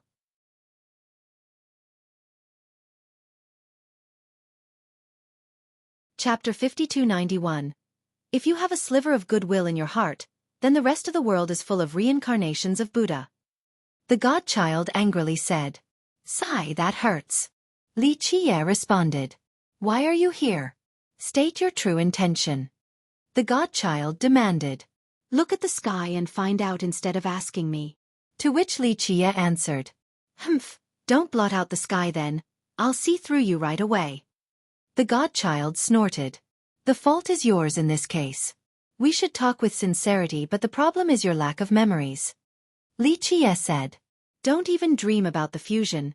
It will never happen. The godchild's expression darkened. The start and the end should be the same. Li Qie smiled. I am who I am, a free immortal among 3,000 worlds. The godchild said. Just a rootless duckweed, not free at all. Li Qie disagreed. It is none of your business. Your scheme doesn't work on me. The godchild sneered. You are inherently flawed. Where is the joy in that?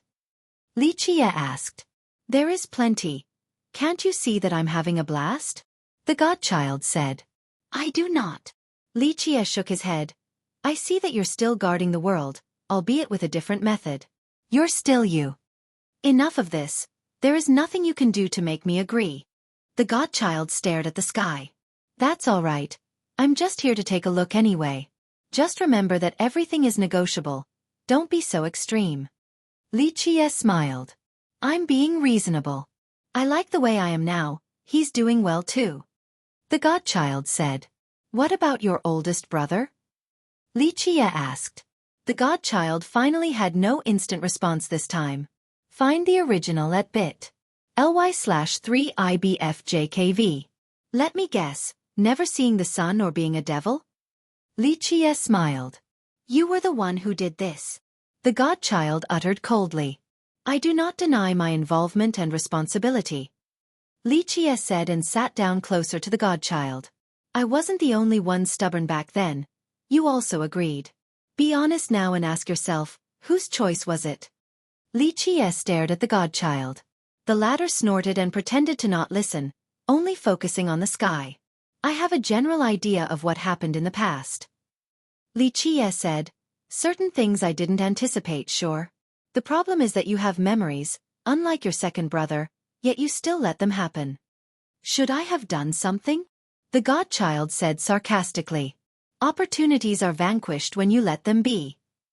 Li Qie said slowly. We have already done what we should do. The godchild said coldly. If there's anything left undone, it's your responsibility. True, which is what I'm trying to do. I wish to end everything in due time. I have the ability and the perfect plan. Li Qie nodded and spoke with confidence, ready to back up each word. Although the godchild disliked Li Qie, he had no problem recognizing the guy's abilities. Of course, there are loose ends that I need to take care of. Li Qie said. No need. Can't you see that I'm in a great state? The godchild rejected it outright. Suffering always has a victim. It's just that it isn't you right now. Li Qie said. If you were the one suffering, would you be singing the same tune? You are not me, so you do not know my intention. Perhaps I would be willing to bear the burden if it was placed on me. The godchild said. Well. Li Qie stroked his chin. You have a point there. I am not you, so I am not privy to your thoughts.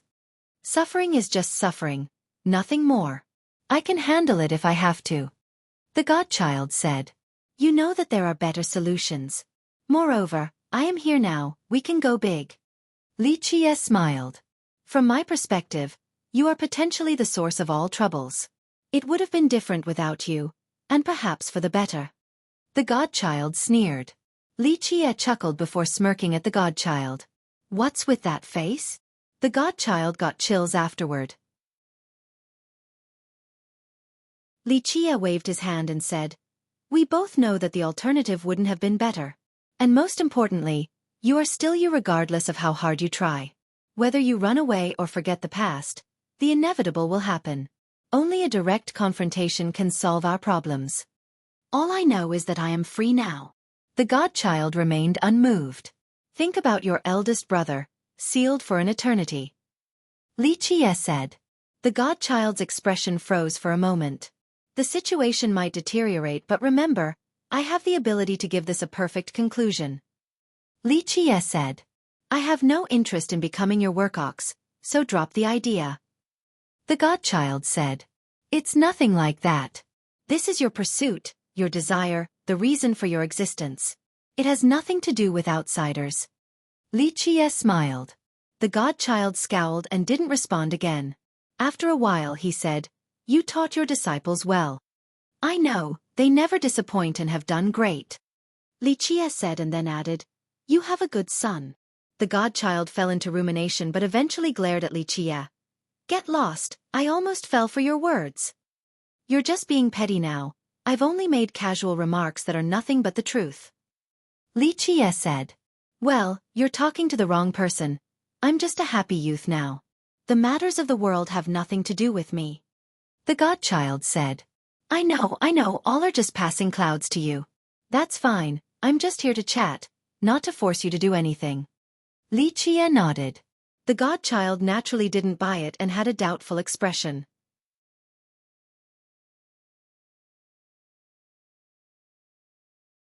Chapter 5292.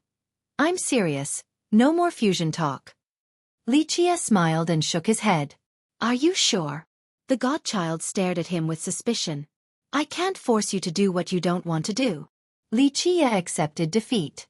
Who knows? The godchild had the word doubt written on his face. Am I such a bad man? I've always been true to my words, no? Li Qie smiled wryly. Is that why you were chased from east to west? The godchild said. Oh, this matter? That wasn't my fault and your brilliant daughter has her own thoughts. I was merely a witness. Li Qie said. Bah, we were merciful for not chopping your crow head off back then. The godchild said with disdain. I know you are joking because both of us know that her leaving was inevitable whether I was there or otherwise. Li Qie said, deep down, you know that my appearance didn't affect things. Hard to say, crows are bad luck. Maybe working alone would have been more auspicious and successful. The godchild said. That's what family is, working together despite negative superstitions. Li Qie smiled. Watch your mouth, we are not family. The godchild jumped back and kept a distance from Li Qie. One day you will have to agree because I'm sincere in this matter, don't you think? Li Qie said. Save this for the future. At the very least, the current me wants nothing to do with you. Unlucky crow.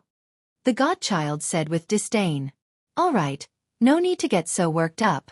I'm just traveling around to check out the past on top of catching up with the people I care about. Li Qie said. No thanks. The godchild patted his robe as if trying to wipe away bad luck. But if we really want to bring it up, then it's your fault for not disciplining them well. How is it my fault? Li Qie stroked his chin.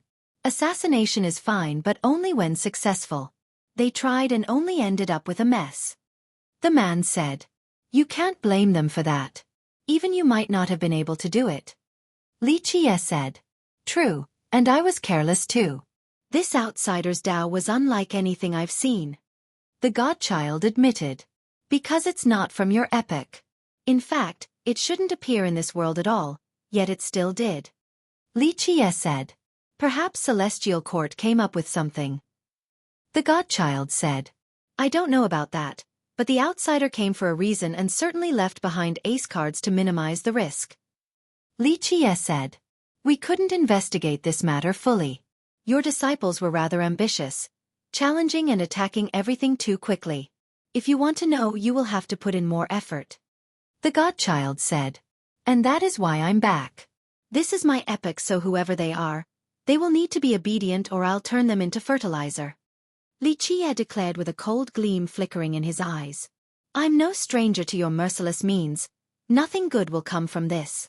The godchild said. Well, my people will come out okay. Those who are smart know which side to pick. Li Qie stared at him and said. The godchild didn't bother to look at him, still focusing on the sky.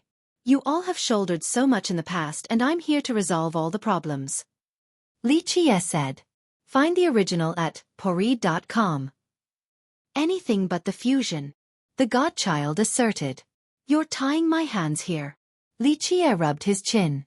Well, find a way or stop calling yourself an epic lord if you can't deal with something so trivial. It's embarrassing. The godchild said. It's not that I can't do it, it just goes against my principle and it is not the perfect solution. Li Qie said.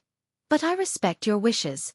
All of you are independent now and it is not up to an outsider like me. Since when are you so understanding? The godchild asked. I've always been this way with you because we're family. Li Qie joked again. The dark crow I know was definitely a control freak, always wanting every step to go the way you want. The godchild said. Sigh, that wasn't the case at all. Li Qie waved his hand. Why are you actually here? If you want to move things along, just go directly to him. The godchild said. You brothers haven't seen each other since the separation. I'm here to arrange a meeting, nothing more. Li Qie said. No way, I will not fall for your trap. The godchild strongly refused. Don't worry, I am not forcing you to do anything you don't want to do. Li Qie shook his head. That's not the first time I've heard this. I should have just killed you back then. The godchild said. Let's not dwell on the past, we're adults now. Li Qie smiled wryly. I will never meet them. I don't know what tricks you have up your sleeve for the actual process, but your intention is as clear as day. The godchild snorted.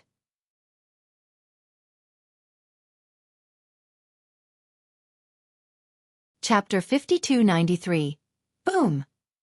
A loud bang suddenly interrupted their conversation. It was as if something was hammering the sky vault itself. Zzz. The portal leading to lesser firmament became resplendent. Li Qie and the godchild looked up and saw oval-shaped crystal walls stacking on top of each other, forming a barrier to seal this region off from the rest of the world. The crystal walls. The godchild furrowed his brows after seeing this. Rumble! Detonating blasts came from another side within lesser firmament. Nonetheless, they could still be heard through the barrier. Read this novel and other amazing translated novels from the original source at the poreed.com. Something's happening. Li Zhitian murmured. A dark fog suddenly appeared within the radiance, surging and slamming into the barrier. Something seemed eager to break out of confinement. I have some business to take care of. The godchild disappeared into the sea of people. Li Qie smiled and shook his head before leaving with the group. They found the new area of the tavern and saw that there was no customer still. There's an issue with First Brother. The boss of the tavern glanced in the direction of lesser firmament while bringing Li Qie a plate of side dishes. Cultivators including hidden emperors and Tao lords became alerted as well. They could tell that there was a problem happening but no one could enter. Rumble! An endless power erupted from there and swept across the two continents through the barrier. Although people couldn't fully witness the scenes unraveling in lesser firmament, they could see majestic figures shrouded in heavenly laws, roaring and attempting to suppress the fog. Moreover, a coffin seemed to be in there, barely visible. There's something ominous inside lesser firmament. A dragon lord whispered. Lesser firmament has been reclusive all this time. Only a selected few could actually visit. Thus, this resulted in speculations regarding the secrets within, that certain ancient emperors and monarchs were hiding something. Buzz! A ray from outer space descended. A figure appeared outside of lesser firmament. This was a youth with an impressive aura, easily recognized by everyone. Xueqi of Azure School. Why is he here? Outsiders were surprised to see him. I, Qing, humbly offer my support in a time of crisis under my master's order. He bowed and said. Everyone focused on the second half of his statement. Under my master's order. Is Illumination Conqueror appearing again? One dragon lord whispered. This was a name known across the upper continents. His fame didn't diminish through time and inactivity. His influence couldn't be overstated among the people. After all, he was the leader of the coalition against the race once. His contribution couldn't be forgotten. We appreciate the kind gesture, but please return. A visual phenomenon of a beautiful pair of wings appeared in the sky along with an answer. The wings were holy and virtuous, prompting others to kneel in reverence. Who is that? Anyone could tell that this was an incredible existence. Immortal Emperor Guanfeng. An old existence could recognize the voice. All the emperors and monarchs from lesser firmament have lived for a long time. Listeners knew that Immortal Emperor was a title used during the ancient eras. Currently, many conquerors and Tao lords have lived for eras. However, these emperors and monarchs were beings from before the Great Calamity. Lesser firmament, unlike the other alliances, didn't actively recruit conquerors and Tao lords. Their members consisted of mysterious cultivators from the world before the cataclysm.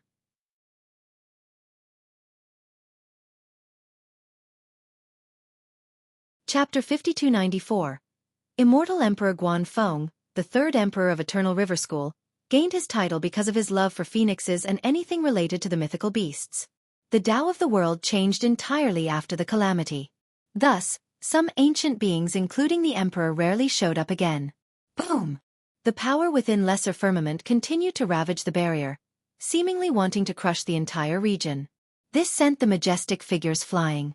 However, they stabilized and activated their suppressive power. This actually affected the rest of the upper continents, freezing everyone else while causing the world to quake violently. This is not good. The strongest members of the upper continents all activated their heavenly gaze.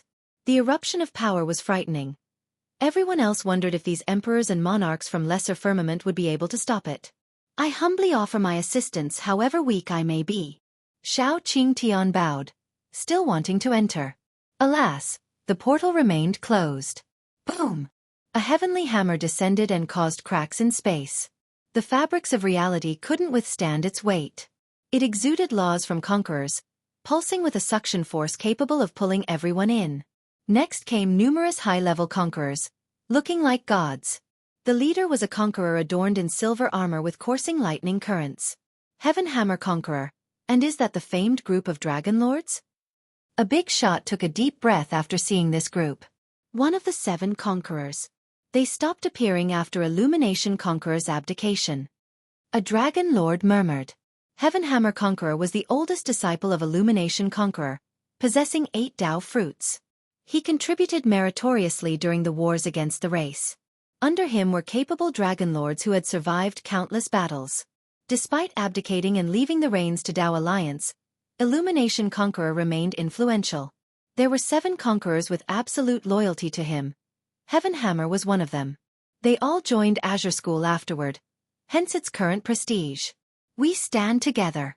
Lesser firmament, just say the words and we shall subdue the evil together. Heaven Hammer and his followers stood before the portal. Their appearance made everyone else think about the gravity of the situation. We are grateful for your support, Azure School, but there is no evil inside lesser firmament.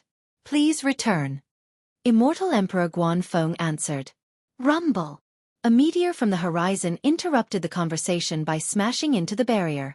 Surprisingly enough, instead of breaking the crystal walls, it started fusing into them. Perhaps this was one way to enter lesser firmament without needing to break the unbreakable wall.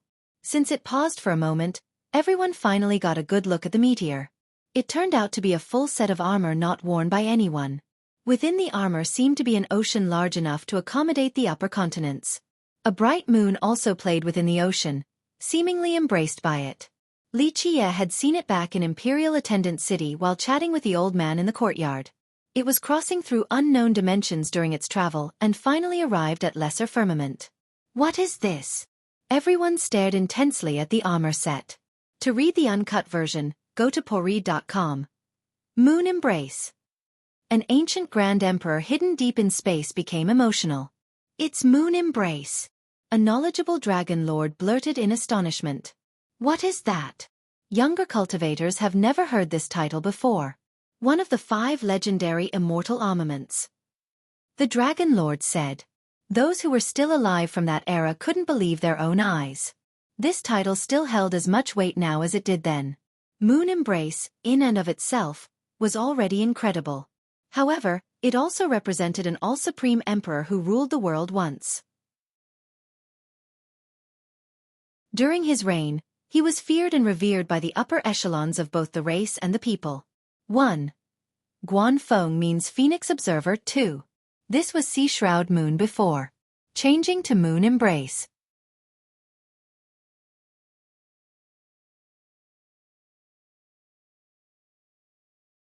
Chapter 5295. The master of the armament was none other than World Emperor, a grand emperor that had once ruled the 13 continents. He was utterly unstoppable with the help of Moon Embrace, having the confidence to disobey Celestial Court during their inquisition against the people. He and his clan stood before the might of Celestial Court, preventing them from taking one step further. This gave enough time for the remnants of the people to escape and recoup. Rumor has it that eventually, he fell in battle and his clan was wiped out. Moon Embrace disappeared in the River of Time as well. Today, it had returned with the intention of entering lesser firmament through the crystal wall. This naturally shocked all the spectators, especially those who had the pleasure of witnessing World Emperor's might in the past. Though he had passed away, he still lived in their heart. Where have I seen this before? The man in the tavern stood up and murmured after seeing the armor. He couldn't help touching his chest.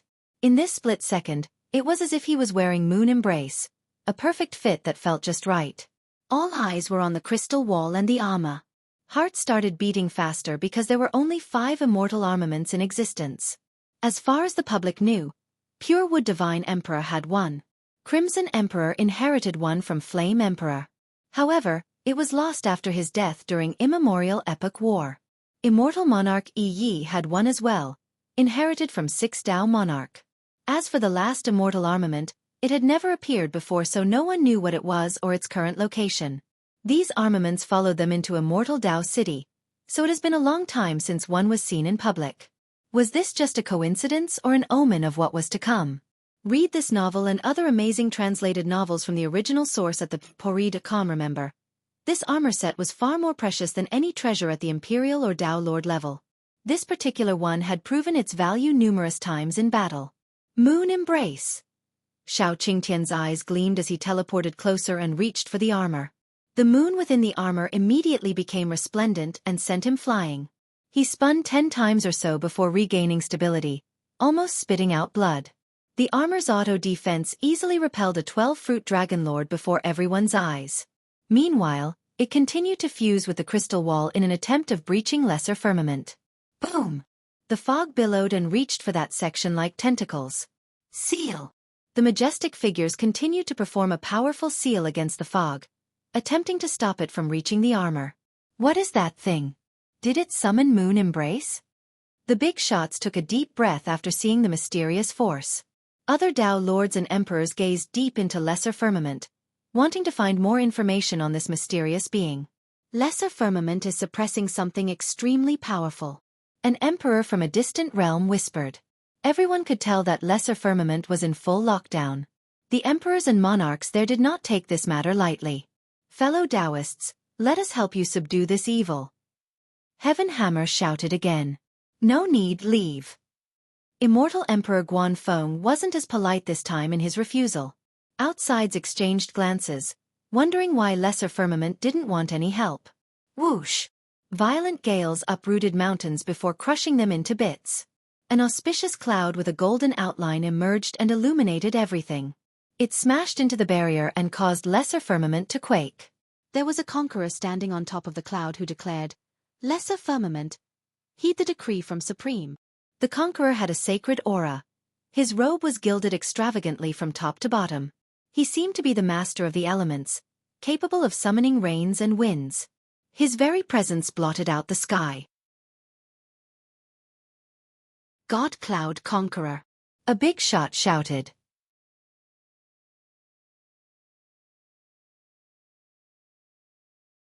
Chapter 5296.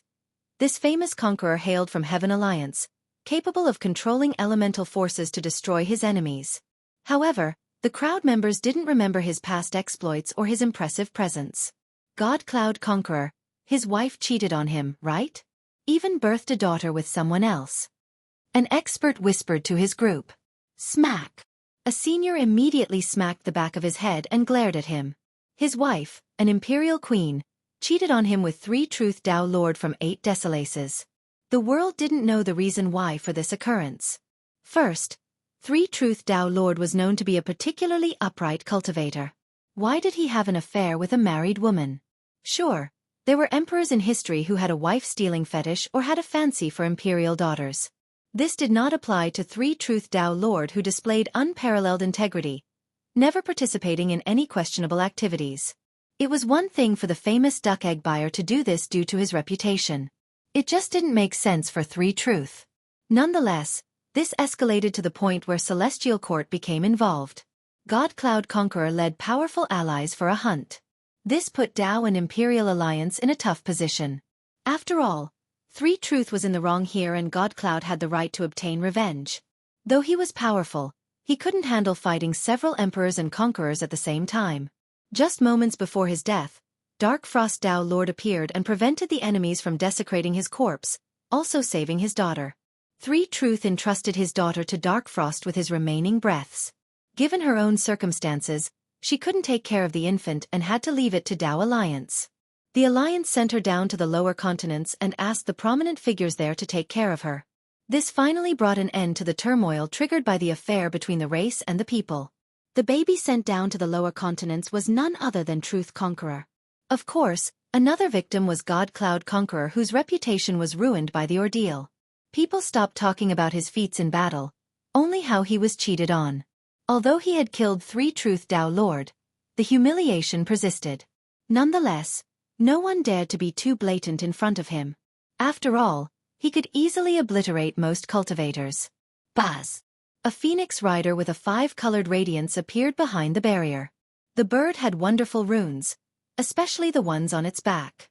They exuded a sense of virtue, impressing everyone with their appearance. Immortal Emperor Guanfeng! The crowd shouted. The ancient emperor wore a feathered robe and seemed untouchable just like an immortal. He loved the mythical beast and anything related. After spending his whole life with this obsession, he finally obtained a phoenix mount. God Cloud, Heaven Alliance has no influence here. The noble emperor said. Lesser Firmament is suspected of hiding sinners. Hand them over immediately. God Cloud took out a badge belonging to Supreme. Listeners became emotional because the word sinner was rarely used in the present day due to its historical significance. Why did Heaven Alliance bring it up? Who was Lesser Firmament hiding? The emperor shot out a divine beam with ancient mysteries, easily destroying the badge. Return from whence you came. Supreme and Heaven Alliance cannot order us. Guanfeng said. Poof! A lantern suddenly manifested into reality. Its light pulsed outward in waves and illuminated the region. Within the light was a fiery conqueror. Instead of sizzling, his flames released the wails of the burned victims. Lantern Conqueror. The big shots recognized him as well. Originally a lantern, he managed to reach the Tao and was acknowledged by Heaven Alliance, eventually joining it. He displayed his formidable power during Emperor War, burning numerous gods and dragon lords to death. Their screams still echoed even now. To read the uncut version, go to poread.com. We demand an answer, he said while the flame flickered, seemingly eager to burn Lesser Firmament. Lesser Firmament answers to no one. A scholarly swordsman glided through the air and interjected, Tao Alliance is here to assist Lesser Firmament. Sky Sword Tao Lord. The crowd naturally recognized this famous cultivator. Heaven Alliance shall be no more. An ancient and dreadful voice echoed across the upper continents. Just the voice alone could crush the myriad realms. Everyone had to look up at him. Illumination. Sky Sword Conqueror's expression changed after hearing the voice. Illumination Conqueror. Everyone became startled. Although Illumination Conqueror was not actually present, his words alone struck everyone like lightning.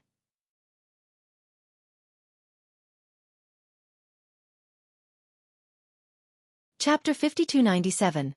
The crowd still remembered how Illumination Conqueror stopped Heaven Alliance and slew numerous dragon lords and sovereigns. In fact, even Tao lords and conquerors went down. Because of his influence and power, he garnered numerous supporters during Emperor War. Only a selected few had the same authority as him among the people. Moreover, his threat was not empty since he could most likely kill everyone from Heaven Alliance in the crowd right now.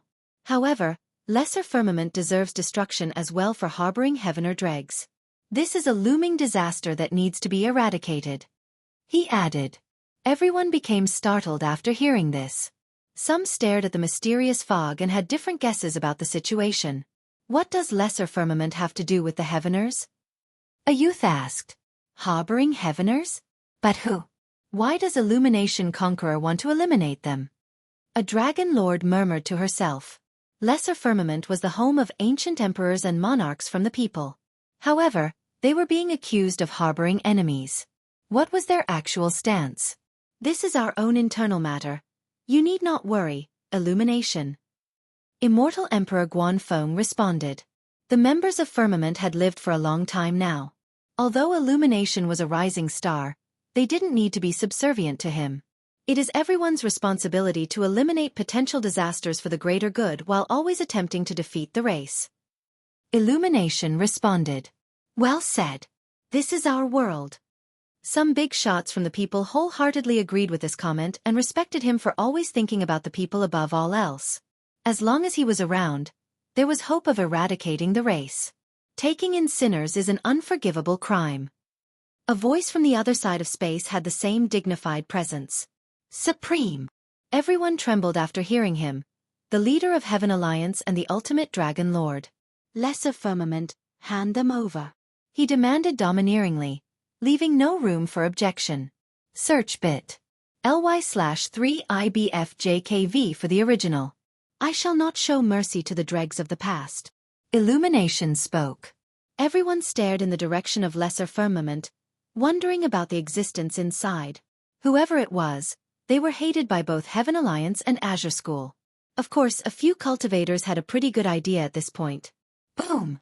Lantern and God Cloud came together to open a portal. They each pulled one side of the gate and created a pathway for a majestic legion. They came out with enough momentum to crush the stars. Heaven Alliance's Legion. A crowd member said, noting that the members were all sovereigns and higher. They marched forward and looked eager to attack Lesser Firmament. I can't miss out on this fun, haha.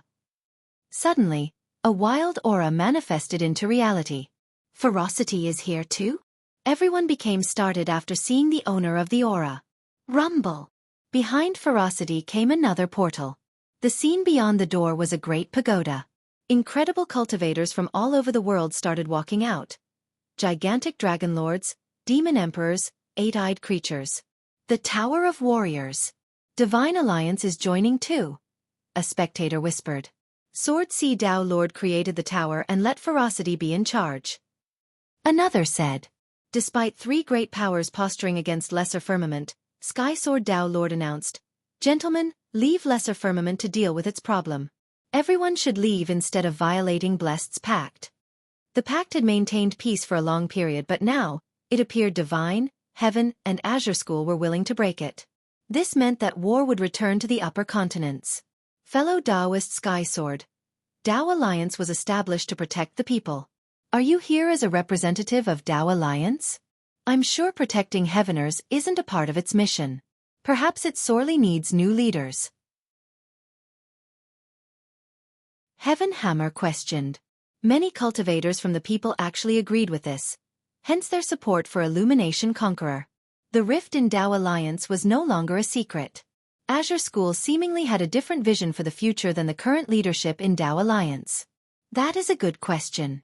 Sky Sword Tao Lord took off the robe with the Tao Alliance symbol and said, I represent 8 Desolaces Tao and I stand with Lesser Firmament. If you wish to press the issue, I am ready to entertain everyone. The scholarly Tao Lord revealed his muscular physique hidden beneath the robe.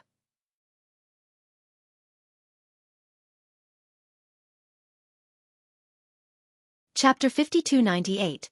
The gentle Tao Lord who always spoke with the grace of a scholar now revealed his bulging muscles and arms as thick as a bowl. He seemed primed to fight anyone including Supreme and Illumination Conqueror. His strong stance surprised the members on the other side. Search tinural.com/2p9mv8w for the original. Since he no longer represented Tao Alliance, the restrictions were gone. In fact, 8 Desolaces Tao might actually be stronger than Azure School, consisting of Tao Lords originating from 8 Desolaces. They are showing their fangs now. Someone said, Tao Alliance shall be one again. A Tao Lord from 8 Desolaces commented while observing the situation. Recently, Tao Alliance had been falling behind compared to its peers. The biggest reason was due to internal conflicts caused by Illumination Conqueror. Though he created Tao Alliance initially, many high-ranking members eventually had a different view than him. In reality, this also occurred in Divine Alliance. Many of its members didn't share the same prejudice toward the people, harboring no wishes of eradicating their enemies. They preferred to live together in harmony. The belief in harmony spread from Tao Alliance to Divine Alliance before reaching the rest of the land. Illumination Conqueror maintained his aggressive stance and garnered numerous followers, starting a ferocious war. Eventually, Pure Sun Tao Lord and his sword overwhelmed everyone. Illumination Conqueror's branch weakened, resulting in his abdication and the creation of Azure School. The same happened in Divine Alliance. The aggressive branch there also lost the war, giving room for negotiation. Blessed Tao Lord took charge and created a pact with a focus on peace and harmony. Today, Illumination Conqueror returned, seemingly wanting to finish what he had started. This infuriated Sky Sword Conqueror enough for him to discard the mantle of Tao Alliance. Not like this. Those who have been used to peace did not appreciate this potential spark of war. Things are different now. Principal Conqueror is gone. Illumination Conqueror is back. The warlike branches are rising once more. An old Dragon Lord said sentimentally. This is precisely what Heaven Alliance wants. A big shot said. This power had always been ambitious and had a strong prejudice against the people. Its members considered themselves to be the rulers of the 6 continents. The pact of blessed and political circumstances after Emperor War restrained their ambition. However, with peace came recuperation and changes.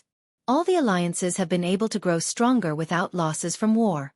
Moreover, prosperity and harmony between the 2 factions also accelerated growth. None expected the recent changes in leadership. Although All Things Tao Lord was still in charge of Tao Alliance, Azure School was making a strong return. Is the same thing going to happen to Tao Alliance? All Things Tao Lord being forced to abdicate? A neutral Dragon Lord worried for the future. Some big shots who had lived through the wars had no desire of returning to a similar terrible period. Moreover, they would be forced to pick a side, not to mention being treated as cannon fodders. I think we are being too pessimistic. Remember, we have enjoyed peace together for so long. The grudges aren't as strong as they used to be. Illumination Conqueror won't have the same pull. A powerful ancient ancestor commented. Meanwhile, Sky Sword Tao Lord revealed another side of him, looking furious and ready to kill Heaven Hammer and the others. You want a fight? He looked around and uttered coldly. Illumination Supreme Sword C, come here then. Let's fight to the death. No one answered him despite the direct challenge. They didn't wish to be the ones breaking the pact directly. This maneuver was an attempt to test the water. Furthermore, they understood the seriousness of war and didn't want to be the ones starting it without an actual justification. As apex cultivators, they still cared about their reputation. The support for war must increase even more. The top emperors and conquerors must unanimously express their desire of breaking the pact before taking the next step. Being the one to start the war meant living in infamy. This subdued their desire of taking out the eternal enemies. Of course, they also understood that following the pact was just an empty formality right now. There was nothing enforcing its rules. Fellow Taoist Skysword, we truly appreciate your sincerity, the same for 8 Desolaces Dao. Immortal Emperor Guanfeng laughed and said, "It is all right though, we shall entertain our uninvited guests. I do find it strange to see Azure School acting as if they are in charge."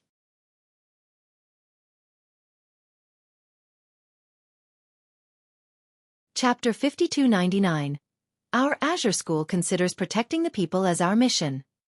Xueqi defended his sect and master. Cowards who only care about their own personal grudges. Don't call this a mission. When we were fighting against Celestial Court, all of you were still playing in the mud. Immortal Emperor Guanfeng sneered. He's not wrong. A crowd member said. Some still recalled the contribution of these cultivators from the previous epoch. Although it was now the era of Dao Lords and Conquerors, they still have yet to fully replace their predecessors. Azure School and Illumination Conqueror were revered for their achievements against the race. However, in the grand scheme of things, what they had done was inconsequential. Countless emperors and monarchs of the people marched to the front line during immemorial epoch war. The current stalemate in the 6 continents was built on their flesh and blood. Even apex cultivators lost their lives back then. Thus, what Illumination Conqueror had done was child's play in comparison. It wasn't fair to compare Supreme's current group to the apex emperors. Only those such as the Duck Egg Buyer and Pure Sun Dao Lord were eligible. Guanfeng and the others survived the previous wars, so they weren't afraid of the upcoming challenges. Why dwell on the past? Just hand over the sinners or we will flatten your sect. Lantern Conqueror threatened with an army behind him. We don't care about the sinners or whatever. Hand over Moon Embrace. Divine Alliance should be the one keeping it. Ferocity laughed, clearly stating his intention. The evil remnants of the Heavener race must be exterminated. Otherwise, we will be letting down the wise sages who have sacrificed their lives for the great cause. Heaven Hammer said sternly. Many members of the audience snorted after hearing this. Of course, they didn't wish to join the feud. Is this it? Just these few conquerors? Someone laughed and the portal to Lesser Firmament opened for a split second, allowing a divine throne to fly out. It was shrouded in an immense radiance, pouring down imperial laws unceasingly. Everyone saw a youth dressed in a white robe with embroidered dragon patterns along the edges. He kept the top of his robe unbuttoned, showing off his muscular chest. He was unreasonably handsome and held a golden cup filled to the brim with the finest wine. An enchanting beauty rested her head on his knees. He exuded a temperament of dominance and freedom, not looking like a proper emperor in the slightest. The majority of the crowd had no idea who he was either. Immortal Emperor Yang Shang. Xueqi was one of the few who had an idea due to his impressive knowledge. Doesn't look like a healthy lifestyle. The big shots were surprised to see the emperor so different from the title. Hearing the characters in his title painted the image of a healthy grandpa. Gray hair yet no wrinkles. It would also imply a focus on nurturing the mind and character for longevity. However, this man had nothing to do with this concept, whether it be his age or his conduct. Drinking and spending time with a beauty were the acts of a licentious young master. Maybe someone had misunderstood when giving him this title. The crowd didn't know that he was the second emperor of Myriad Bone's throne. Back during his era, he was rather meticulous regarding everything. His meals, clothes, conduct. Everything was in harmony with the world and its flows. If acquaintances from back then could see him now, they would think that he was an entirely different person. He gazed at the crowd while gently caressing the beauty's head, not giving a damn about the opponents. People didn't know how to feel. Should they be jealous of his lifestyle or look down on his seeming lack of character? It can be hard to make great work when it's stolen from bit. ly/3IBFJKV. Anyone else wants to play or just Heaven, Divine, and Azure? He finished his cup and the beauty immediately poured him another. Since you all wish to destroy my lesser firmament, I shall massacre you like pigs. He laughed and was even more direct than Immortal Emperor Guanfeng. The opponent's expressions soured. Immortal Emperor Guanfeng and Sky Sword Dao Lord, at the very least, spoke while keeping their status in mind. Yang Shang, on the other hand, spoke like an uneducated young master, not caring about his own image or the other party's. Stop wagging your tails as if you're someone important. Heaven Alliance only consists of Celestial Court's hounds. Don't be arrogant. As for Azure School, a bunch of cowards with dead wives and destroyed sects gathering together. I spit on your so-called noble mission. The Emperor went on, since you talk so much about protecting the people, Celestial Court is still right there. Launch an expedition and kill Nether Heaven Emperor instead of bragging about your accomplishments. He had a good time insulting the coalition. Others exchanged glances. Normally, top cultivators were dignified. Dao mysteries came out of their mouth, not insults.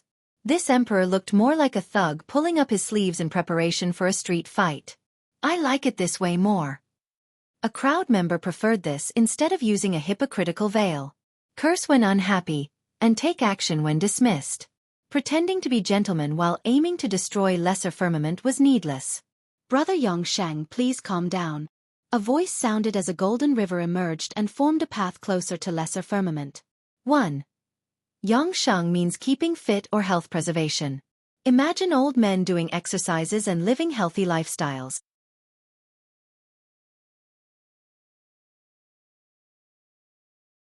Chapter 5300. The rider of the river wore a yellow robe and a hat, looking like someone who guides souls to the underworld. He appeared outside of Lesser Firmament and didn't look imposing. He resembled a dilapidated middle-aged man who used to be a laborer. It can be hard to make great work when it's stolen from Poreed.com.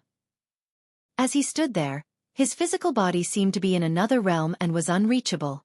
People thought that it was best to stay away from the river due to its death affinity. Mingdu Yongshang gave him the side eye. Immortal Emperor Mingdu, most recognized this title. A mysterious and powerful ferryman.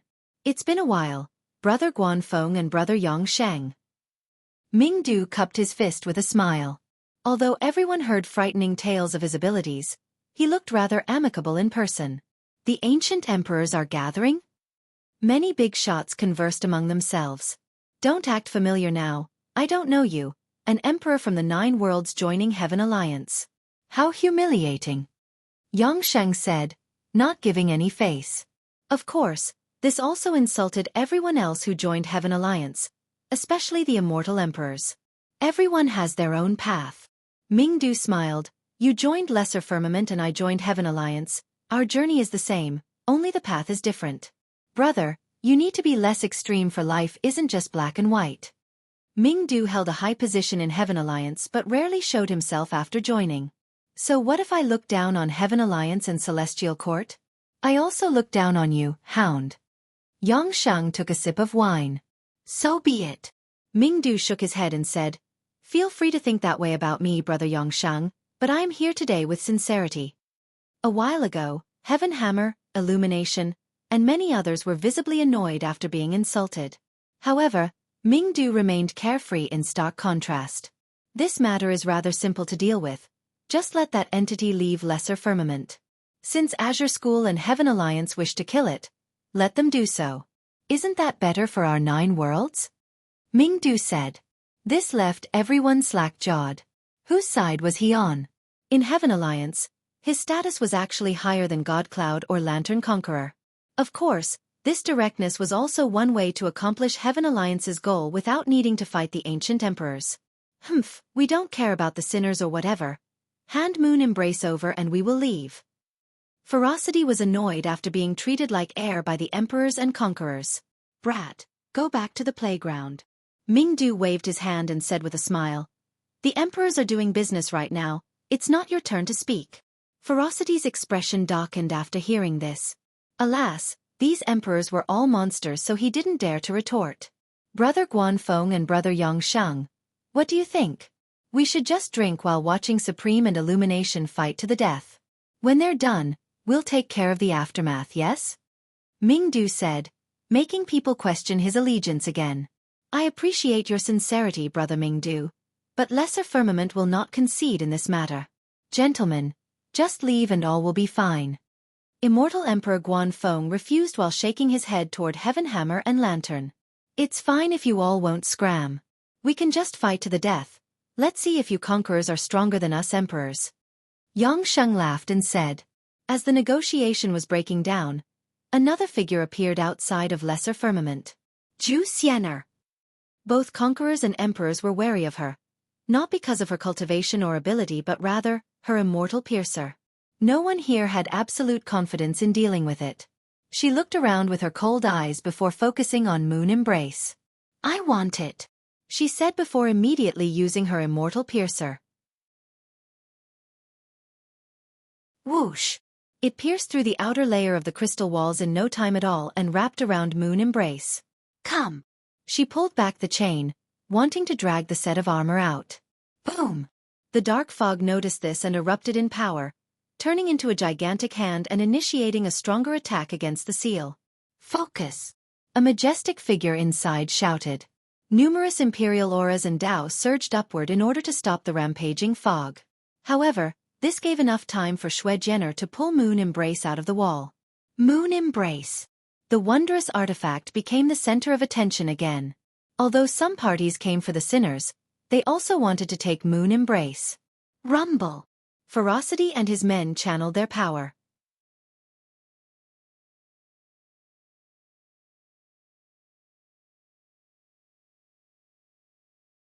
Chapter 5301.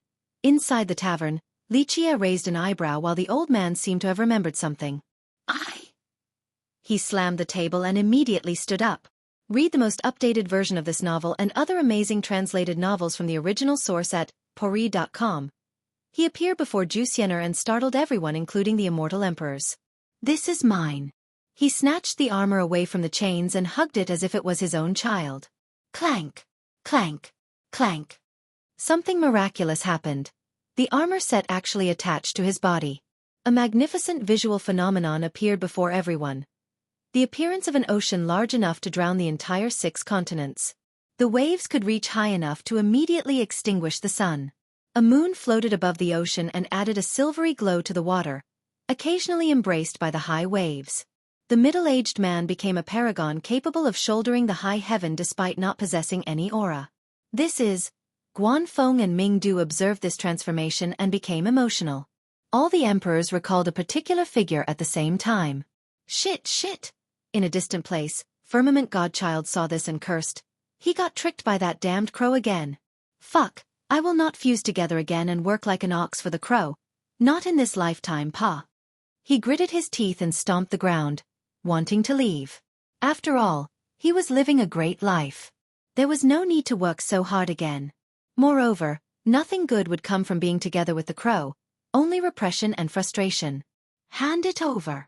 Xueqi demanded the artifact and attacked with Immortal Piercer. The chain could seal anything, even the strongest known cultivator.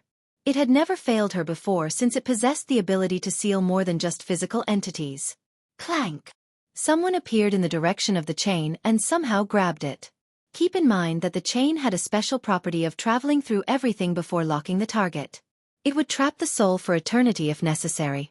However, when this hand touched it, it became softer and immobilized like a caught snake. Everyone looked over and saw that the person grabbing the chain was none other than Lichia. Ah!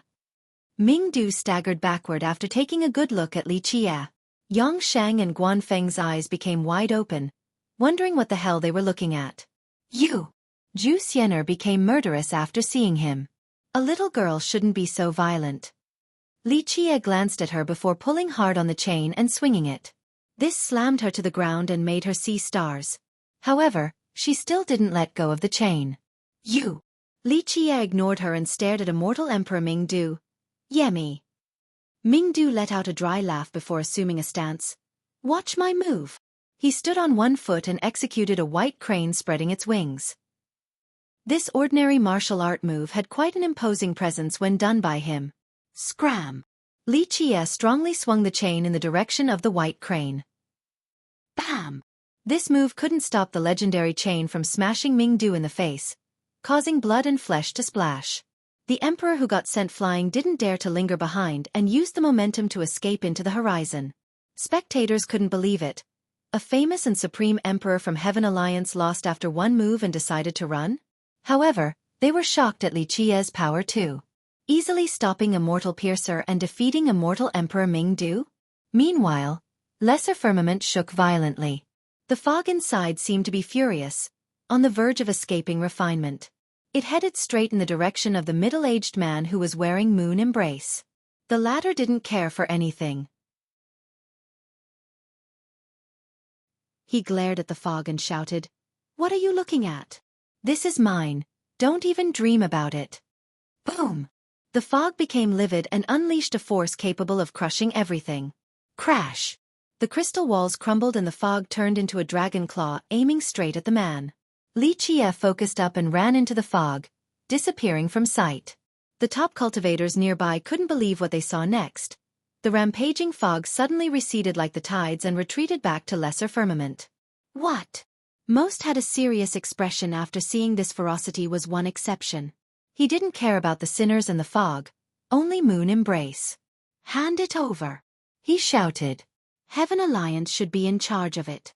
Lantern Conqueror's eyes lit up. "Nonsense." Heaven Hammer raised his titular weapon, causing the battleground to shake. "Humph, it's about time to fight." Immortal Emperor Yongsheng stood up and released his imperial aura.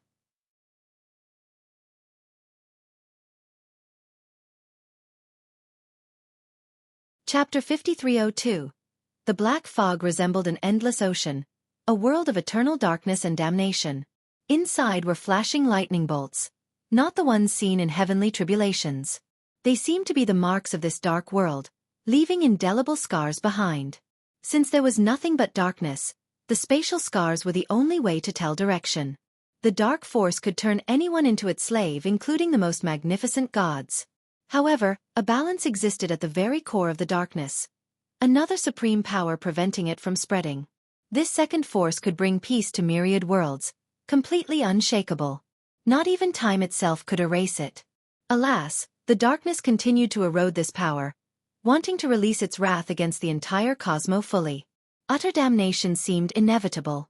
Li Qiye activated his primordial light while walking through the darkness. This affinity had existed since the start of the world, dating back to the primordial chaos. It spanned from the past to the future, acting like a guiding lamp through this darkness. Therefore, the corrosive force couldn't get close to him. He made his way through one dimension after another, surpassing the chaotic darkness and eventually reaching the source. He saw a man whose back alone was larger than the worlds themselves. The man suddenly turned around and revealed a pair of eyes engulfed in darkness. The dark rays coming from them could devour all existence. "Stop, return to your former self." Li Qiye spoke and sent out runic words, attempting to stabilize the man and clear his mind. Boom! The runes floated around him and an immortal light erupted. The all-devouring darkness was instantly suppressed, giving time for the man to regain his sanity and true self.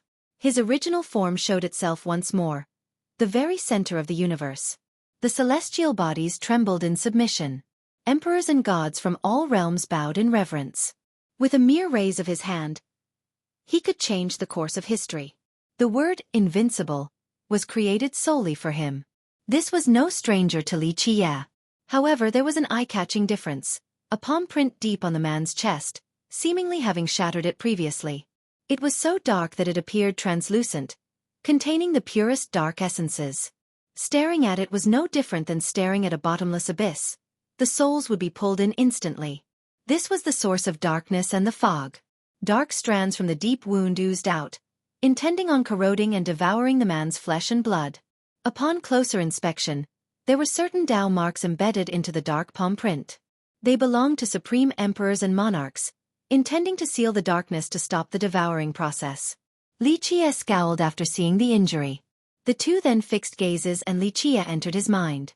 The divine intents and his original power remained. However, there was only one soul left. 2 souls are gone. You must recall them in order to become yourself again. That is the only way to heal this injury. Li Qiye said. The man sat down, causing worlds to move in the same direction. Li Qiye sat down as well. They've made their choices. Leave them be, they will return if they wish to. The man spoke calmly despite the constant struggle with the darkness. The souls separating is an abnormal occurrence. Li Qiye shook his head. The man chuckled and raised his hand, summoning the best fragrant tea for the two. I was ambushed and only managed to suppress it with everyone's help. The man took a sip and continued. Later on, the girl destroyed her own Tao and started over again, coming up with a better method of suppression. Unfortunately, it wasn't at the everlasting level, so my souls scattered. We managed to seal the hand still, but not my souls. The man said. She was too hasty. Even with anima and the innate primordial Tao fruit, the Tao heart needs to be firm as well before removing this technique. Li Qie shook his head. Yes, she did lack patience and restraint. Nonetheless, everyone else remained and continued to suppress the seal. The man said. Just need the two souls back and you can do it yourself. Li Qie said. The man chuckled in response. His charismatic smile would outmatch even the most handsome man in the world. They're me. If they don't want to return, it means that I am unwilling. He said. That's right, you've endured so much already, so they do not want to return. Li Qie nodded. Read this novel and other amazing translated novels from the original source at thepori.com. And it will continue. The two were satisfied to be able to sit here and drink together after such a long period. I might be able to remove it so that the souls will return. Li Qie stared at the palm print. It's not that simple, and no rush. The situation looks fine with you here. The man shook his head. I don't want to take the blame for this any longer. Li Qie smiled. Eras have passed in the blink of an eye, yet I still endure with this broken body. It is still of use, so what's a little longer? He said. They kept on scolding me for putting you in this situation. Now, I don't know if it was my fault or if you made me the scapegoat. Li Qie couldn't help but laugh.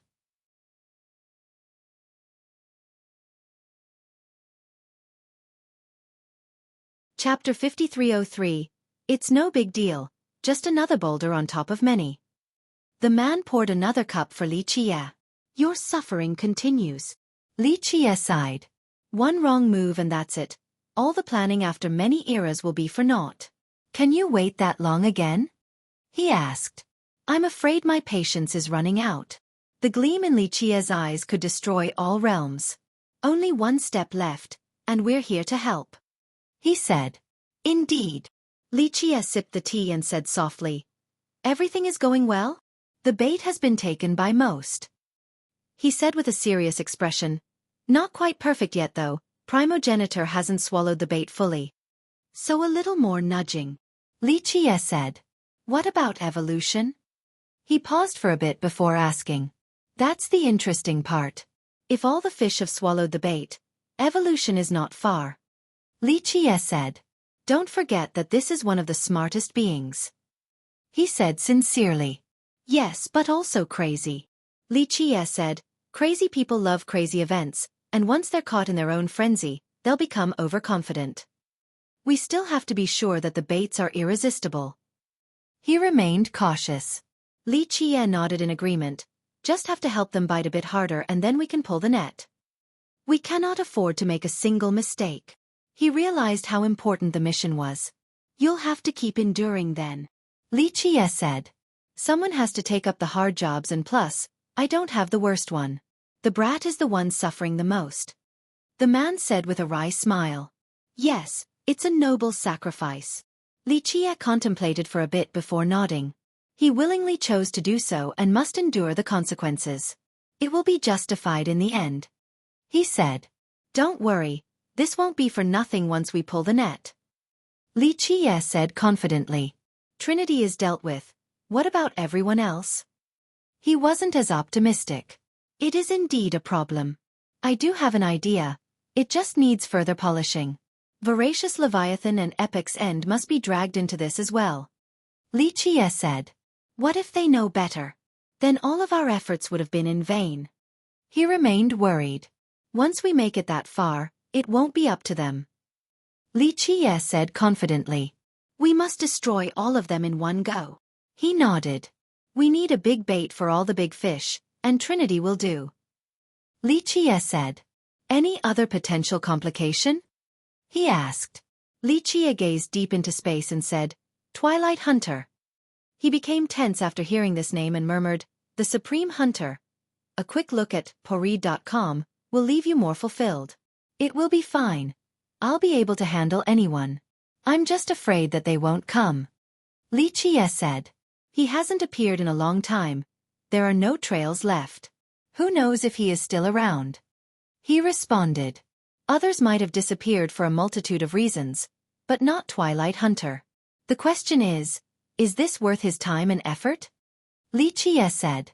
It's been so long since the matter of divine ancestor. I don't think the patient Twilight Hunter will take the risk. He shook his head. We will just have to make it impossible to resist.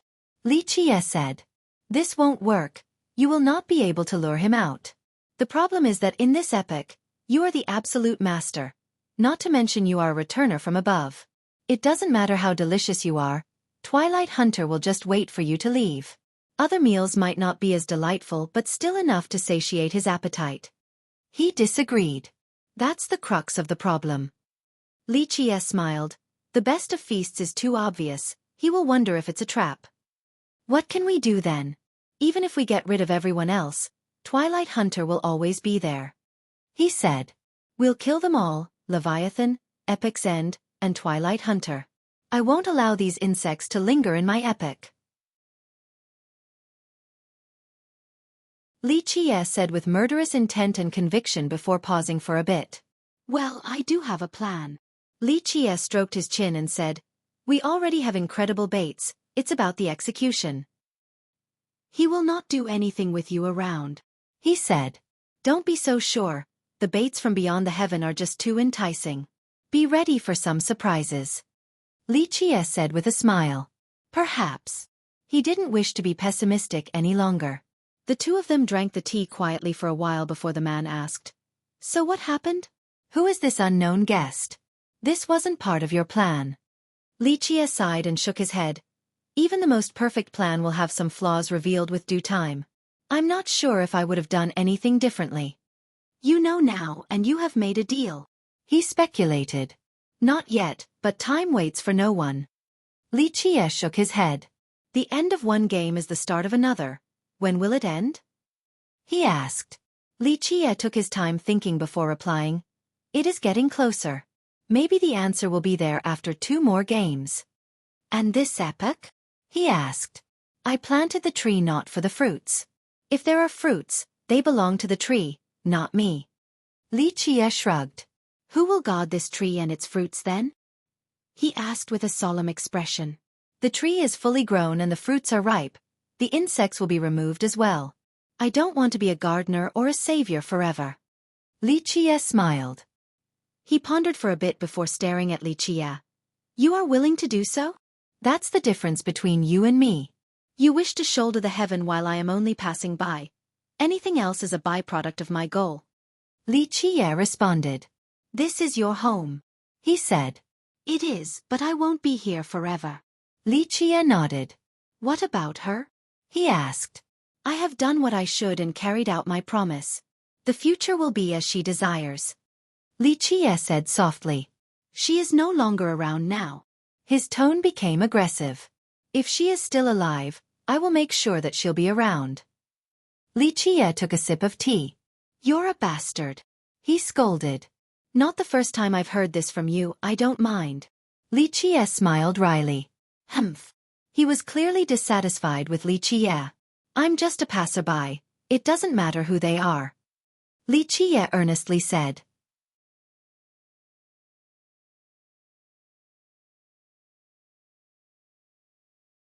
Chapter 5304. Boom! Meanwhile, a devastating battle raged on outside of Lesser Firmament. Shao Qing Tian, Heaven Hammer Conqueror, and their legion wanted to seize Moon Embrace from the man. They were promptly stopped by the old servant who resembled an unbreakable fortress. Everyone gasped after seeing this, wondering about his actual identity. He was fighting against some impressive foes, yet he had no problem stopping them. The list included a 12-fruit dragon lord and an 8-fruit conqueror. This was utterly inconceivable. As for the middle-aged man, he happily rubbed the armor just like a young master receiving a new robe for the New Year celebration. One beautiful and made from the softest silk. He laughed heartily like a child without knowing why he was so excited. All in all, It felt that the armor was just right when attached to his body. Of course, others expected this out of him. After all, they would be acting the same way after wearing an immortal armament.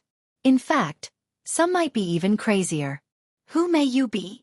Heaven Hammer, on the other hand, focused on the old servant, the person preventing everyone from getting close to Moon Embrace. Theft is never good.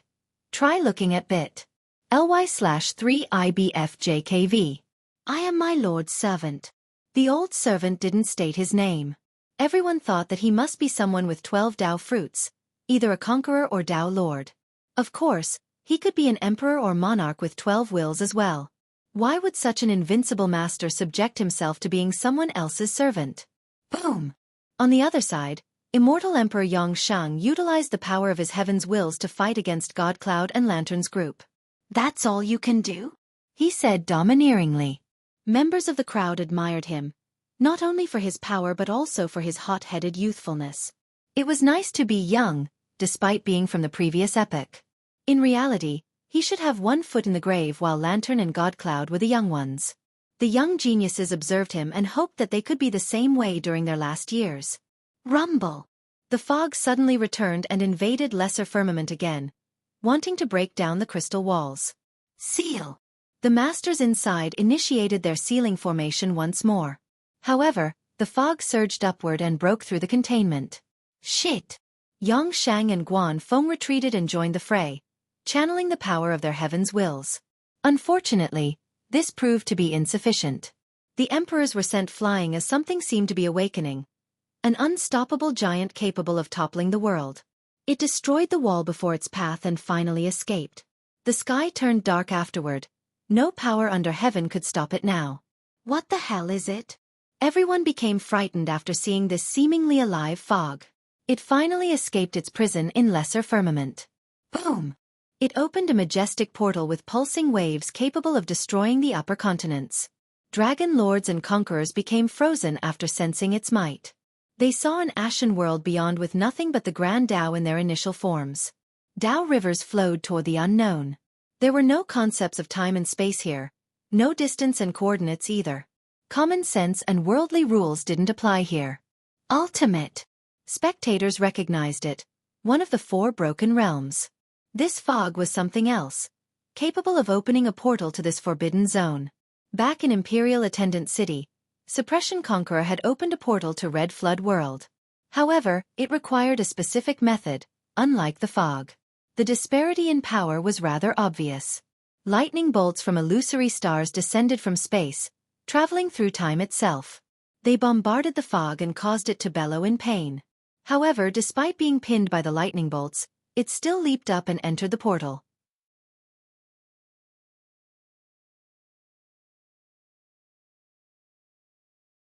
Chapter 5305.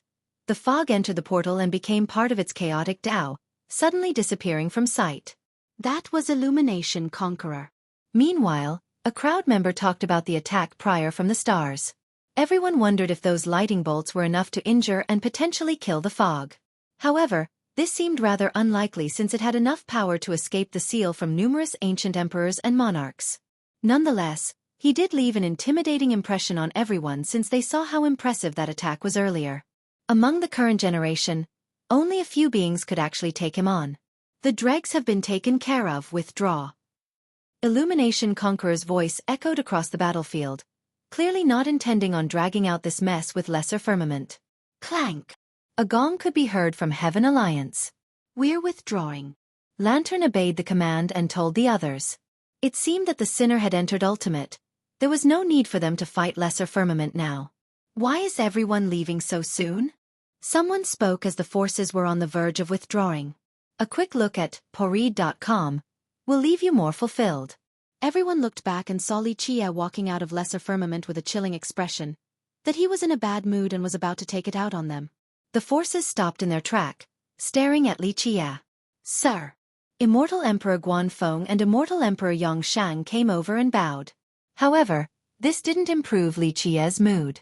Commit suicide and spare yourself from a worse fate. Li Chia glared at Xiao Qingtian and the others. The crowd gasped upon hearing this. The observers exchanged glances of confusion. Guanfeng and Yangsheng didn't dare to say anything, quietly backing off. Unfortunately, the others didn't possess the same knowledge regarding Li Qie. Are you telling us to commit suicide? Lantern's eyes became ablaze. His group had never experienced something like this before given their personal power and influence. In fact, even Illumination Conqueror couldn't tell them to do so because the killing would require considerable effort. The Dao fruits were virtually indestructible. This was especially true for those with 10 fruits and up. My patience is limited. Li Qie responded. He's even crazier than I am. Men, destroy him. Ferocity commanded. The soldiers from the tower behind him rushed forward. Giants, demons, river beasts. Their march caused the ground to quake violently. Give it here. Li Qie reached for Ju Xian'er. She became startled and let out a battle cry. Given her current cultivation, her voice alone could destroy stars. However, he easily caught her as if she was a helpless chicken and took the chain away. Clank! He extended it fully with both hands and glanced at the incoming dragon lords and demons. Whoosh! He swung the chain and dismembered them from the waist horizontally. Ah! Blood splashed everywhere. Their true fate and sacred fruits flew into the sky and activated their power. However, the chain grew longer and pierced through all of them, looking like a meat skewer. He then slammed it vertically against the Legion of Heaven Alliance. Prepare for battle. God Cloud shouted. Kill, kill, kill. The Legion members roared thunderously and formed a grand formation. It assumed the image of an endless land with countless Dao and murderous potential. Alas, this meant nothing because the now gigantic chain obliterated them. Ah! These dragon lords and sovereigns were reduced to a field of smashed berries. Having the number advantage didn't help them here. The massacre horrified the crowd, but the chain didn't stop there. It headed for the 13 famous dragon lords under Heaven Hammer Conqueror. They were courageous veterans and didn't run from battle. Their sacred fruits appeared and formed a line in order to stop the chain. The fruits exploded upon contact, and the chain went on to destroy the dragon lords in their avatar form.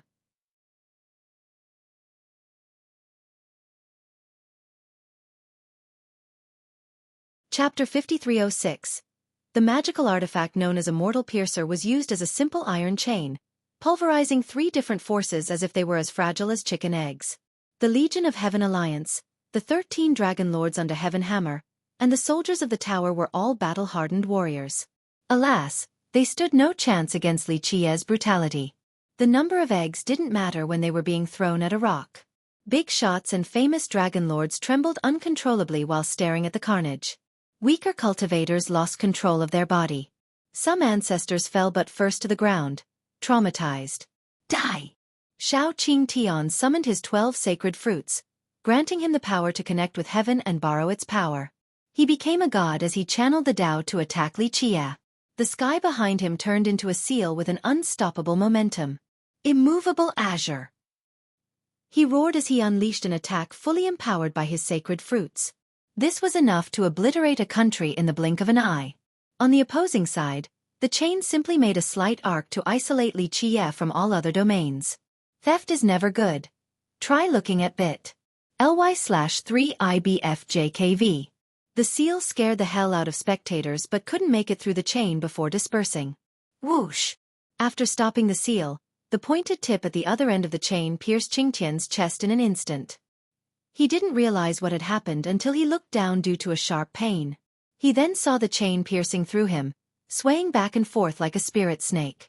He decided to abandon his body and attempted a self-implosion so that the true fate along with the sacred fruits could escape. Unfortunately, this plan didn't work because the chain prevented the implosion and trapped everything from running away. How dare you!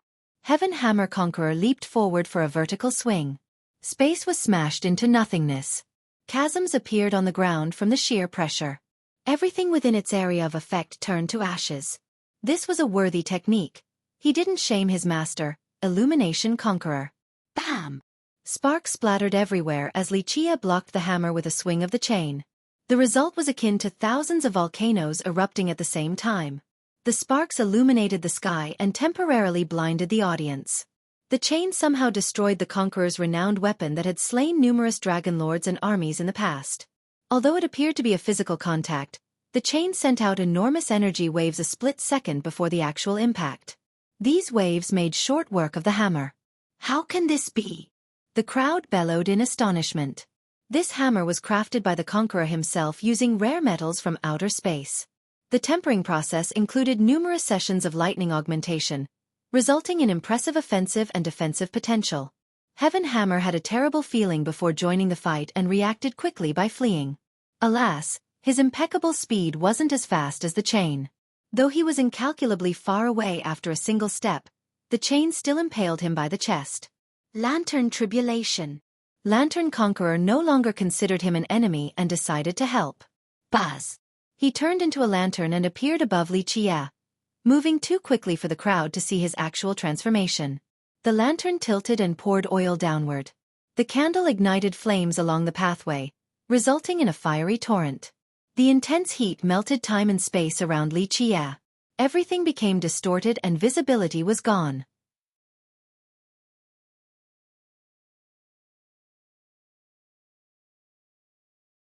Chapter 5307. The Conqueror was originally a lantern. He utilized his best technique and used his Grand Dao to summon a special flame. Not to mention regular Dragon Lords and Sovereigns, even Conquerors and Dao Lords might not be able to endure it directly. It could burn through the reincarnation cycle and even Imperial treasures, reducing them to molten liquid. His peers were aware of this move and found it rather dreadful. The distortion of space and time made escape virtually impossible. Thus, the target became trapped and burned alive. However, as people activated their heavenly gaze to observe the flame ravaging Xueqi, they unexpectedly found that he was perfectly fine. Not even his clothes were burning.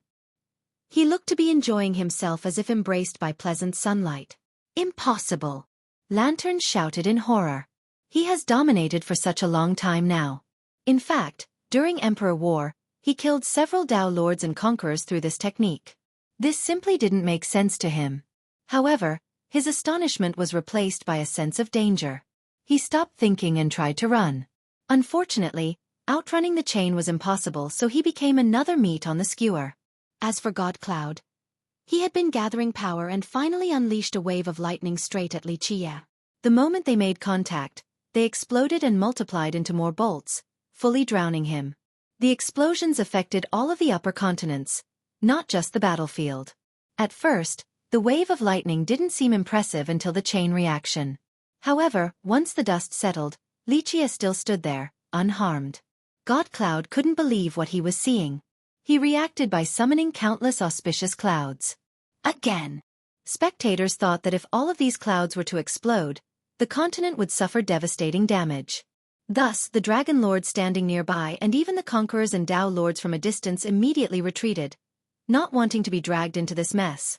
However, blood splashed first before the explosions from the clouds. God Cloud looked down and saw the chain piercing through his chest. Ah! He bellowed in pain before being dragged in the air by the chain just like the rest. Flaying your skin and removing your tendons is too much work, too gruesome as well. I'll just roast you then. Xueqi said calmly. Find the original at pori.com. The flame tribulation that was engulfing him suddenly traveled through the chain and started burning the four. Ah! Their screams echoed across the battlefield. Even when they were at their peak state, they couldn't have stopped this unique flame. Now, due to their weakened condition from being impaled, they had no chance of stopping it. No other option existed, not self-implosion or any escaping technique, since the chain had firmly pierced their true fate and fruits. Lantern couldn't believe that after burning so many to death, he would be subjected to the same fate one day. During the sizzles and cries, many also smelled the stench of roasted meat. This was quite a frightening delicacy. A skewer made of Dragon Lords and Conquerors. Eventually, the four muttered their last breath before being reduced to ashes in public.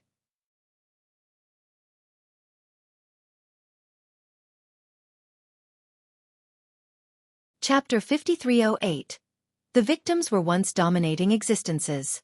Their death caused spectators to tremble in fear. Although they weren't at the apex, they weren't far from it either. Alas, their final outcome was one of helplessness and despair. Anyone who witnessed this in person would be traumatized forever. Even the big shots such as Conquerors and Dragon Lords would have nightmares about it. Worst of all, Li Qie didn't use his own merit law from start to finish. He utilized Immortal Piercer like an iron chain before roasting everyone with Lantern's flames. 3 separate forces surrounded Lesser Firmament for an inquisition. Unfortunately, it ended so rapidly without Lesser Firmament getting involved. Silence took over, Illumination Conqueror, Sword Sea Dao Lord, and Supreme had no response. They clearly had qualms about participating in the battle.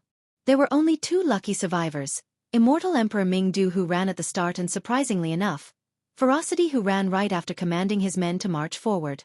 Everyone always brought up his arrogance and love for battle. This didn't seem to be the case. Is anything true about Ferocity's reputation? Many wondered. They heard about how he would always fight regardless of who the opponent was. Now, he seemed more like a coward who would run at the first sign of trouble. They had more sympathy for Immortal Emperor Mingdu who did the same. After all, despite being an Immortal Emperor, he remained humble and polite throughout the conflict. In fact, there was one other survivor, Zhu Xian'er. She didn't actively antagonize Li Qie, and even stood on the sideline after her Immortal Piercer was taken away from her. Her merciless reputation couldn't be questioned for she had proven it many times in the past. However, she didn't try to seize her weapon back and remained a neutral observer. The truth was that she really wanted to teach Li Qie a lesson. Alas, she was suppressed from the very start. Immortal Piercer had never failed her before, always capable of sealing the fruits and the true fate. This allowed her to kill conquerors and Dao lords. The issue was the difficulty in controlling it. Ever since her Dao debut, Immortal Piercer has been her primary weapon. Despite training with it for so long, sealing an opponent at the start remained challenging. Therefore, she exercised caution despite possessing this unbeatable weapon. Using it meant expending a considerable amount of energy and vitality. Moreover, she lacked true expertise, unable to focus on both offense and defense. If she could master it just like Li Qie, she would be able to fight apex cultivators such as Supreme and all things Dao Lord. After witnessing Li Qie in action, she started wondering whether he was the original master of the weapon while she had only picked it up on the street afterward. Thus, she knew better than to attack him carelessly lest risk dying to her own weapon. This was proven to be the correct choice since he had no interest in Immortal Piercer and tossed it back to her. She stood there in a daze after catching her beloved treasure. Everyone in this world desired Immortal Piercer due to its frightening offensive ability. Nonetheless, fear prevented most from maneuvering against her. Li Qie, on the other hand, didn't give a damn and tossed it away like a piece of scrap metal. She didn't know how to feel about the situation, whether to feel insulted or merely astounded. When you're just trying to make great content at bit.ly/3IBFJKV. The remaining members of the crowd couldn't believe this outrageous act of generosity. I feel a bit better. Anyone else wishes to entertain me? Li Qie looked around and asked. No one dared to answer. Is this a joke? You killed conquerors and dragon lords just because your mood was foul? Do we have to send you our entire sect to kill for entertainment? The losses suffered just now were serious even for the behemoths such as Heaven, Divine, and Azure. They didn't want to send anyone else to their death.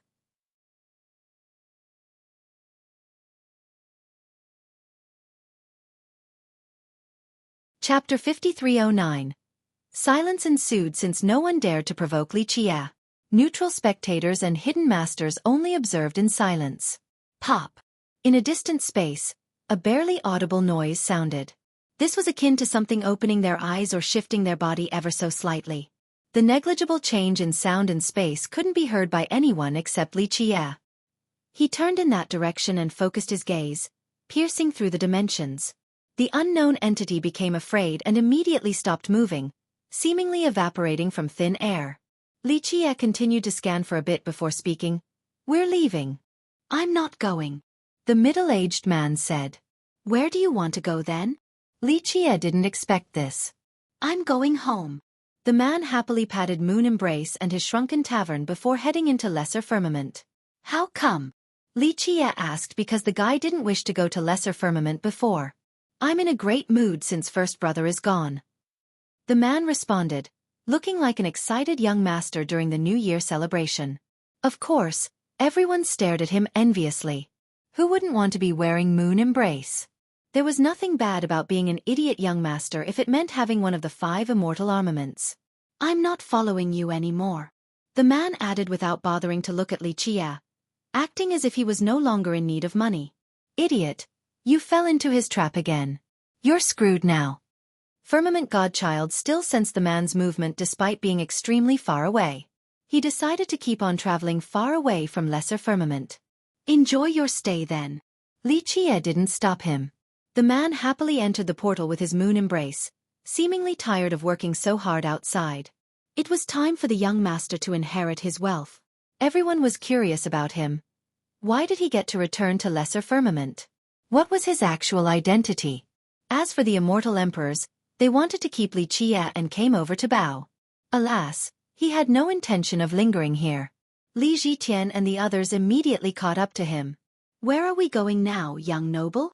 Li Zhitian asked, thinking that Li Qie was searching for something. Just taking a look at something. Li Qie leaped up into the air and opened a portal. Buzz! The group entered and found themselves in a rather bizarre world. Blood seemed to be pouring down from the red sky along with a foul evil energy. Even the vegetation appeared strange and had twisted grimaces. Every inch of the land had been cursed and inflicted with malice, destined to be abandoned.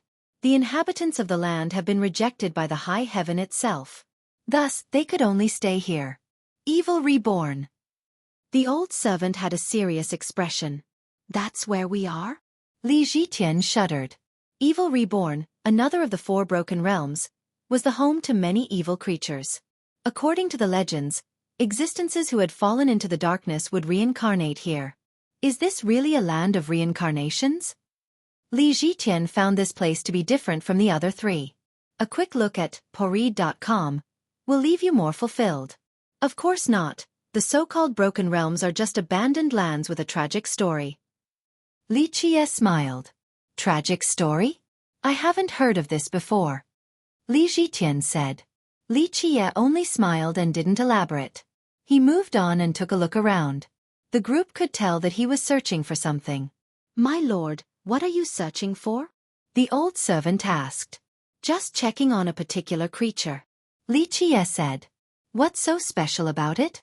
Zhitian was curious. It belongs to a race that shouldn't exist. Li Qie said. A race that shouldn't exist? Zhitian murmured. Li Qie gazed into the horizon before answering. A madman was cursed, taking everything else down with him. The race that was created. The old servant had more information regarding the elusive tales.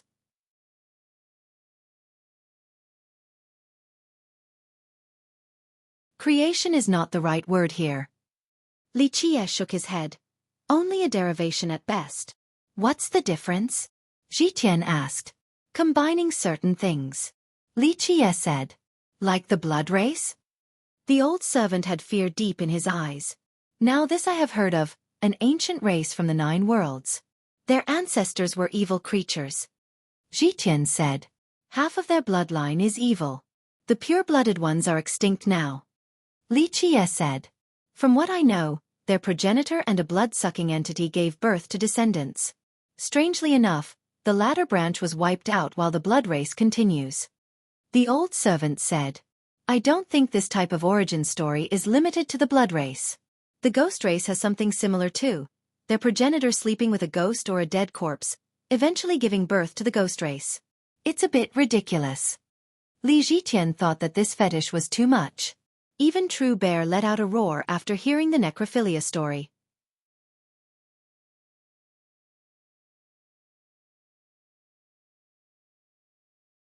Chapter 53:10. The ghost and blood race remain to the present. However, their origin consisted of numerous tales and speculations. No one could verify the truth at this point, so they were used for the sake of gossiping and storytelling in tea houses. As a member of Imperial, Li Zhitian enjoyed a rich education.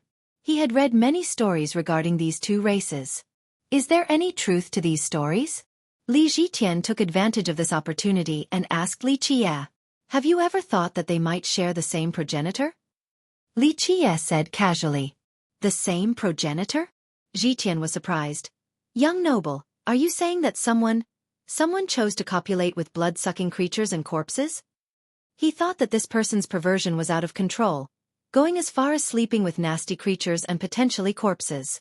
Although cultivators at the apex were unbound by trivial matters and conventional perspectives, this was still a bit too much to accept.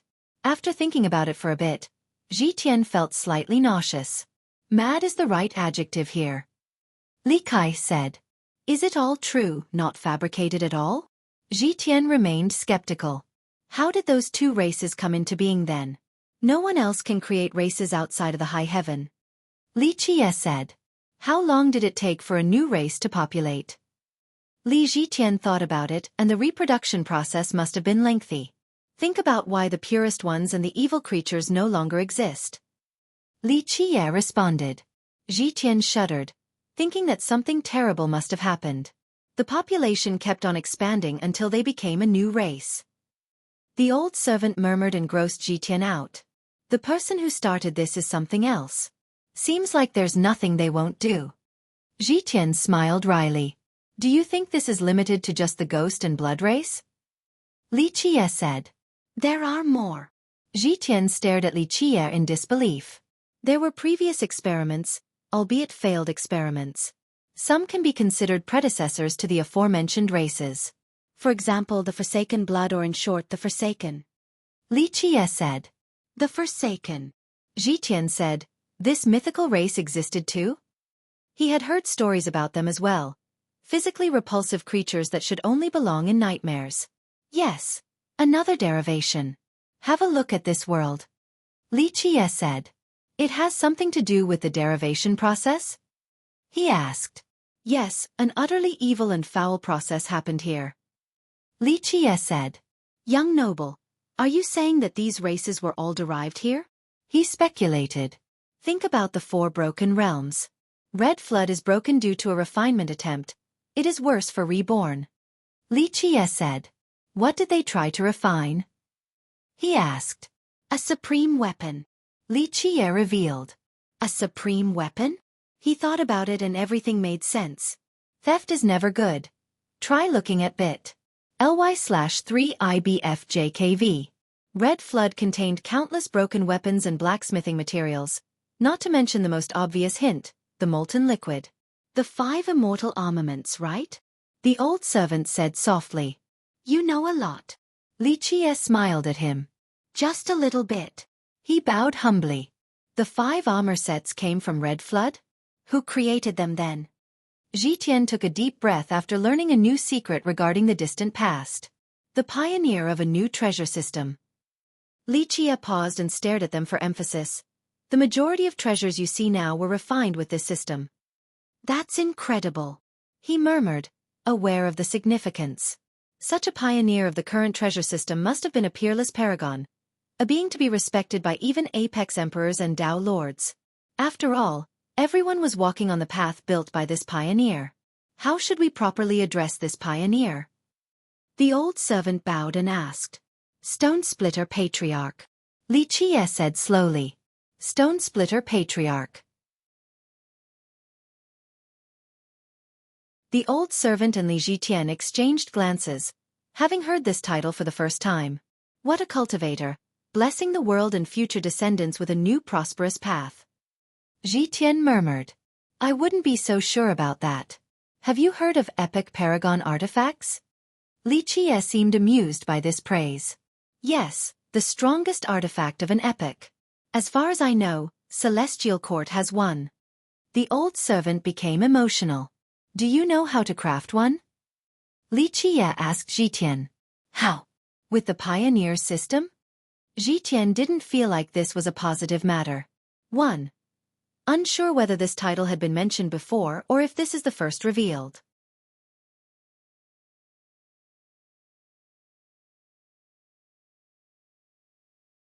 Chapter 53:11. Li Qie gazed into the distance and said, the process of crafting a paragon artifact is awfully cruel, usually requiring burying the entire world. The entire world. Li Zhitian became emotional after hearing this. He imagined the sacrifice needed in order to craft such a weapon. True bones. The old servant murmured, revealing his rich knowledge of history. Impressive. Li Qie praised. I've only heard of it by chance, not strong enough to actually verify it. He said humbly. Well, did Stone Splitter Patriarch craft an epic artifact? Zhitian couldn't help but ask. It's easier said than done. The crafting process requires perfect circumstances. Certain things are forbidden by the villainous heaven, hence abandonment. Li Qie smiled. The 4 broken realms were abandoned. The old servant understood. Too many evil things have happened in these places, so they were buried. However, the great calamity changes the landscape of the world. This hidden history will resurface in due time. Li Qie added. Zhitian learned many new things today regarding the broken realm. This was certainly outside of his expectation. What about Ultimate and Perish? What happened there? He said with a soft tone. Li Qie only stared at him and didn't answer. Each realm represents a lord. The old servant elaborated after gaining insight into these legends. That's indeed the case. It's just been too long for people to know now. Li Qie said. So 4 lords who created the broken realms? Zhitian asked. Epic lords. Li Qie gave a short answer. Zhitian took a deep breath since these beings were far above dragon lords and conquerors.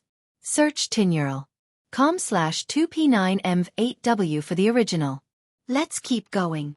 Li Qie started walking. Young noble, what are we searching for? Zhitian asked along the way. An incomplete product. Li Qie said. How is it incomplete? He asked. Do you know what the most successful race that has been derived from reborn is? Li Qie asked with a smile. Either the blood or the ghost race. He thought about it for a bit before answering. They are indeed successful and accepted by heaven and earth. However, there's not much ingenuity or newness there compared to a particular race. They are feared by all and hated by the heaven. Li Qie shook his head. What is it? He asked. Li Qie's smile disappeared as he revealed the answer.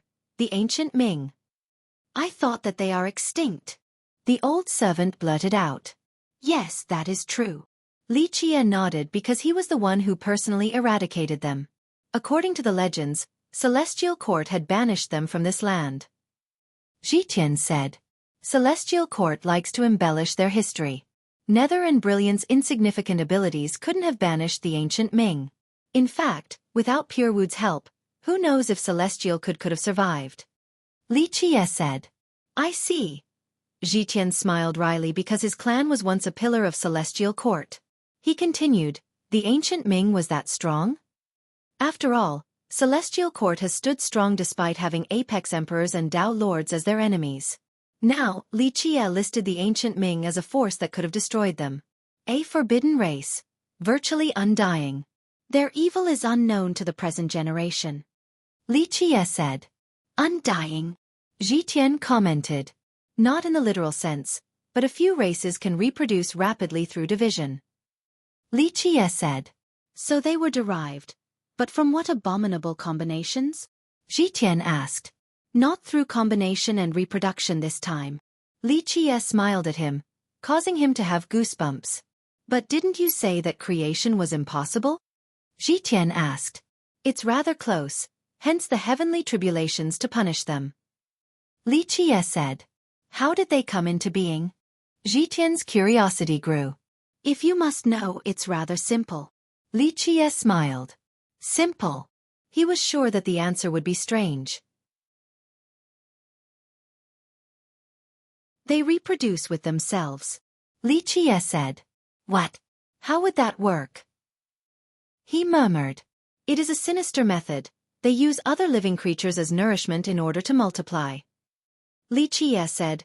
Thus, in order for them to survive, they must act as parasites among the other races, growing stronger and multiplying via devouring.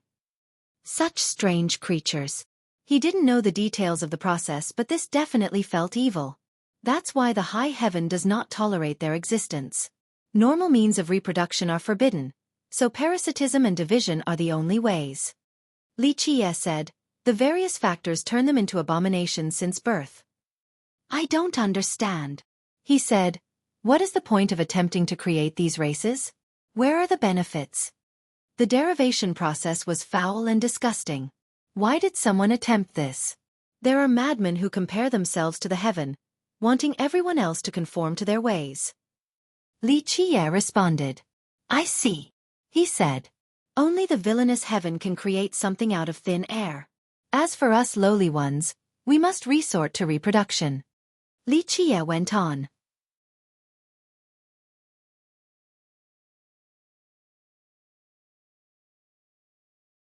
Chapter 53:12. Crazy indeed, no, it's utter madness. Ji Tian concluded. There's a thin line between genius and madness. Li Qiye smiled. It's best not to be a genius then. He let out a dry smile. Well, don't worry, you're not a genius compared to the mad ones, just a regular person at best. Li Qiye said. I don't mind that at all. Ji Tian wasn't offended by the remark.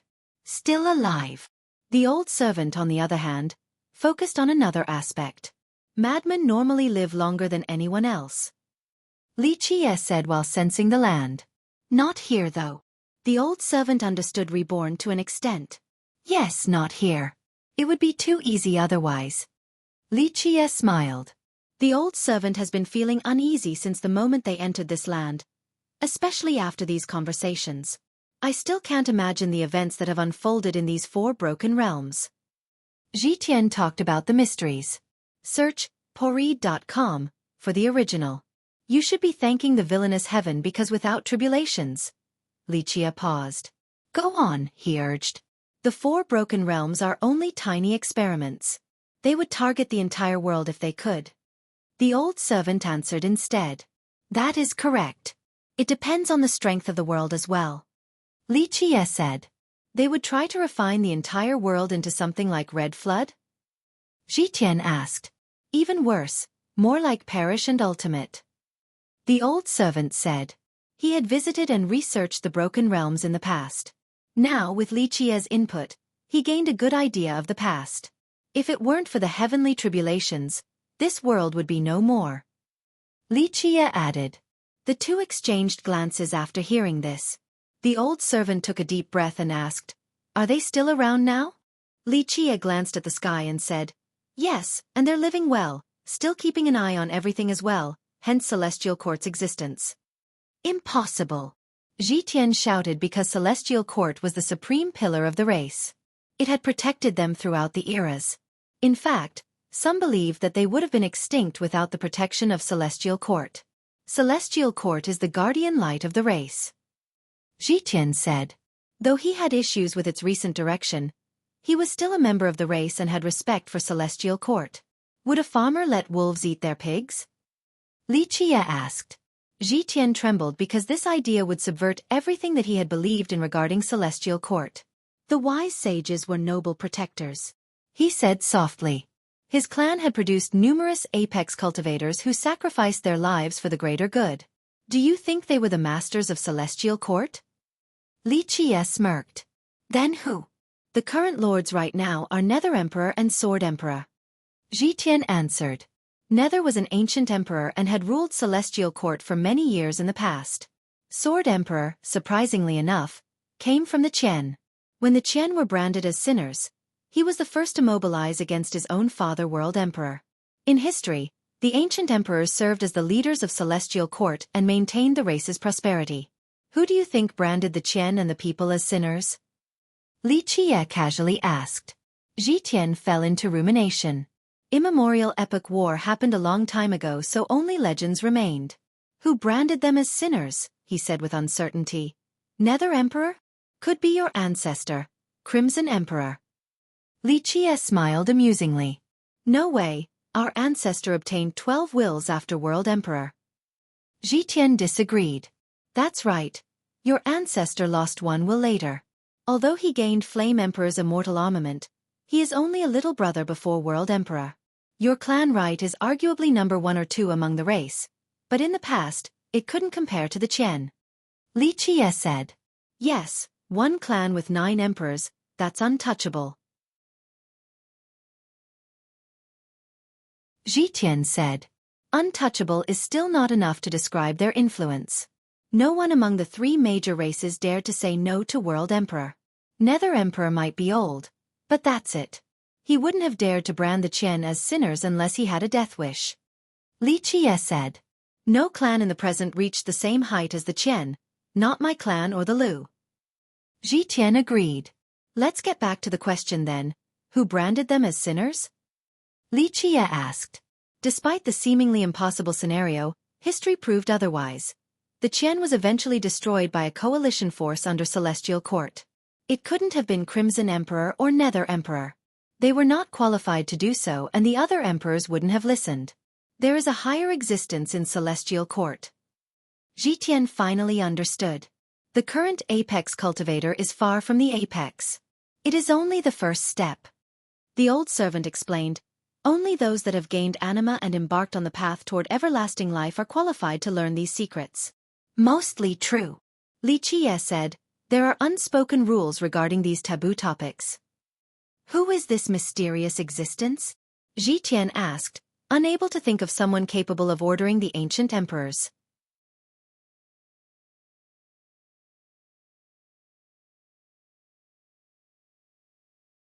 Chapter 53:13.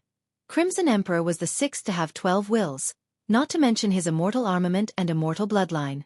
He stood at the pinnacle, whether it be the past, the present, or the future. It would be shocking for the world to find out how he had to obey someone else. I can't imagine such an existence. Ji Tian murmured. An ancient progenitor. The old servant once held a high position, and had talked to the upper echelons of Celestial Court before. I see. Ji Tian hasn't heard of this before. After all, this was definitely a top secret. Where did the Emperor's cultivation method come from? And the 3 grand bloodlines? Li Qie asked. Ji Tian had never thought about this question before. Few tried to search back to the origin. Moreover, even if they did, they lacked the ability to actually do so. This was either due to the erasure of time or a taboo aspect. Perish. The old servant answered instead. Oh. You know all the secrets, it seems. Li Qie was surprised to hear this. For the full version, visit poreed.com. I am only displaying my slight skill before a true master. It's just that I visited Perish back then after receiving some guidance and figured out a few things. The old servant lowered his head. Perish is the answer? That's the source of the Grand Tao for the ancient emperors and monarchs? Ji Tian became emotional. That is a place where everything returns to the void. My lord, it's due to refinement, right? The old servant asked. That is correct.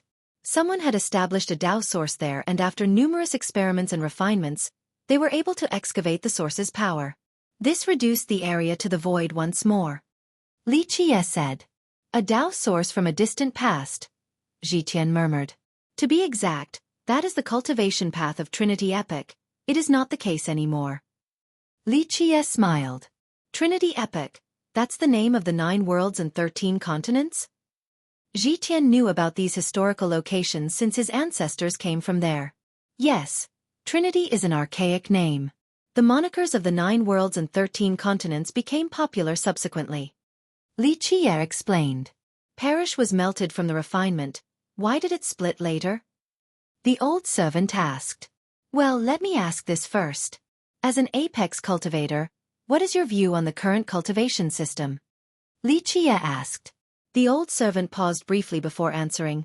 Obtaining the 12 fruits to craft an immortal avatar. Next comes anima for the sake of everlasting life. And back then? Li Qie inquired again. The heavens' wills, 12 of them. The old servant answered. Why did it stop at the heavens' wills? Li Qie asked. The old servant took a while to ponder the issue this time. 12 wills or 12 fruits, that's not the end pursuit of the Tao path. Li Qie continued. What is it then? Ji Tian asked. Anima. Li Qie responded. Right, either path will reach anima. The old servant said. Anima, or the true self, is there at the initial inception. However, the chaos of life prevents people from seeing it. Cultivation is only a way to circumvent the chaos, whether with 12 wills or 12 fruits. Li Qie said. I understand. The old servant realized something. Back during the of the emperors, the anima was not allowed to be seen. Your guess is correct. Li Qie said. Unfortunately, no secrets can be kept forever. Some couldn't help but continue the search. Of course, as long as anima is real, which it is, they will come across it eventually. So that's the pathway to everlasting life? Zhitian asked. The world has yet to see true everlasting life. Li Qie stared at him and earnestly responded, but without anima, there is no point in even talking about everlasting life and immortality, akin to trying to fetch the moon out of the sea or looking at the flowers through the fog. Our cultivation system has all of that right now. What prevented the past from having the same privileges? Zhitian asked. It was separated from the start. The old servant had spent time in parish and understood the differences. There is still a long path after obtaining anima. Nonetheless, there is hope for everlasting life with the slim possibility. Becoming what's known as a supreme overlord isn't impossible. Li Qie said. A supreme overlord. This was Zhitian's first time hearing this classification. Parish was refined and buried in the river of time. The great calamity dragged it out. The one who caused this has a title. Li Qie told the old servant. Please enlighten me, young noble. The old servant bowed. Imperial progenitor of myriad realms. Li Qie said softly. The moment he said these words, something in an abyss was awoken. However, since it came from him, the existence didn't dare to do anything outside of hiding. Li Qie chuckled after the deliberate provocation, still scanning the world. Alas, there was no response. This was naturally a new title for Li Zhitian. For him, reaching the apex was hard enough. However, these legendary beings known as supreme overlords were still higher than apex emperors. An emperor and a progenitor. The old servant said. That's one way to put it. Progenitor first and emperor later. The Tao was split and anima could no longer be seen. Li Qie nodded. I see. All of the old servant's questions regarding parish have been answered at last with the help of Li Qie. Moreover, he gained a deeper understanding of celestial court. In the past, he was formally invited but didn't know much about this power.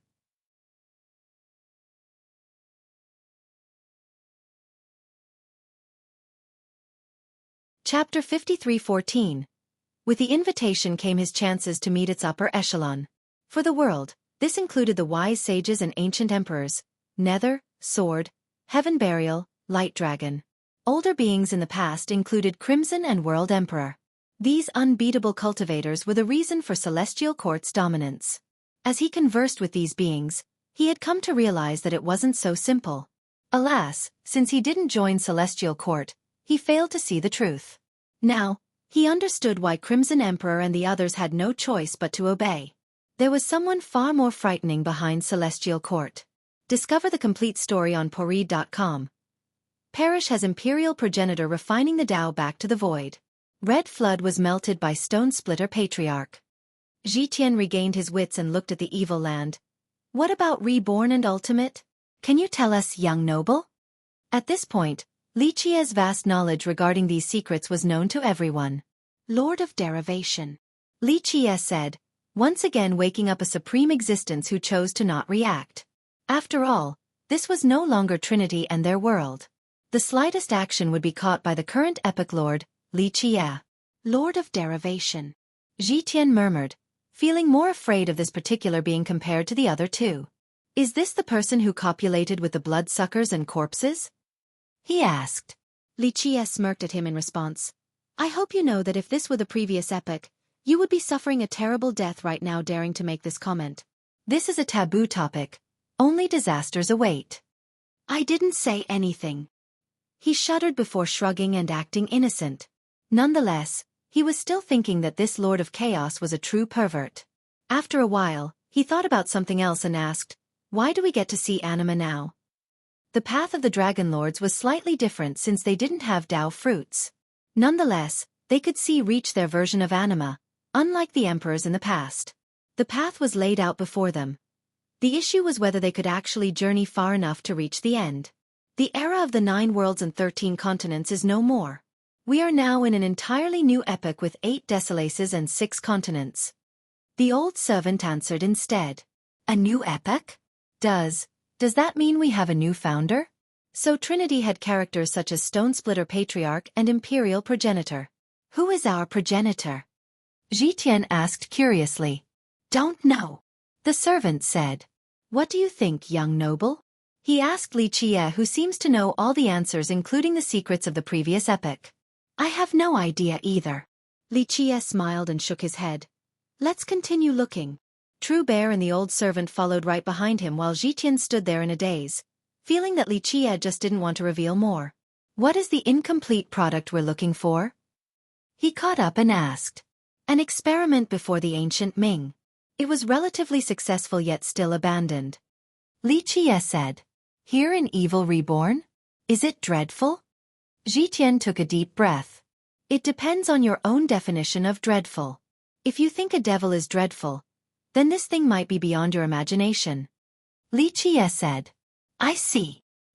He murmured and glanced over at the old servant for more information. The latter didn't respond. The group crossed through mountains and valleys, witnessing bizarre creatures along the way. In a blood pond, they saw a lump of rotten flesh swimming slowly. However, something else drew near and bony outgrowths protruded from the flesh to kill the victim. The flesh then coiled around it for the slow devouring process. On a plain, they saw one-legged monsters as thin as a bamboo tree, living a borrowed life since they could only find grass for consumption here. What are these things? Zhiqian found that their very existence meant prolonged torture. More failed experiments. The ghost and blood race didn't appear overnight. Li Qie said. So many experiments then. He murmured. Due to the heavenly tribulations for attempting to create life, these experiments are doomed at the start. They can only live here, if you can call it living. Li Qie said. I feel sorry for them. Zhiqian said softly. So they came before the blood and the ghost race. Yes, the difference being that they were created while in the other case, it's just reproduction. Li Qie said. It's no different from laying with a goat. How disgusting. He responded. Watch yourself again. In the previous epic, your ancestors in Celestial Court would have punished you for saying something like this. Li Qie couldn't help but laugh. You're tuning in to the Xueqi's Martial Arts Saga YouTube channel. Don't forget to subscribe and join us on this journey to catch the most captivating stories.